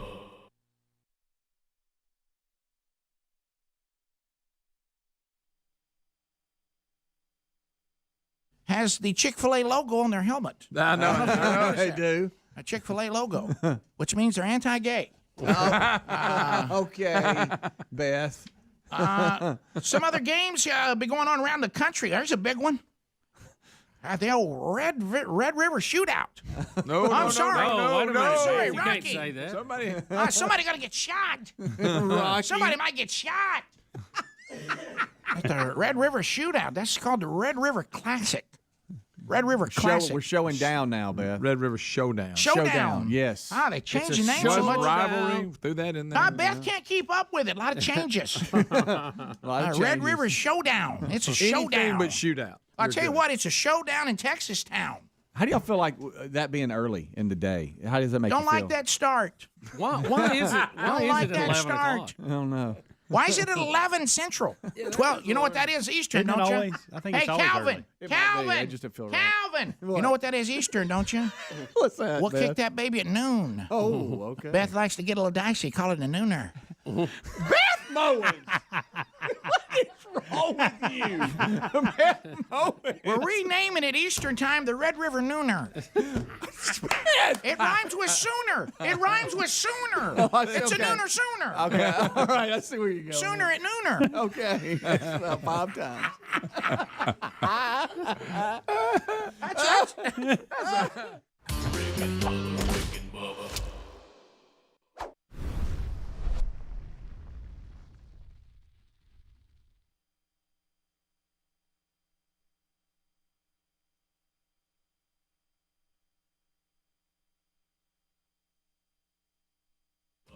This is the Rick and Bubba Show. Watch more at blazetv.com/Rick and Bubba.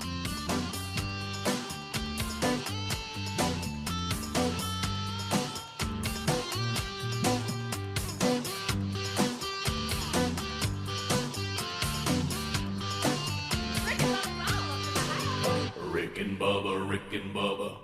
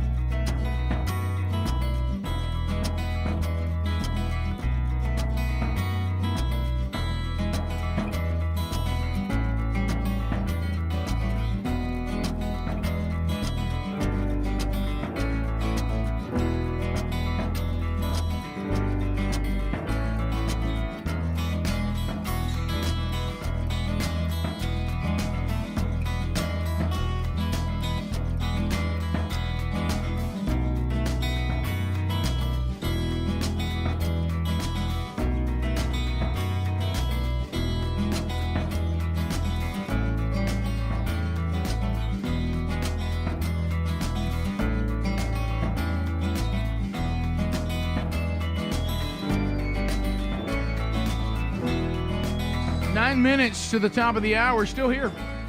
Still here. I remember when the show started picking up a little momentum, a radio goob sitting across from us saying, I hate your show. It seems to be working, and people seem to like it, but they shouldn't. And I'm like, was that a compliment? I don't know what that was, but it did happen. Bubba was there. I'm paraphrasing, but that was the kind of the theme of the conversation, wasn't it? We had some dandies. As we come back, all right, so how many of you are in the loop? Thank you for playing ABBA, Rick. I appreciate that. I like that. Yeah, that was for you. Yeah, it was actually a miscue. All right, so I thought I was actually playing CD2. All right, that's a good little catchy. You know what? It worked with the drop Yeah, real good, didn't it? So let's talk about. I was not familiar until Glenn Beck brought it to my attention in Blaze TV. You know, we're part of the Blaze TV family. If you're a subscriber, you might be watching Colony Ridge, the documentary from Glenn Beck. Were you familiar with the story before we started? No, absolutely not. No idea. I mean, you know, I think we were all curious as to where all the people coming over the border were going, right, and what was happening. I mean, some of them have been shipped to other places. You know, well, apparently, Colony Ridge is a community that's growing really, really fast, right by the unvetted border. They're selling 200 lots per week. And most of the people that are living there are non-citizens, illegal immigrants, and most of them do not speak English and speak Spanish. Now, this developer we're about to hear from that now is mad that Glenn Beck has shed light on this in Blaze TV, he's saying there's about 35,000 people living there, but the people there locally say, no way, there's at least double that. And if this current trend continues and we do not close the border, they think that there's already been 8 million illegals at the border since Biden's inauguration, and we think by the end of his first presidential campaign, we would be at 10 million illegal people coming into that border. And there's this community set up. Why is that important? Well, it's important because what Glenn and those investigating, and Bubba, you've even said, this is an attempt to bring them in. We're giving them all kinds of things, even that citizens get, and they're not citizens. Incentives. Yeah, incentives and these houses and all of this, so that one day they will go to the polls and say, I want to vote for the party that put me in this community. Yeah. So, in turn, Texas Rick, blue. If you look at the numbers. And if you turn Texas blue. It's not going to take, as long as you think, a generation, maybe two, that... Look, it doesn't even have to be blue. You turn Texas purple, so it's a toss-up. Right, you've already won. Mm-hmm. That's it. A Republican will not be able to win a national election. Turn out the lights. Yep. Yeah, the party's over. All right, so Glenn has been doing this documentary. If you're a Blaze subscriber, you can do that. Now, if you want to subscribe, this actual Colony Ridge is going to be a code. You can get 30% off your annual subscription if you go to blazeoriginals.com. Use the code Colony Ridge. That'll get you 30% off your annual subscription, and then you can see it with all the other Blaze subscribers. But here now is the developer. He's going to fire back at Glenn. He's tired of being made out to be some bad person, and he's going to let Glenn have a piece of his mind. So here he is. Okay. So when you were talking about... because I've heard you talk about this is, great for American dream, right? Absolutely, sure. What's the American dream to you? To me, yeah. Own something of your own, own your own home, build a life for your family, have a safe place for your kids to go to school. That's what we're trying to create for people here. Is that a safe place to go to school? Absolutely. Do you view this as a service for America, that this is good for America? No, I'm very proud of what we do here. We look, if I wasn't doing this to help people, I would have been retired a long time ago. I'm providing a service. I'm providing land. My customers are better Americans than most of the people who listen to your show. They work hard. They're family oriented. They're just out here to improve their lives. They came from Harris County. That's the only border they're worried about. Well, let's take a look at the trailer. And now see Glenn's side of it. Here's the trailer of the. I don't think Glenn cared for that remark. They're more American than the people listening to your show. He handled himself well. Yeah, he did. Pat McAfee said, "Just let the guy come back on tomorrow." So here is the trailer for Colony Ridge, the documentary. that Glenn and the folks with Blaze Originals have investigated and put together. Here we go.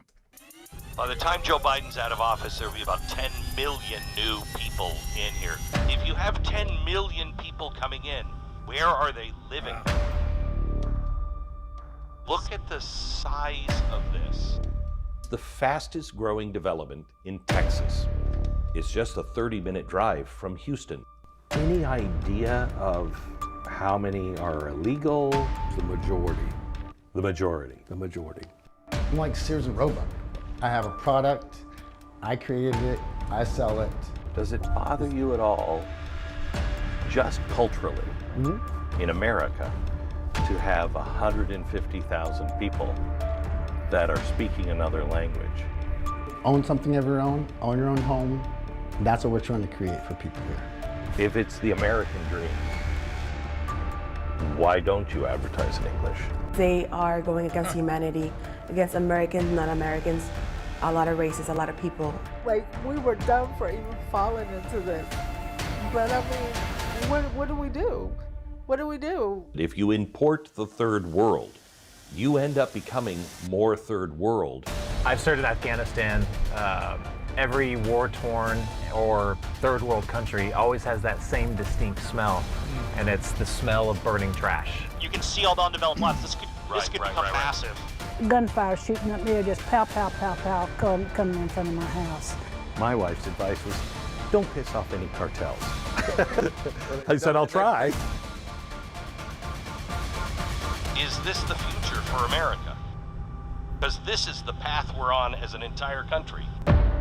This is a completely new population. So there you go.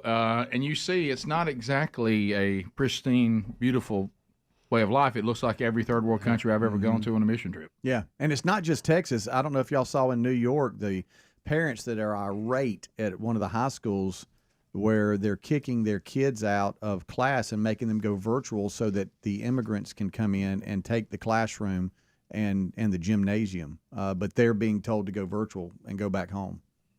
It's not just Texas. It's all over the country.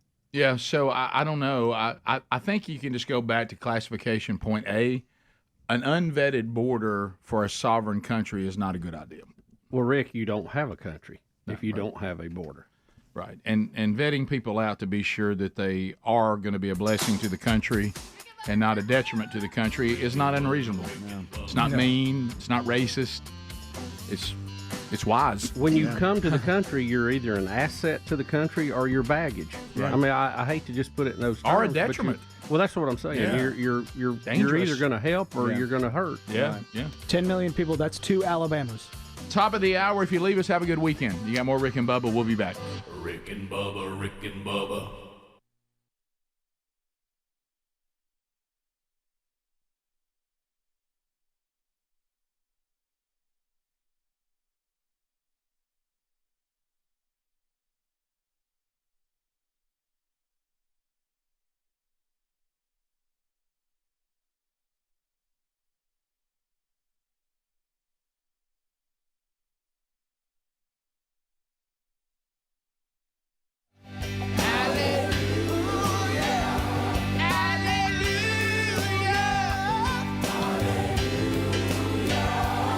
There's old Kevin Derryberry. Bubs, how are you? I'm great. How are you doing? Well, I tell you, I feel like I've been allowed to come out of hibernation opposite. You know, I know most things hibernate when it's cold. I hibernate when it's hot. And we got a break this weekend. I didn't know what to do with myself. It's like I've been given new life. Well, it is nice. And we were dealing with triple digits, near triple digits, late into the season. And it was a pleasant change. Now, man. Too much of a change at any, over like a 3-day period is too much. I mean, we went from that to 50s. I love it. But, we were talking about we needed rain. Now we got some. It's not as exciting as we thought it would be that we're getting some rain. But the yards appreciate it. Well, I'll tell you, down there where we... Not good for racing. trying to get hunting in no more. Hey, it's Dry's mommy's pocket down here. And we've had a hard time getting any kind of rain down at the farm. I don't think we got a whole lot even for what's came in this time because of where that line gets drawn. But it was great. I was like yesterday afternoon after church, I just went out there and just sat out on the screened-in porch and let that rain fall and just that coolness and got out there and just, a cup of BuzzBox coffee. Hey, now, it was fantastic. I love. You know how I just felt like I thought, man, look, how does it feel not to have to change underwear in the middle of the day? Yeah, it got a little ridiculous. I loved it. God, it was so good. So a lot going on. We've got we'll review a little bit of the podcast that went out this weekend. Anxious to see what people thought about Calvin Parker. And we've got a lot of sports to cover over the weekend. Some really good games. And I know the kickoff hour covered it, but I was so excited that now Greg Burgess may actually have to get him a Tesla. I saw that. You may be right, Bubba. Yeah. So we'll talk. I was waiting on this feature. we'll talk about that on the program. I've got a couple of things from the weekend. Some of them are just kind of silly. There was one story that I heard on Friday, and I realized I don't know that I got permission to tell it yet, but I'll certainly tell y'all off air. But you talk about unbelievable. It was not unbelievable. Well, and you'll an unbelievable. You'll relate to it a little bit, Bubba. But this was went to a place that I have not ever heard of. But we'll see. I don't think I can tell it though. But I'll find out. Oh boy. I meant to ask. I don't think I can, but we'll see.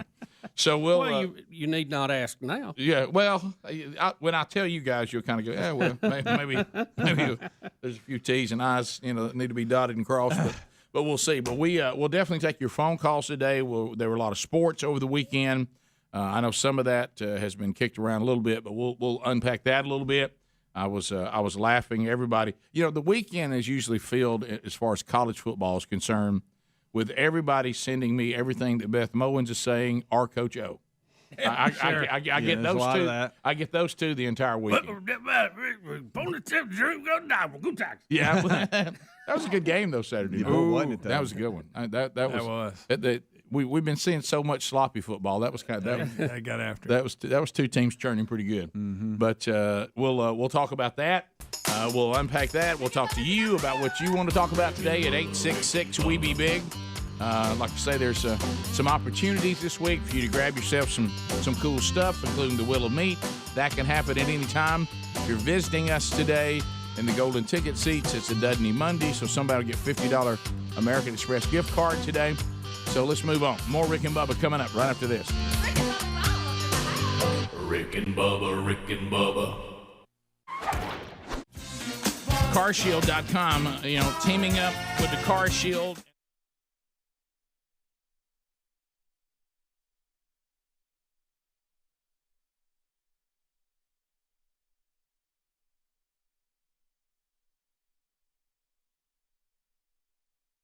Button as well.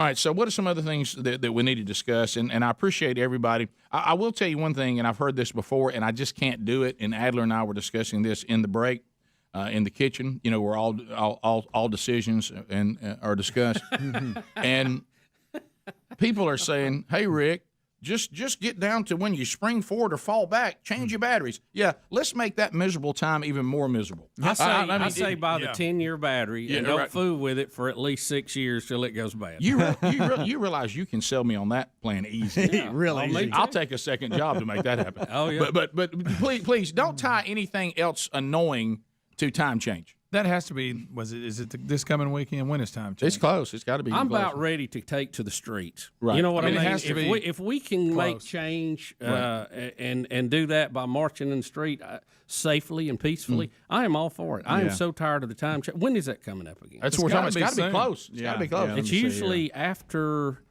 It used to be the week before trick or treating. Now I think it's after that. No. It's coming. It's honing them down. I go because they changed it. Leave it on daylight savings time longer on both ends. Yeah, didn't George W. Bush get that done for us? Yeah, well, it was kind of halfway. Football season, the way I judge it, because I'm going to games and it's still daylight. Yeah.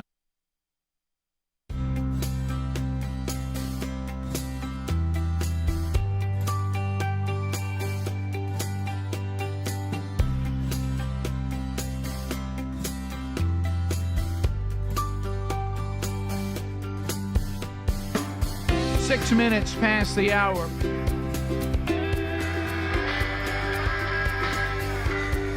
From the Big Boy Studio to the world on various platforms, live and archived. Find them at rickandbubba.com.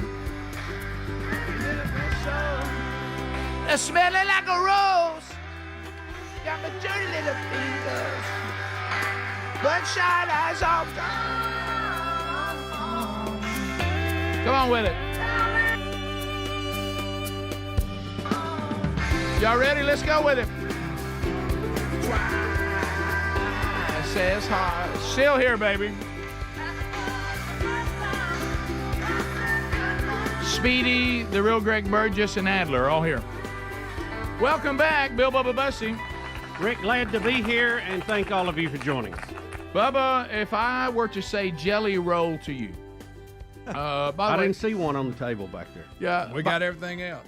I know you and I may discuss this. There's an artist that you may be aware of, Jelly Roll, and I lay awake at night saying, please let Jelly Roll get one more tattoo on his face. Yes, he needs one more face, Please. neck. Yes. Have you ever thought about one more? But anyway, I never really liked jelly donuts at all. I mean, you want to do that's not my cream choice. filled, Cream okay, filled, whatever. But when you ever, mine either. when people would have them, they'd have like a jelly inside it. Yeah. Now I don't think his name Jelly Roll has to do with that. No, but, I don't either. It's just a sidebar. But anyway, just over here, the culture. But anyway, so we have a fentanyl problem. And can I just say this on a public service announcement out there? If you're maybe someone who hasn't decided what you want to do with your life yet, I will do not go after fentanyl. No. Fentanyl is bad. No fentanyl, y'all. Okay? Get away from Not a good thing. Terrible, terrible thing. Horrible thing. Jelly Roll is talking to U.S. lawmakers. First of all, this whole rise of Jelly Roll. Pretty amazing story. It's an amazing story. But, I mean, he came on the scene fairly quick as far as the national. Yeah. I know he's he probably blew been up. at it for many, many years. But And maybe somewhat of a shocker. I find myself liking a lot of his music. Yeah. Okay. He can actually Y'all may not have seen that coming. Yeah. I like the edge to it. I like the groaning and the difficulty in it. Yeah. I would rather hear him than see it. So, I'm always uncomfortable because I'm afraid that he may not live through the concert. And that makes me uncomfortable. But It'll be in Rock the South, right? Right, yeah, but we're going to take Jelly Roll and put him in the Alabama Sun in Coleman in July.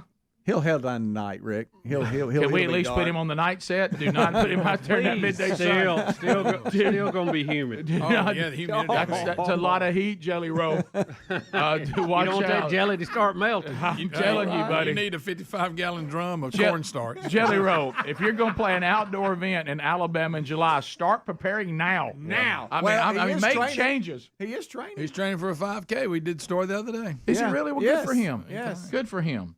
So anyway, He's got a long way to go. He's now. Well, Greg, you got to start. Yeah, look at you when you did the Hey. crap run. You started from nothing. May's not that far off. It's I not think May. it's I in think May. is it May? No, I'm not talking about the Rock the South, 5K. The The 5K. 5K, We did the story. I can't remember. I'm making probably half of it I up. think you are making that up. I I don't make think stuff up. I'm not a trainer. Of course, I play one here on the radio. Right. But I'm not a trainer. But I don't think the state of Jelly Roll, we can get him to a 5K by May. I don't think so. Jelly Roll vows to compete in 5K race in 2024. Does it mention what his training ritual is? Thank you. I'd like to see it.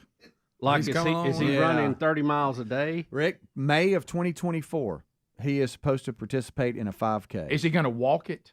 That's Well, a you great. can Oh, walk I part have. of it, yeah. I don't know if he cuts don't it, have but to I run got it. the video of him announcing. How about this? If he walks it, then I think we can make May. If we think Jelly Roll's going to Probably be a running by combination. May, It'll be a combination of run walk. I mean, there's nothing wrong with that. Yeah, you mix it up. if he starts to 30-10. run in his current state, he will break things. Yeah. Yes. I mean, on his Trust me body. on On his that body. I'm not even trying to be funny. No. I mean, you got to Your get to the knees point. can't hold it. Yeah, right. You got to get to the point where you can actually move first in that kind of way to run. He's not running it, right? I bet he runs part of it. I don't know. Who were you? I just saw that. I don't press think conference. Are you Jelly I thought it Roll's was a funny PR guy? story. What do you know? Greg's got him training for the Paris Olympics. If you step out and say that, you're going to at least run some of it. I don't think he could run if a bear was chasing him, guys. I don't think he's capable of running right now. No, I don't either. All right, Rick. I didn't realize one of your side hustles is hanging out with Jelly Roll. Seems like a nice guy. Hard to look I at. have him announcing that he did it on the podcast, but he confirms it in this post. Okay, all right. So this comes from you. Yes. Okay. Yeah, and all right. I'm a. And Adler's Hole, what you got on fentanyl? Okay. All right, Here we go. Yeah, baby. This message is for Bert Kreischer and Tom Segura. I was on the Full Send podcast this week, and Cal from the Nelk Boys convinced me, sorry about this, I've been playing with my dog, that I could make it to the 5K by May if I dedicated myself to it. I believe him. I believe in myself. Sound like you're Bert, right. I love you, Bubba. Tom, I don't know you, but I love you too and can't wait to meet you. I'll be there, baby. I'm in the woods walking every morning. Okay. 5K by May, baby. I'd way to go. 5K by May. Good for him. Yeah. If he's going to walk it, I think he can do it, and I like seeing him walk in the woods. How do I go, Jelly Roll? What is the mileage of that? 3 point something miles. 2, something like that. 3.2, yeah. Or something. But I mean, we got to keep. But Jelly's got to stay focused. Jelly, well, Jelly. Now that I realize Greg knows him, now that I realize he and Greg are tight, I'm going to go Jelly. Rick, what if Sean told you there was going to be somebody with you trying to do better outside your garage one day, and you look up and it was Jelly Roll? Good for him. Or I'll tell you one at thing. that point, you'd be calling him JR. I'll tell you one thing. The way my wife, who's my workout partner now, keeps tattling on me, I think I'll take Jelly Roll. Yeah, Jelly Roll would definitely let you cut a corner. Yeah, you think Jelly Roll's gonna count my reps? He's not. He's Let's gonna count by 2. He's gonna look at me and go, "That's 10, right?" And I'm like, that sounds good to me, Jelly. All right, Sherry, that's 7. Oh, wow, Tattletale. So I said, I thought this was supposed to be fun. No. How does she count her reps if she's counting yours? Well, here's the bad thing. She'll finish. Well, the ones that things like this, she said, isn't he supposed to touch his chest all the way to the floor? Stuff like that. Why I'm obviously getting away with it. Right. And Greg and I were a team. I would say, Greg, you distract him this Yes. set, and then I'll distract him the next. Well, what one. happened is Sherry was a health nut when we started dating. Kind of like Jelly Roll. And she said that I, like men, have influence, okay? She said, you influenced me to go more unhealthy more than I influenced you to go healthy. Well, yeah. And this is my time to get got it. back. All right. And so, and I'm like, she says, I owe you this because what you did to both of us. So anyway, Jelly Roll is, and I commend him for this. He wants to make a difference when it comes to drugs. If you know his testimony, so he's talking to lawmakers, and here's what he had to say. I've attended more funerals than I care to share with y'all. This committee, I could sit here and cry for days about the caskets I've carried of people I loved dearly, deeply, in my soul, good people, not just drug addicts. Uncles, friends, cousins, normal people. Some people that just got in a car wreck and started taking a pain pill to manage it. One thing led to the other. And how fast it spirals out of control, I don't think people truly understand. That's true. So many people. Equally, I think it's important for me to tell y'all that I'm not here to defend the use of illegal drugs. And I also understand the paradox of my history as a drug dealer standing in front of this committee. But equally, I think that's what makes me perfect to talk about this. I was a part of the problem. I am here now standing as a man that wants to be a part of the solution. I brought my community down. I hurt people. I was the uneducated man in the kitchen playing chemist with drugs I knew absolutely nothing about, just like these drug dealers are doing right now when they're mixing every drug on the market with fentanyl, and they're killing the people we love. I'll be honest with y'all, my desire is to only get older and only do better and be better. I believed when I sold drugs genuinely that selling drugs was a victimless crime. I truly believe that, y'all. My father always told me what doesn't get you in the wash will get you in the rinse. Now I have a 15-year-old daughter whose mother is a drug addict. Mm-hmm. Every day I get to look in the eyes of a victim in my household of the effects of drugs. Every single day. And every single day I have to wonder, if me and my wife, if today will be the day that I have to tell my daughter that her mother became a part of the national statistics. Wow. Wow. Strong. Jelly. Well, I hope he can make a difference, and he certainly knows. So, And good luck on the 5K as well. As a matter of fact, Greg has already contacted Jelly about the crap run. Yeah, I think it would be a great addition. He'd rock Piedmont. He would. Coming around that last corner, you and Jelly roll? Oh, boy. Him, Philip Webb, stride for stride. Oh, yeah. No shirt on. We'll be right back. Rick and Bubba, Rick and Bubba. You know,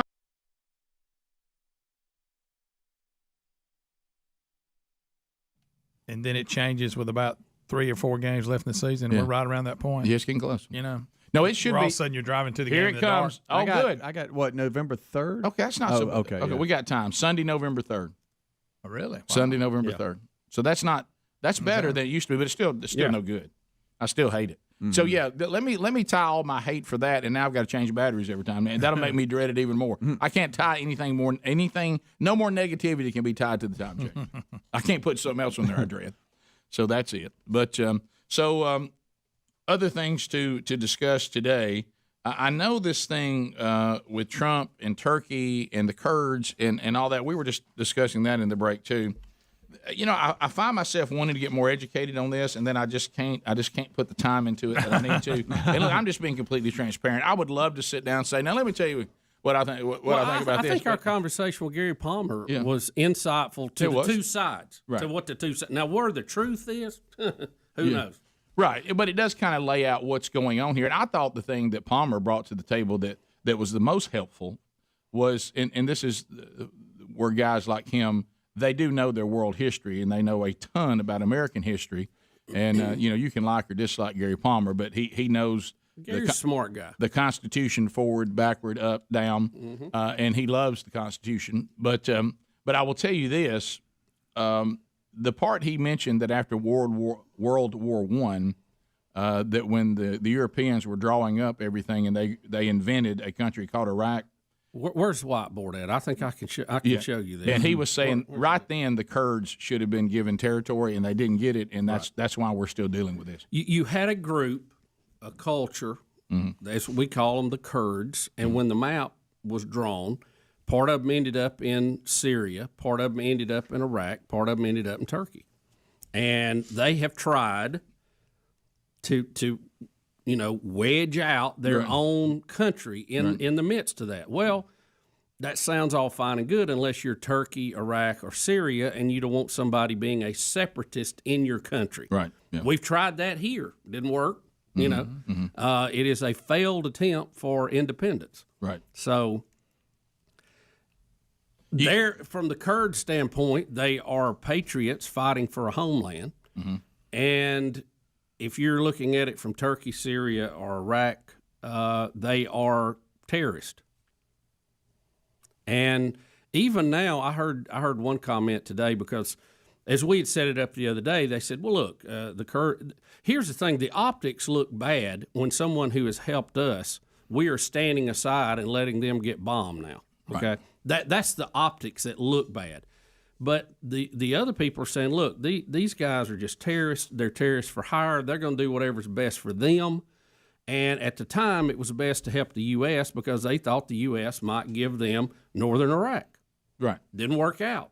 So now, because they're under attack from Turkey, who's trying to run them out of their country, they're turning to the Syrian government, who they were just fighting against for help. Right. And they're fighting, and they're also turning to the Russians, who that's the game. If the U.S. don't help you, go to the Russians. The whole world plays that game. No, you're right. And of course, then there's the other side when you talk about optics, the thing that Trump is saying. The other bad optics are, I'm tired of writing letters to families about their loved ones being killed in something that I can't really figure out if we should even be involved in. And so you see both sides of it. And I guess this is where, and I'm simply just getting interested in the politics of it all now. Right. I don't want to overplay this because I'm going to tell you this. I'm not sure this is true, but I told you some of the articles that were coming out over the weekend, and like today, you see President Trump going back and forth on Twitter with Fox News. Oh yeah, of all time, and Brian Kilmeade. So what I'm saying is it possible if you're on the left of all the things you've been trying to come up with on President Trump to see if you can get something going to get his base divided up a little bit and take away some of this passion, Is it possible that an issue that they could not come up with, could this be what they've been looking for? Anything to separate. Right, because, I would love to sit there and go, well, I tell you what, for me, it's this. I honestly am just not educated on enough to make, I'm not dodging it. I think if you listen to, I don't have any problem being critical of the president. I really don't. But I want to know what I'm talking about. But from what I gathered over the weekend is it's really down to this. You have President Trump, the bulldozer, that this fall.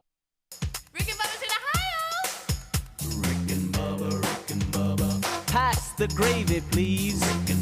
21 minutes past the hour. It is the Rick and Bubba Show. Thank you for being with us today. Here we go. First time, 2024. There they go. Will of meat. Will of meat. Here we go. Come on, give it a try. It is the wonderful Will of Meat. Its first appearance in 2024. One thing we'll be missing in the first installment, and we apologize for that, and that's the band, the Rick and Bubba house band, Rock and Roll City. Wow, what's up? YouTubers everywhere, their hearts are broken. I know Rock and Roll City because Adler's children are sick, and he thinks Greg should not be in there playing the drums. So all we're going to have is maybe some Adler guitar in the break or something like that, maybe. Yeah. All right, so we do have that. Okay. All right, so that'll be there. Adler's just trying to be overly cautious, which we all appreciate. He's fine right now, but he knows that his kids have been sick, and he's like, yeah, I don't want Greg to come in here. And then over the weekend, I come down with something and go, hey, Greg, sorry about that. We were having an awesome lick. I had an awesome lick, and you were drumming, and I got you sick. So we're not going to do that. So anyway, Rock and Roll City is only half the band today. But Adler's got that, and I'm sure he'll wail in the break for the tubers. Can you even shred that axe at all? I don't even know if you can you? I'll try. Yeah, I'll try to do it. Okay, yeah. It sounded like somebody trying to crank an old car, didn't it? Golden ticket seats, all of them have lined up to spin the wheel. So we'll start with Jody out of Georgia. Jody, welcome to Rick and Bubba. Spinning for you. Out of the golden ticket seats is Ryan Stone. So what do you say to Ryan to get him to spin that wheel for you? Well, let's go, Ryan Stone. Wow, what a wheel. Let it rip, Ryan. Let it go. Oh, a reverse right out of the gate. My goodness. Right out of the gate. Why is he doing this? That's reckless. A reverse spin, first one of 2024. So here we go. Our first spin of 2024. Yeah. Okay. Rick and Bubba. Rick and Bubba. And let me tell you what that means, Jody. What does it mean, Rick? Jody, you can go to the Rick and Bubba store, select any item. As long as it's in stock, it comes to you. Just pass that along when they pick up and take your information, okay? Yes, sir. One item per winner, please. There's Jody. We continue. Jonathan is in Huntsville, Alabama. Jonathan, Dakota Stone will spin for you. What do you say to Dakota to get her to spin that wheel for you? Jonathan. Wow, what a wheel. All right, here we go. Let it rip, Dakota. Oh, let me tell you something. Let me tell you something. She's petite, but she's got power. So here we go. Let's see what happens. For Jonathan in Huntsville, here comes the wheel. Yeah! We get a spam, right? It's spam. Jonathan, autographed can of spam. Oh, Jonathan. Easy stomach pain. Everybody say, serve with candy yams. I don't care what else you give me. Give me spam. Give me spam. Hey, Jonathan, congratulations. An autographed can of spam. Greg, he's on line 3.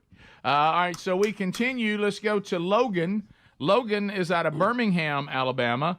Russ Peru will take the wheel and spin for you out of the golden ticket seats. Big Russ. Logan, what do you say to Russ to get him to spin that wheel for you? Wow, what a wheel. Let it rip, Russ. And there he goes. Now that right there. He spins that wheel like he makes that brisket, doesn't he? Yes, he does. Wow, it's good. It is good. The wheel is almost like overreacting and overstimulated. Let's see what happens. All right. See what we can get for a Logan here. Come on.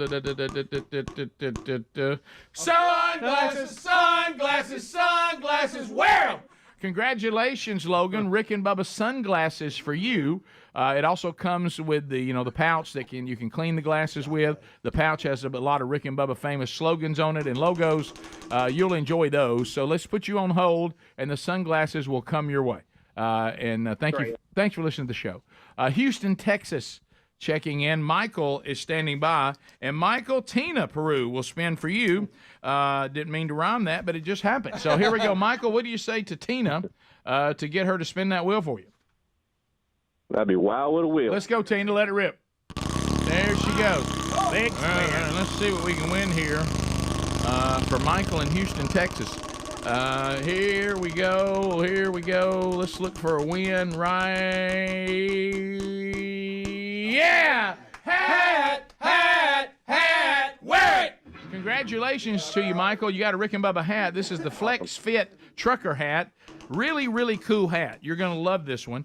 That is the Rick and Bubba Flex Fit, Greg, Trucker hat. Yep. Flex Fit Trucker hat. Michael, Houston, Texas, on line 5. Congratulations to you, buddy.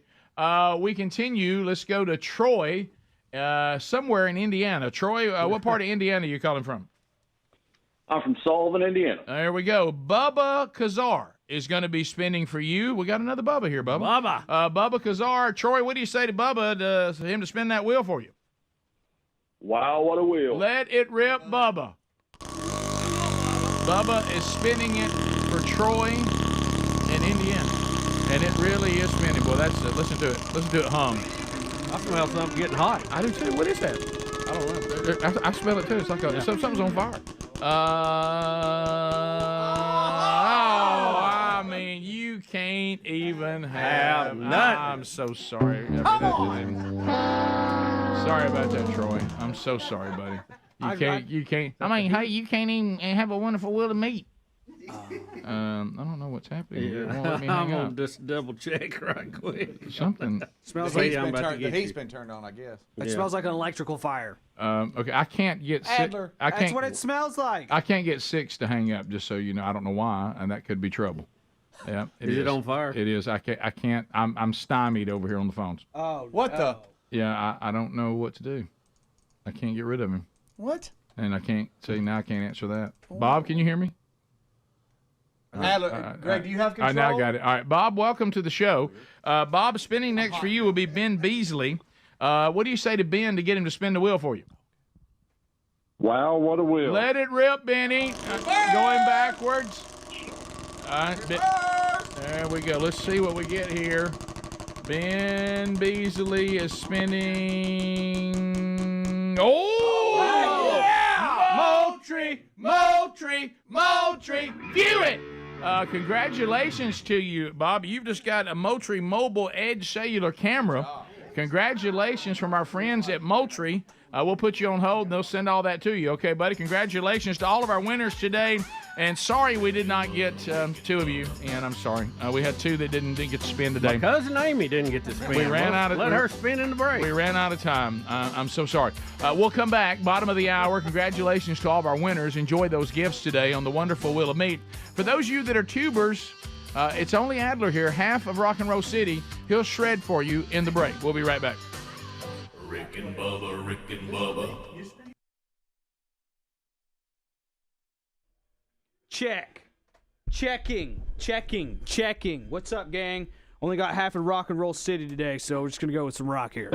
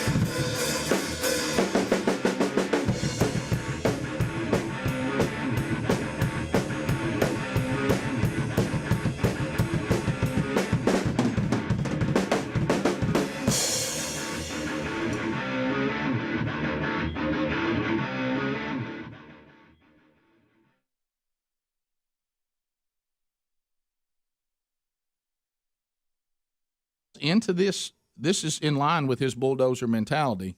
The American people they just don't have the stomach anymore for our military personnel to be killed in a mess in the Middle East that just never seems to be resolved. And then the minute you go with somebody, then they turn on you. Then you go with somebody else. Who do you side with? Who do you not? He certainly has been very pro-Israel as a president, which I applaud him for. That may be part of this too, Rick, that he knows he's going to have to deal some political capital on that situation. Right. So he don't want to have another one going on. But I from what I've gathered, I think he's just saying, look, I said, and you saw it in the tweet you were talking about, I said we're not going to be – he was critical of the Iraqi war. He didn't think we should have been in Iraq. When it comes to Middle Eastern policy – this president almost has a mentality of, what are we even doing in this? And he's for now. Is that with the exception of Israel? Right? Yeah, I'm talking about. Really, you see him over here when you have Muslims fighting Muslims or Arabs fighting Arabs. Right. He certainly has been clear on where he stands with Israel, which I applaud. The Turkey and the Kurds and. You got military people disagreeing with the president. You have Republicans disagreeing with the president. You got Fox News in a Twitter war with the president today. So it's an interesting deal. Let's go to David out of Gunnersville, Alabama. If you have calls, 866-WE-BE-BIG is the number. David, go ahead. Hey, guys. How you doing? Good. Great. Good. I just wanted to say that you remember when Trump first came in and he said, NATO's not doing its part for us. President Trump did, and everybody bit his head off for it. Where's NATO in this? So Turkey's a member of NATO. Why don't NATO step up and say, hey, Turkey, cut it out, or there's going to be consequences? Or how about the Iraqi government? We spent blood, sweat, and tears and billions of dollars to build up that government. Why don't they do something about it? Why does it always have to be America? Well, David, look, we're the big kid on the block. We're going to be involved. There's no way around it. And here's the problem. There's two thoughts, okay? There's one where we get involved with everything, and there's one where we just come home and we're involved in nothing.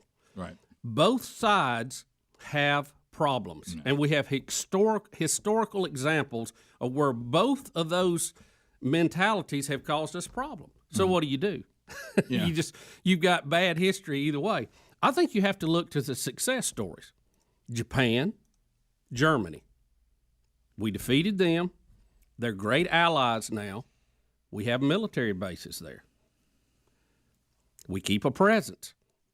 Yeah. It's a refueling stop for us no matter where we're going. So, again, I'm kind of, I'm just good old country boy logic. Let's not do the things that have not worked. Let's do the things that have worked. There's a concept. I know. It's kind of crazy. Darnell out of Oakland, California. Darnell, go ahead. Hey, man, you know what? I'm 10 years United States Marine Corps. Yes, sir. Thank you for service. Duty. And what you're preaching here is imperacy. You're like saying, like, just because we defeated a country, we should rule them. And that's what it sounds like to me. And that's not what I served for. No,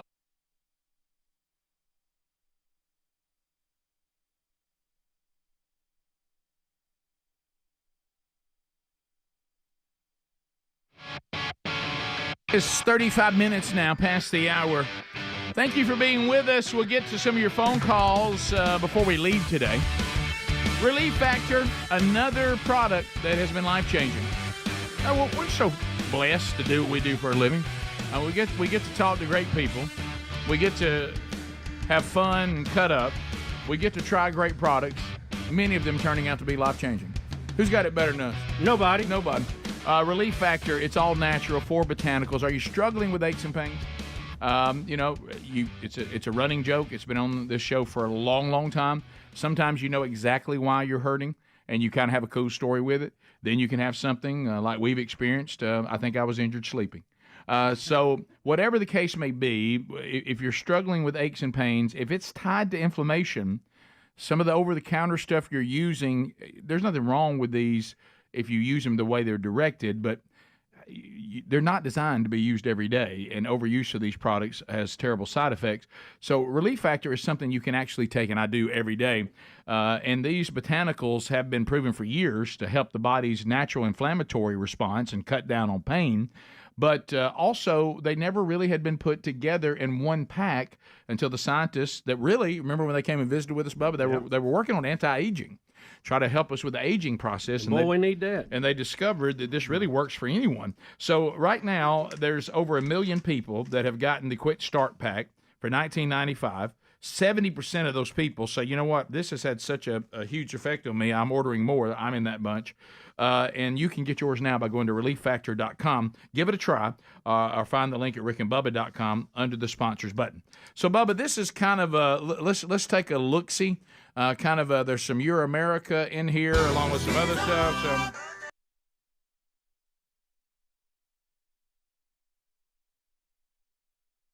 So let's start with things that are America.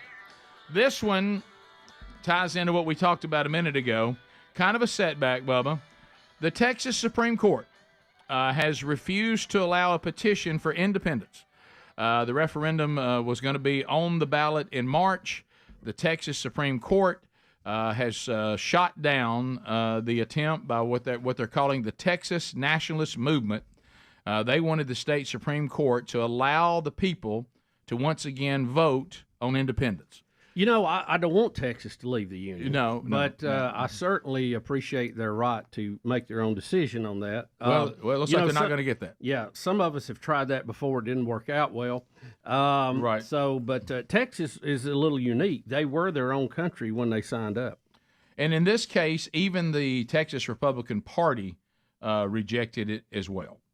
So that people are like, look, we're upset. We don't like the situation. We certainly want to hold this independence run, maybe if needed, but let's not push it. Right? We don't think we're there yet, and that's both. That even the Republicans are saying that in Texas. Yep. So that didn't go anywhere. California has proposed that youth tackle football be completely banned. Oh, God. And I know that'll give us shocker. That'll give us even another great generation of men. Anyway, and it has cleared its first legislative hurdle. It is on the move. That will really help out the Pacific too. Yes, that's so funny. So this would be banning children under 12 from tackle football. And it is moving to go away. Now, I will say this. There is no doubt that there are people that are in positions when it comes to Little League football. And I remember, Greg, of course, you know, things changed as our society changed. But back in the society that we referenced not too long ago on the show today, our father, who was a football coach by trade, he did not like Little League football. At that time, he thought it wasn't necessary. He thought it did more damage than good.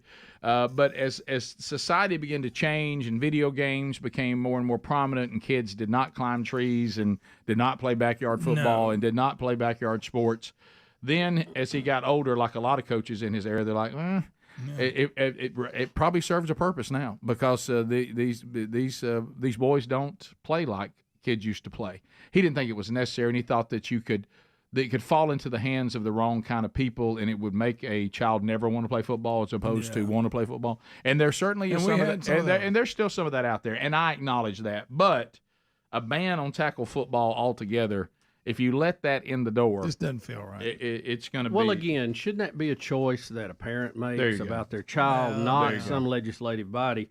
Rick, in Atlanta, I don't know if you've seen this, fury is erupting as Atlanta officials consider banning right turns on red. More cities are making the push to ban the legal maneuver. Why? Well, they're saying what's the reason? They're saying that pedestrians are getting run over. Okay. In Atlanta, pedestrians' death rose by almost a quarter last year. Now, a lot of times it's because the turn right on red is not executed properly. Like That's by right. fully stopping, then you turn right when it is available to do so. Well, you also have some idiot pedestrians. Let's just call you it. do.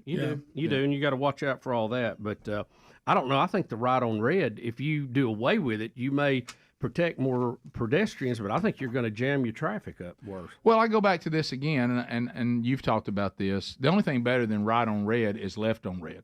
Okay, but when it's rarely allowed. But I will say this: left on green. We've been turning right on red for how long? All my life. Okay, so we didn't have this problem.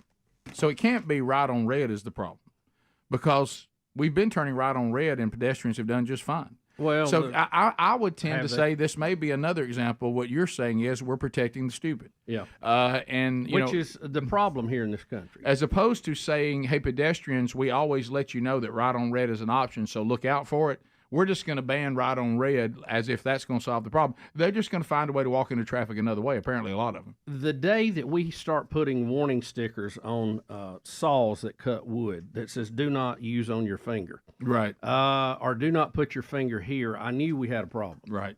Right. Yeah. Because it doesn't take you long to figure out my finger does not belong where that wood is. If you read warning labels, it tells you so much about society. Well, you have to, James Gregory did a great bit on it. Who was the first guy to do this? Right. But, and I won't quote that, but it is a funny bit. Yes. Why in the world? I mean, it's like we're taking care of those that nature's trying to get out of the gene pool. Oh, yeah. I mean, I hate to put it in cold terms, but it's true. Yeah.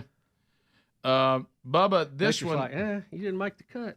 Everybody, it would have been your dad. It was definitely my dad, and all those above that cannot believe that people. James Gregory does a bit on this too. He covers a lot of our life, nobody doesn't he? can believe that human beings pay the money we pay for water in a bottle. Yeah, I know. And why do we do it? Well, you got to watch tap water. Yeah, because I remember my dad going over to the tap and there's all kinds of water over here. And we pay a very small fee for it every month. It's actually checked. The quality of that is actually monitored. So which is safer, tap or bottled? Experts give their verdict after a startling study found that 240,000 cancer-causing non-plastics in an average liter of water in stores. Yeah, when the water comes in, it's not checked like your tap water is. Correct. Now, there may be situations that the tap water is not okay, or you may have some dirty water, some pipe issue that you want to go with bottled water. Right. But overall, tap water should be much cleaner than bottled water, and it should be a whole lot cheaper. We complain about the price of gas. Have you figured out what a gallon of water costs at those bottle prices? Well, now you're back being our granddads and dads again. Now, what they are cautioning is that no two tap waters are the same either. You need to know where you live and what kind of water you have access to. But don't they send you a printout every year? They do. Yeah. They said, but if you have water that is done the way it should be done for tap water, they say the study shockingly showed that tap water was healthier than bottled water. Yeah, because I don't doubt that. That it had fewer of these cancer-causing microplastic levels. Tap water actually was more safe and had a lower level of these microplastics, whatever they call them, that can be cancer-causing. It's basically little pieces of plastic that can get into your bloodstream and pass through the brain-blood barrier and can cause problems like what we're seeing, dementia-type issues. Yeah, there's no doubt that tap water can have its issues, but if you go general, and this is 240,000 non-plastics they found in an average liter of a bottle of water, or nanoplastics, they are saying that they are more abundant in bottled water than tap water. That's why they say the cleanest thing you drink is Jack Daniels. Well, I have friends that I think said that, but they were slurring. I couldn't quite understand them. But I'm joking. Yeah, well, look, I have to say that. This non-denominational run you're on right now is out of control. Oh, good night. Yeah, So I've just recently, I was always a tap water guy, but I recently bought a filter for my house, and I'm filtering the tap water drinking. That's my story. We all have That's things. your story, buddy. Anytime you can filter anything and make it better is good, unless the filter's causing problems, and you might need to check on that. You got to change that filter. Yeah. Of course, people who sell filters probably pretty pumped up. Yeah. They're excited. Did you hear about this ancient city they discovered in Ecuador? Ancient city? Yeah. Ancient Chinese city. Yeah. I did. I saw the headline. I hadn't read it. Oh, well, let me tell you about it when we come back. We'll also take some phone calls if time allows at 866-WE-BE-BIG. More Rick and Bubba coming up right after this. Rick and Bubba, Rick and Bubba.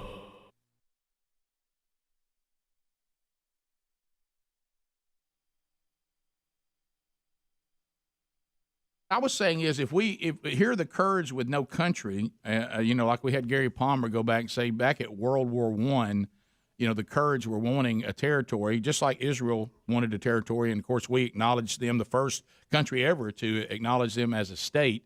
But they were wanting territory, and when we started dividing up after World War I, Iraq was created, which was not a country before that, and the Kurds didn't get any territory.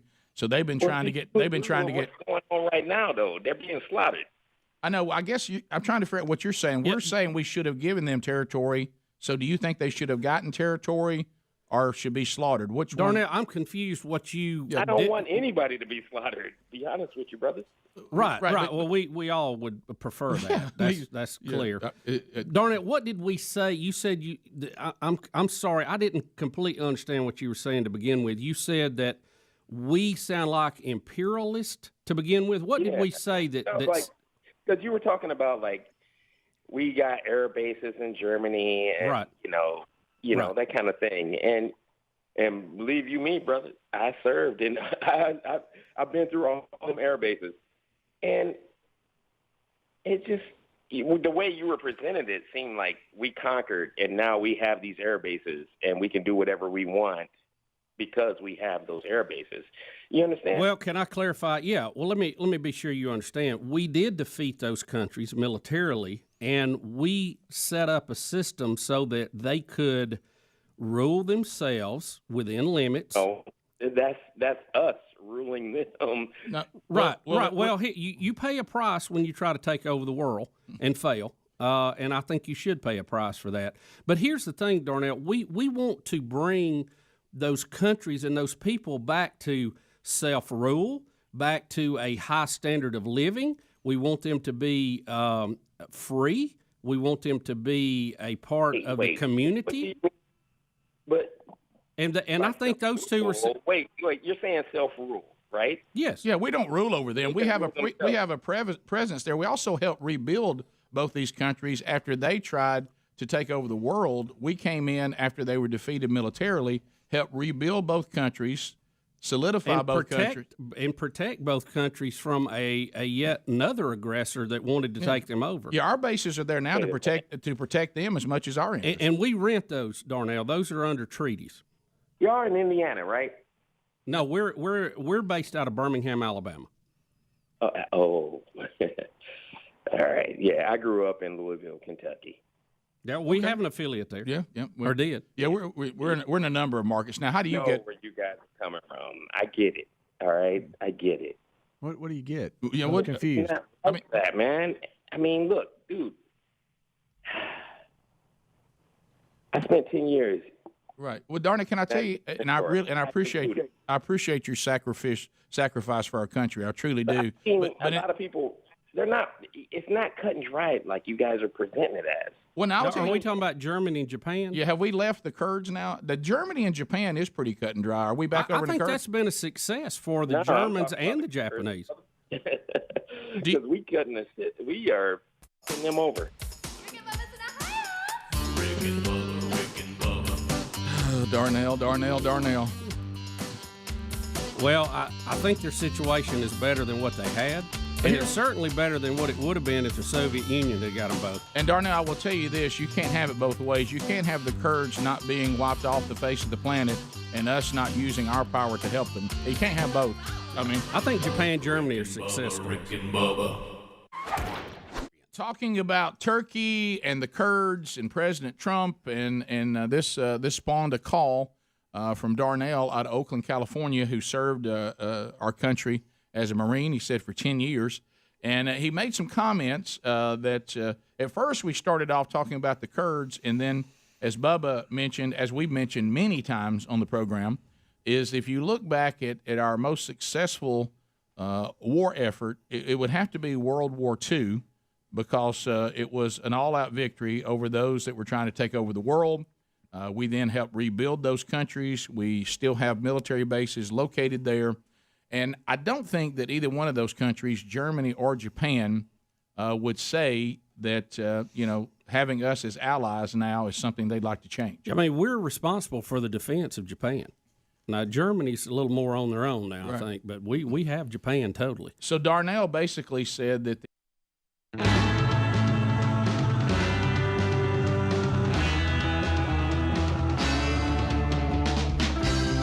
We tried to warn you. Here we go. Wrapping up this hour. Things you need to know.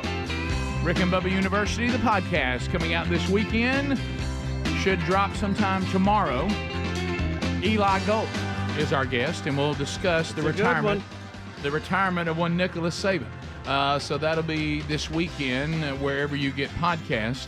Also, don't forget that you need to go back and catch any part of the show that you may have missed today. You can get that on the YouTube archives or our podcast archives on the Rick and Bubba podcast channel. Bubba, the golden ticket seats, we've mentioned most of them already because of that wonderful wheel, but let's be sure we get them all. Hello to Ryan and Dakota Stone.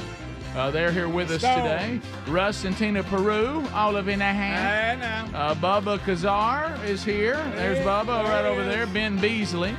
Chris and Amy Bryant. Amy, Bubba's cousin, we think. Yeah. We think. Amy Bussy Bryant. We think that. EY, too. Yeah. It's an EY? Yeah. Oh, so you were on the right side of the feud. There you go. You love I the got my cousins working on it. Trying Rick, to the figure battle out line's right there at Highway 77 in Lincoln. It is. It's Well, right it's there. I-20. Yeah. Right. Bubba, would you give me a number, please, between 1 and 8? 1 and 8. What about number 6? Number 6, congratulations. Number 6, Rhinestone. Ryan! Look at him. And it's stone me to my soul. All right, so a $50 American Express gift card from Dr. Dudney. Of course, the dentist, Dr. D. the dentist of the Rick and Bubba Show. Thank you, Dudney. Not that he's any better than any other dentist. We just love him. Yeah. So $50 gift card, American Express. Spend it however you want. It looks like you and Dakota are actually going to lunch. So that looks good. There we go. That's yours. I'll just kind of, where should I put that? I'll hand that to you. Or Speedy. save your money, eat a little brisket. Boy, let me tell you. Man, we got it today. Was it Bubba Kazar? Did you bring that in? It wasn't Bubba. No, let's see. It was Peru. Yeah, it was Russ Peru. Russ and Tina. Oh, boy. Thank you, Russ and Tina. All right, here we got go. cinnamon rolls. We got all kinds of Russ has volunteered to come back and cook one morning. Thank you, Cook Russ. steaks. That's very nice steaks. You say steak, we'll say, come on. I'll tell you this, and I mean this as a compliment. I want you to know this, Russ. The minute that I saw somebody started, he mentioned brisket to me because he was lost. He was lost. I found him in the lobby looking for Sweet 200. Yes. And like everyone else. Like everyone else, apparently. And I said, I could just walk you through. And he said, well, I got food. And the minute he said that, just looking at him, because he's a big fella. He's like, and I thought to myself, this food's gonna be good. If it's somebody like, no offense, like Bones, and he goes, hey, I brought food, I'll be like, I mean, it's so. Bones is a good cook too. But no, he is, but you wouldn't think it at sight. Right. Just on sight. Yeah, you're just judging the book by the cover. Right. You don't see that. Well, Bones needs to be studied. Yeah. He really, really does. Yeah. Because I watch him. I don't know where he's putting it. No, I watch him. He does not. He must have he must operate at the speed of a hummingbird or something. Yeah, his metabolism. Yeah, something like that. So anyway, all right. So you told us you were going to tell us about an ancient city that we found. Get this. Watch out. Ancient city that was built 2,500 years ago. It was populated for 1,000 years and had 100,000 person population. Has been found in Ecuador, out in the Amazon jungle. How about that? That's like a movie. You would have thought everything that could have been discovered in the Amazon has been discovered, but how do you mean you missed this? Yeah. And they only found it with satellites and using new laser techniques for mapping all that. And of course, people are wondering where everybody went. And I think I know the answer. They went north to Mexico. Well, of course they did. Well, that's what everybody did. Everybody's heading north. To me, when you think about where everybody went, I don't know about y'all, but the Amazon, that's dangerous. That's a spooky place. I'm spooked. This by place the is Amazon. guarded by a bunch of apes. Yeah, I don't. When you're at the You Amazon, seen that movie, The Congo, when they come up? Oh, yeah. Congo. Do you realize how many things can get you at the Amazon? Oh, so from many. insects to big animals. Oh, you can't stand there to to pygmies. Yeah. Bubba, There's diseases there that we ain't even seen yet. Have you ever seen the snakes there? Oh, you shouldn't even Rick, go it's the near that closest thing to hell on earth I've ever seen. Yeah, clearly. What would you call? Okay, so my mom's dad passed away. My grandpa passed away much later in life. My grandma remarried. What do I call that guy? Step grandpa. Why is that in this conversation? I'm sorry. See, I he didn't know went to the We're Amazon. talking about the Amazon, I and know, you're I bringing know. up your granddad. Is it step grandpa? I don't know. Something like it that. wouldn't be step grandpa. What is his? What's his name? Well, ain't no Dr. blood. Bill. Dr. Bill. Call him Dr. Bill. Okay, Dr. Bill went to the Amazon. And Okay, he would I see do, where you're getting this. Sorry, Woo! I had to get you there. I didn't know what was up. Dr. Bill went to the Amazon. He was doing surgery on a person, and a thing burst, and he had to take medicine for it because it was some unknown disease. He had to take medicine for it for the rest of his life. He lived to 98, but I don't like using the word about this. Hey, let me tell you this. It went everywhere. I don't know what pharmaceutical company got Dr. Bill's medicine, but they need to do an ad. Yeah. I mean, if they got him to 98 after an Amazon disease burst on him, that's a good drug. Yes. So I'd like for you to call him Dr. G Daddy. Okay, all right. It's a little weird, but okay. Dr. Bill. So they did marry? They did, yeah. Okay. My mom's mom remarried much later in life because he passed away pretty young. Yeah, so. okay, good. But she was 70 when she remarried. Isn't that funny? Oh, Dr. Bill. Dr. Bill, he was in his 80s. It was crazy. Dr. Bill had game. He had a crazy life. He had a crazy What's life. your Like deal? talking about riding rafts down rivers into the jungle. He was kind an of adventure life. guy. What about Yes. Golden Daddy? Now wait a minute. Was he in a commercial for Dos Equis? Yes, he's Was he the the most most interesting man. Was he the most interesting He man? really, he has a I biography. miss him It's so crazy. bad. This is clearly ancient aliens that got him all. Yes. Oh, no doubt. Clearly. Yes. I still say it's got to be all the dangers of the Amazon. Yeah, There's a lot of stuff can get Dr. you there. Bill, no, he'll tell you. So it burst on him, some kind of thing he never seen. That's Yes, gross. Even that's Well, horrible. sure it is, Greg. But I mean, Well, how about aliens when it comes out of the stomach? You know, you're just like Not real. That's not real, though. Right, but I just in Okay. my mind. That's okay. All If right. it was You know, a real. lot of these civilizations just literally farm themselves to death because they didn't practice good farming techniques that they didn't know about, or it was even in the Bible. It said to leave the fields fallow every 7th year. You know, so you don't do that. It could have been COVID. Did any Probably didn't have high level fertilizer we have today and all that. Did any of y'all think that Bubba would, right before this show ended, that the theme "farming yourself to death" would come out of Bubba? Yeah, well, I was anxious to hear where he was going with it. I know that way he explained himself. That's why I don't turn the fields too much. Right. It couldn't have been COVID because they didn't have bioweapons labs in Wuhan at the time. So I don't think it could have been COVID. Yeah. But these satellite images are nuts, and you can see where their old walls and old You buildings. think that's were where and all Dr. that. Bill went? That was Dr. Bill right there. You got. That's where it happened right there. And you see all them steep hills where all their farming dirt washed off? Yeah. Didn't you encounter this man in your life before he went on? He passed on? Yeah. What would you call him? Dr. Bill. Okay, so I was right. Yeah, we call him Dr. Bill. Yeah, that's what he should be called. Okay. I didn't know relationally what to call him. I'd have called him Amazon Bill. Ooh, yeah. Since he got It could have been a predator that the predators and aliens. Oh, That's not real, Speedy. Oh, We're talking okay. about You're talking about real things. Oh, okay. Amazon's got plenty to be real to be afraid Speedy, of. we don't know what's in that jungle. No, we do that's not. a good point. You ever seen the crocodiles or alligators there? Oh. How much, Greg, to spend 2 nights in the Amazon? Ooh. Oh. 2 nights. On the ground in a sleeping bag. $3,500. That's $3,500, buddy. $3,500. Greg. I spent the night on Cheehaw. It ain't no The problem in the Amazon, you could think I made it, and then look, there'll be a tick on you, and that'd be the end of it. Mosquito bites you. You're out. Mosquito. I made it. Oh no, I got malaria.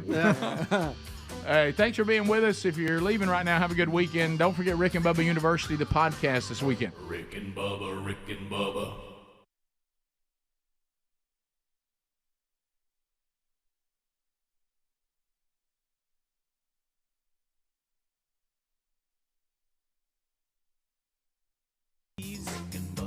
Ooh, it brings me to my knees. I can't start another day without him, brother. Ooh, there is no other waking on their blubber.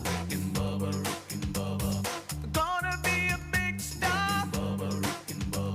Fat will get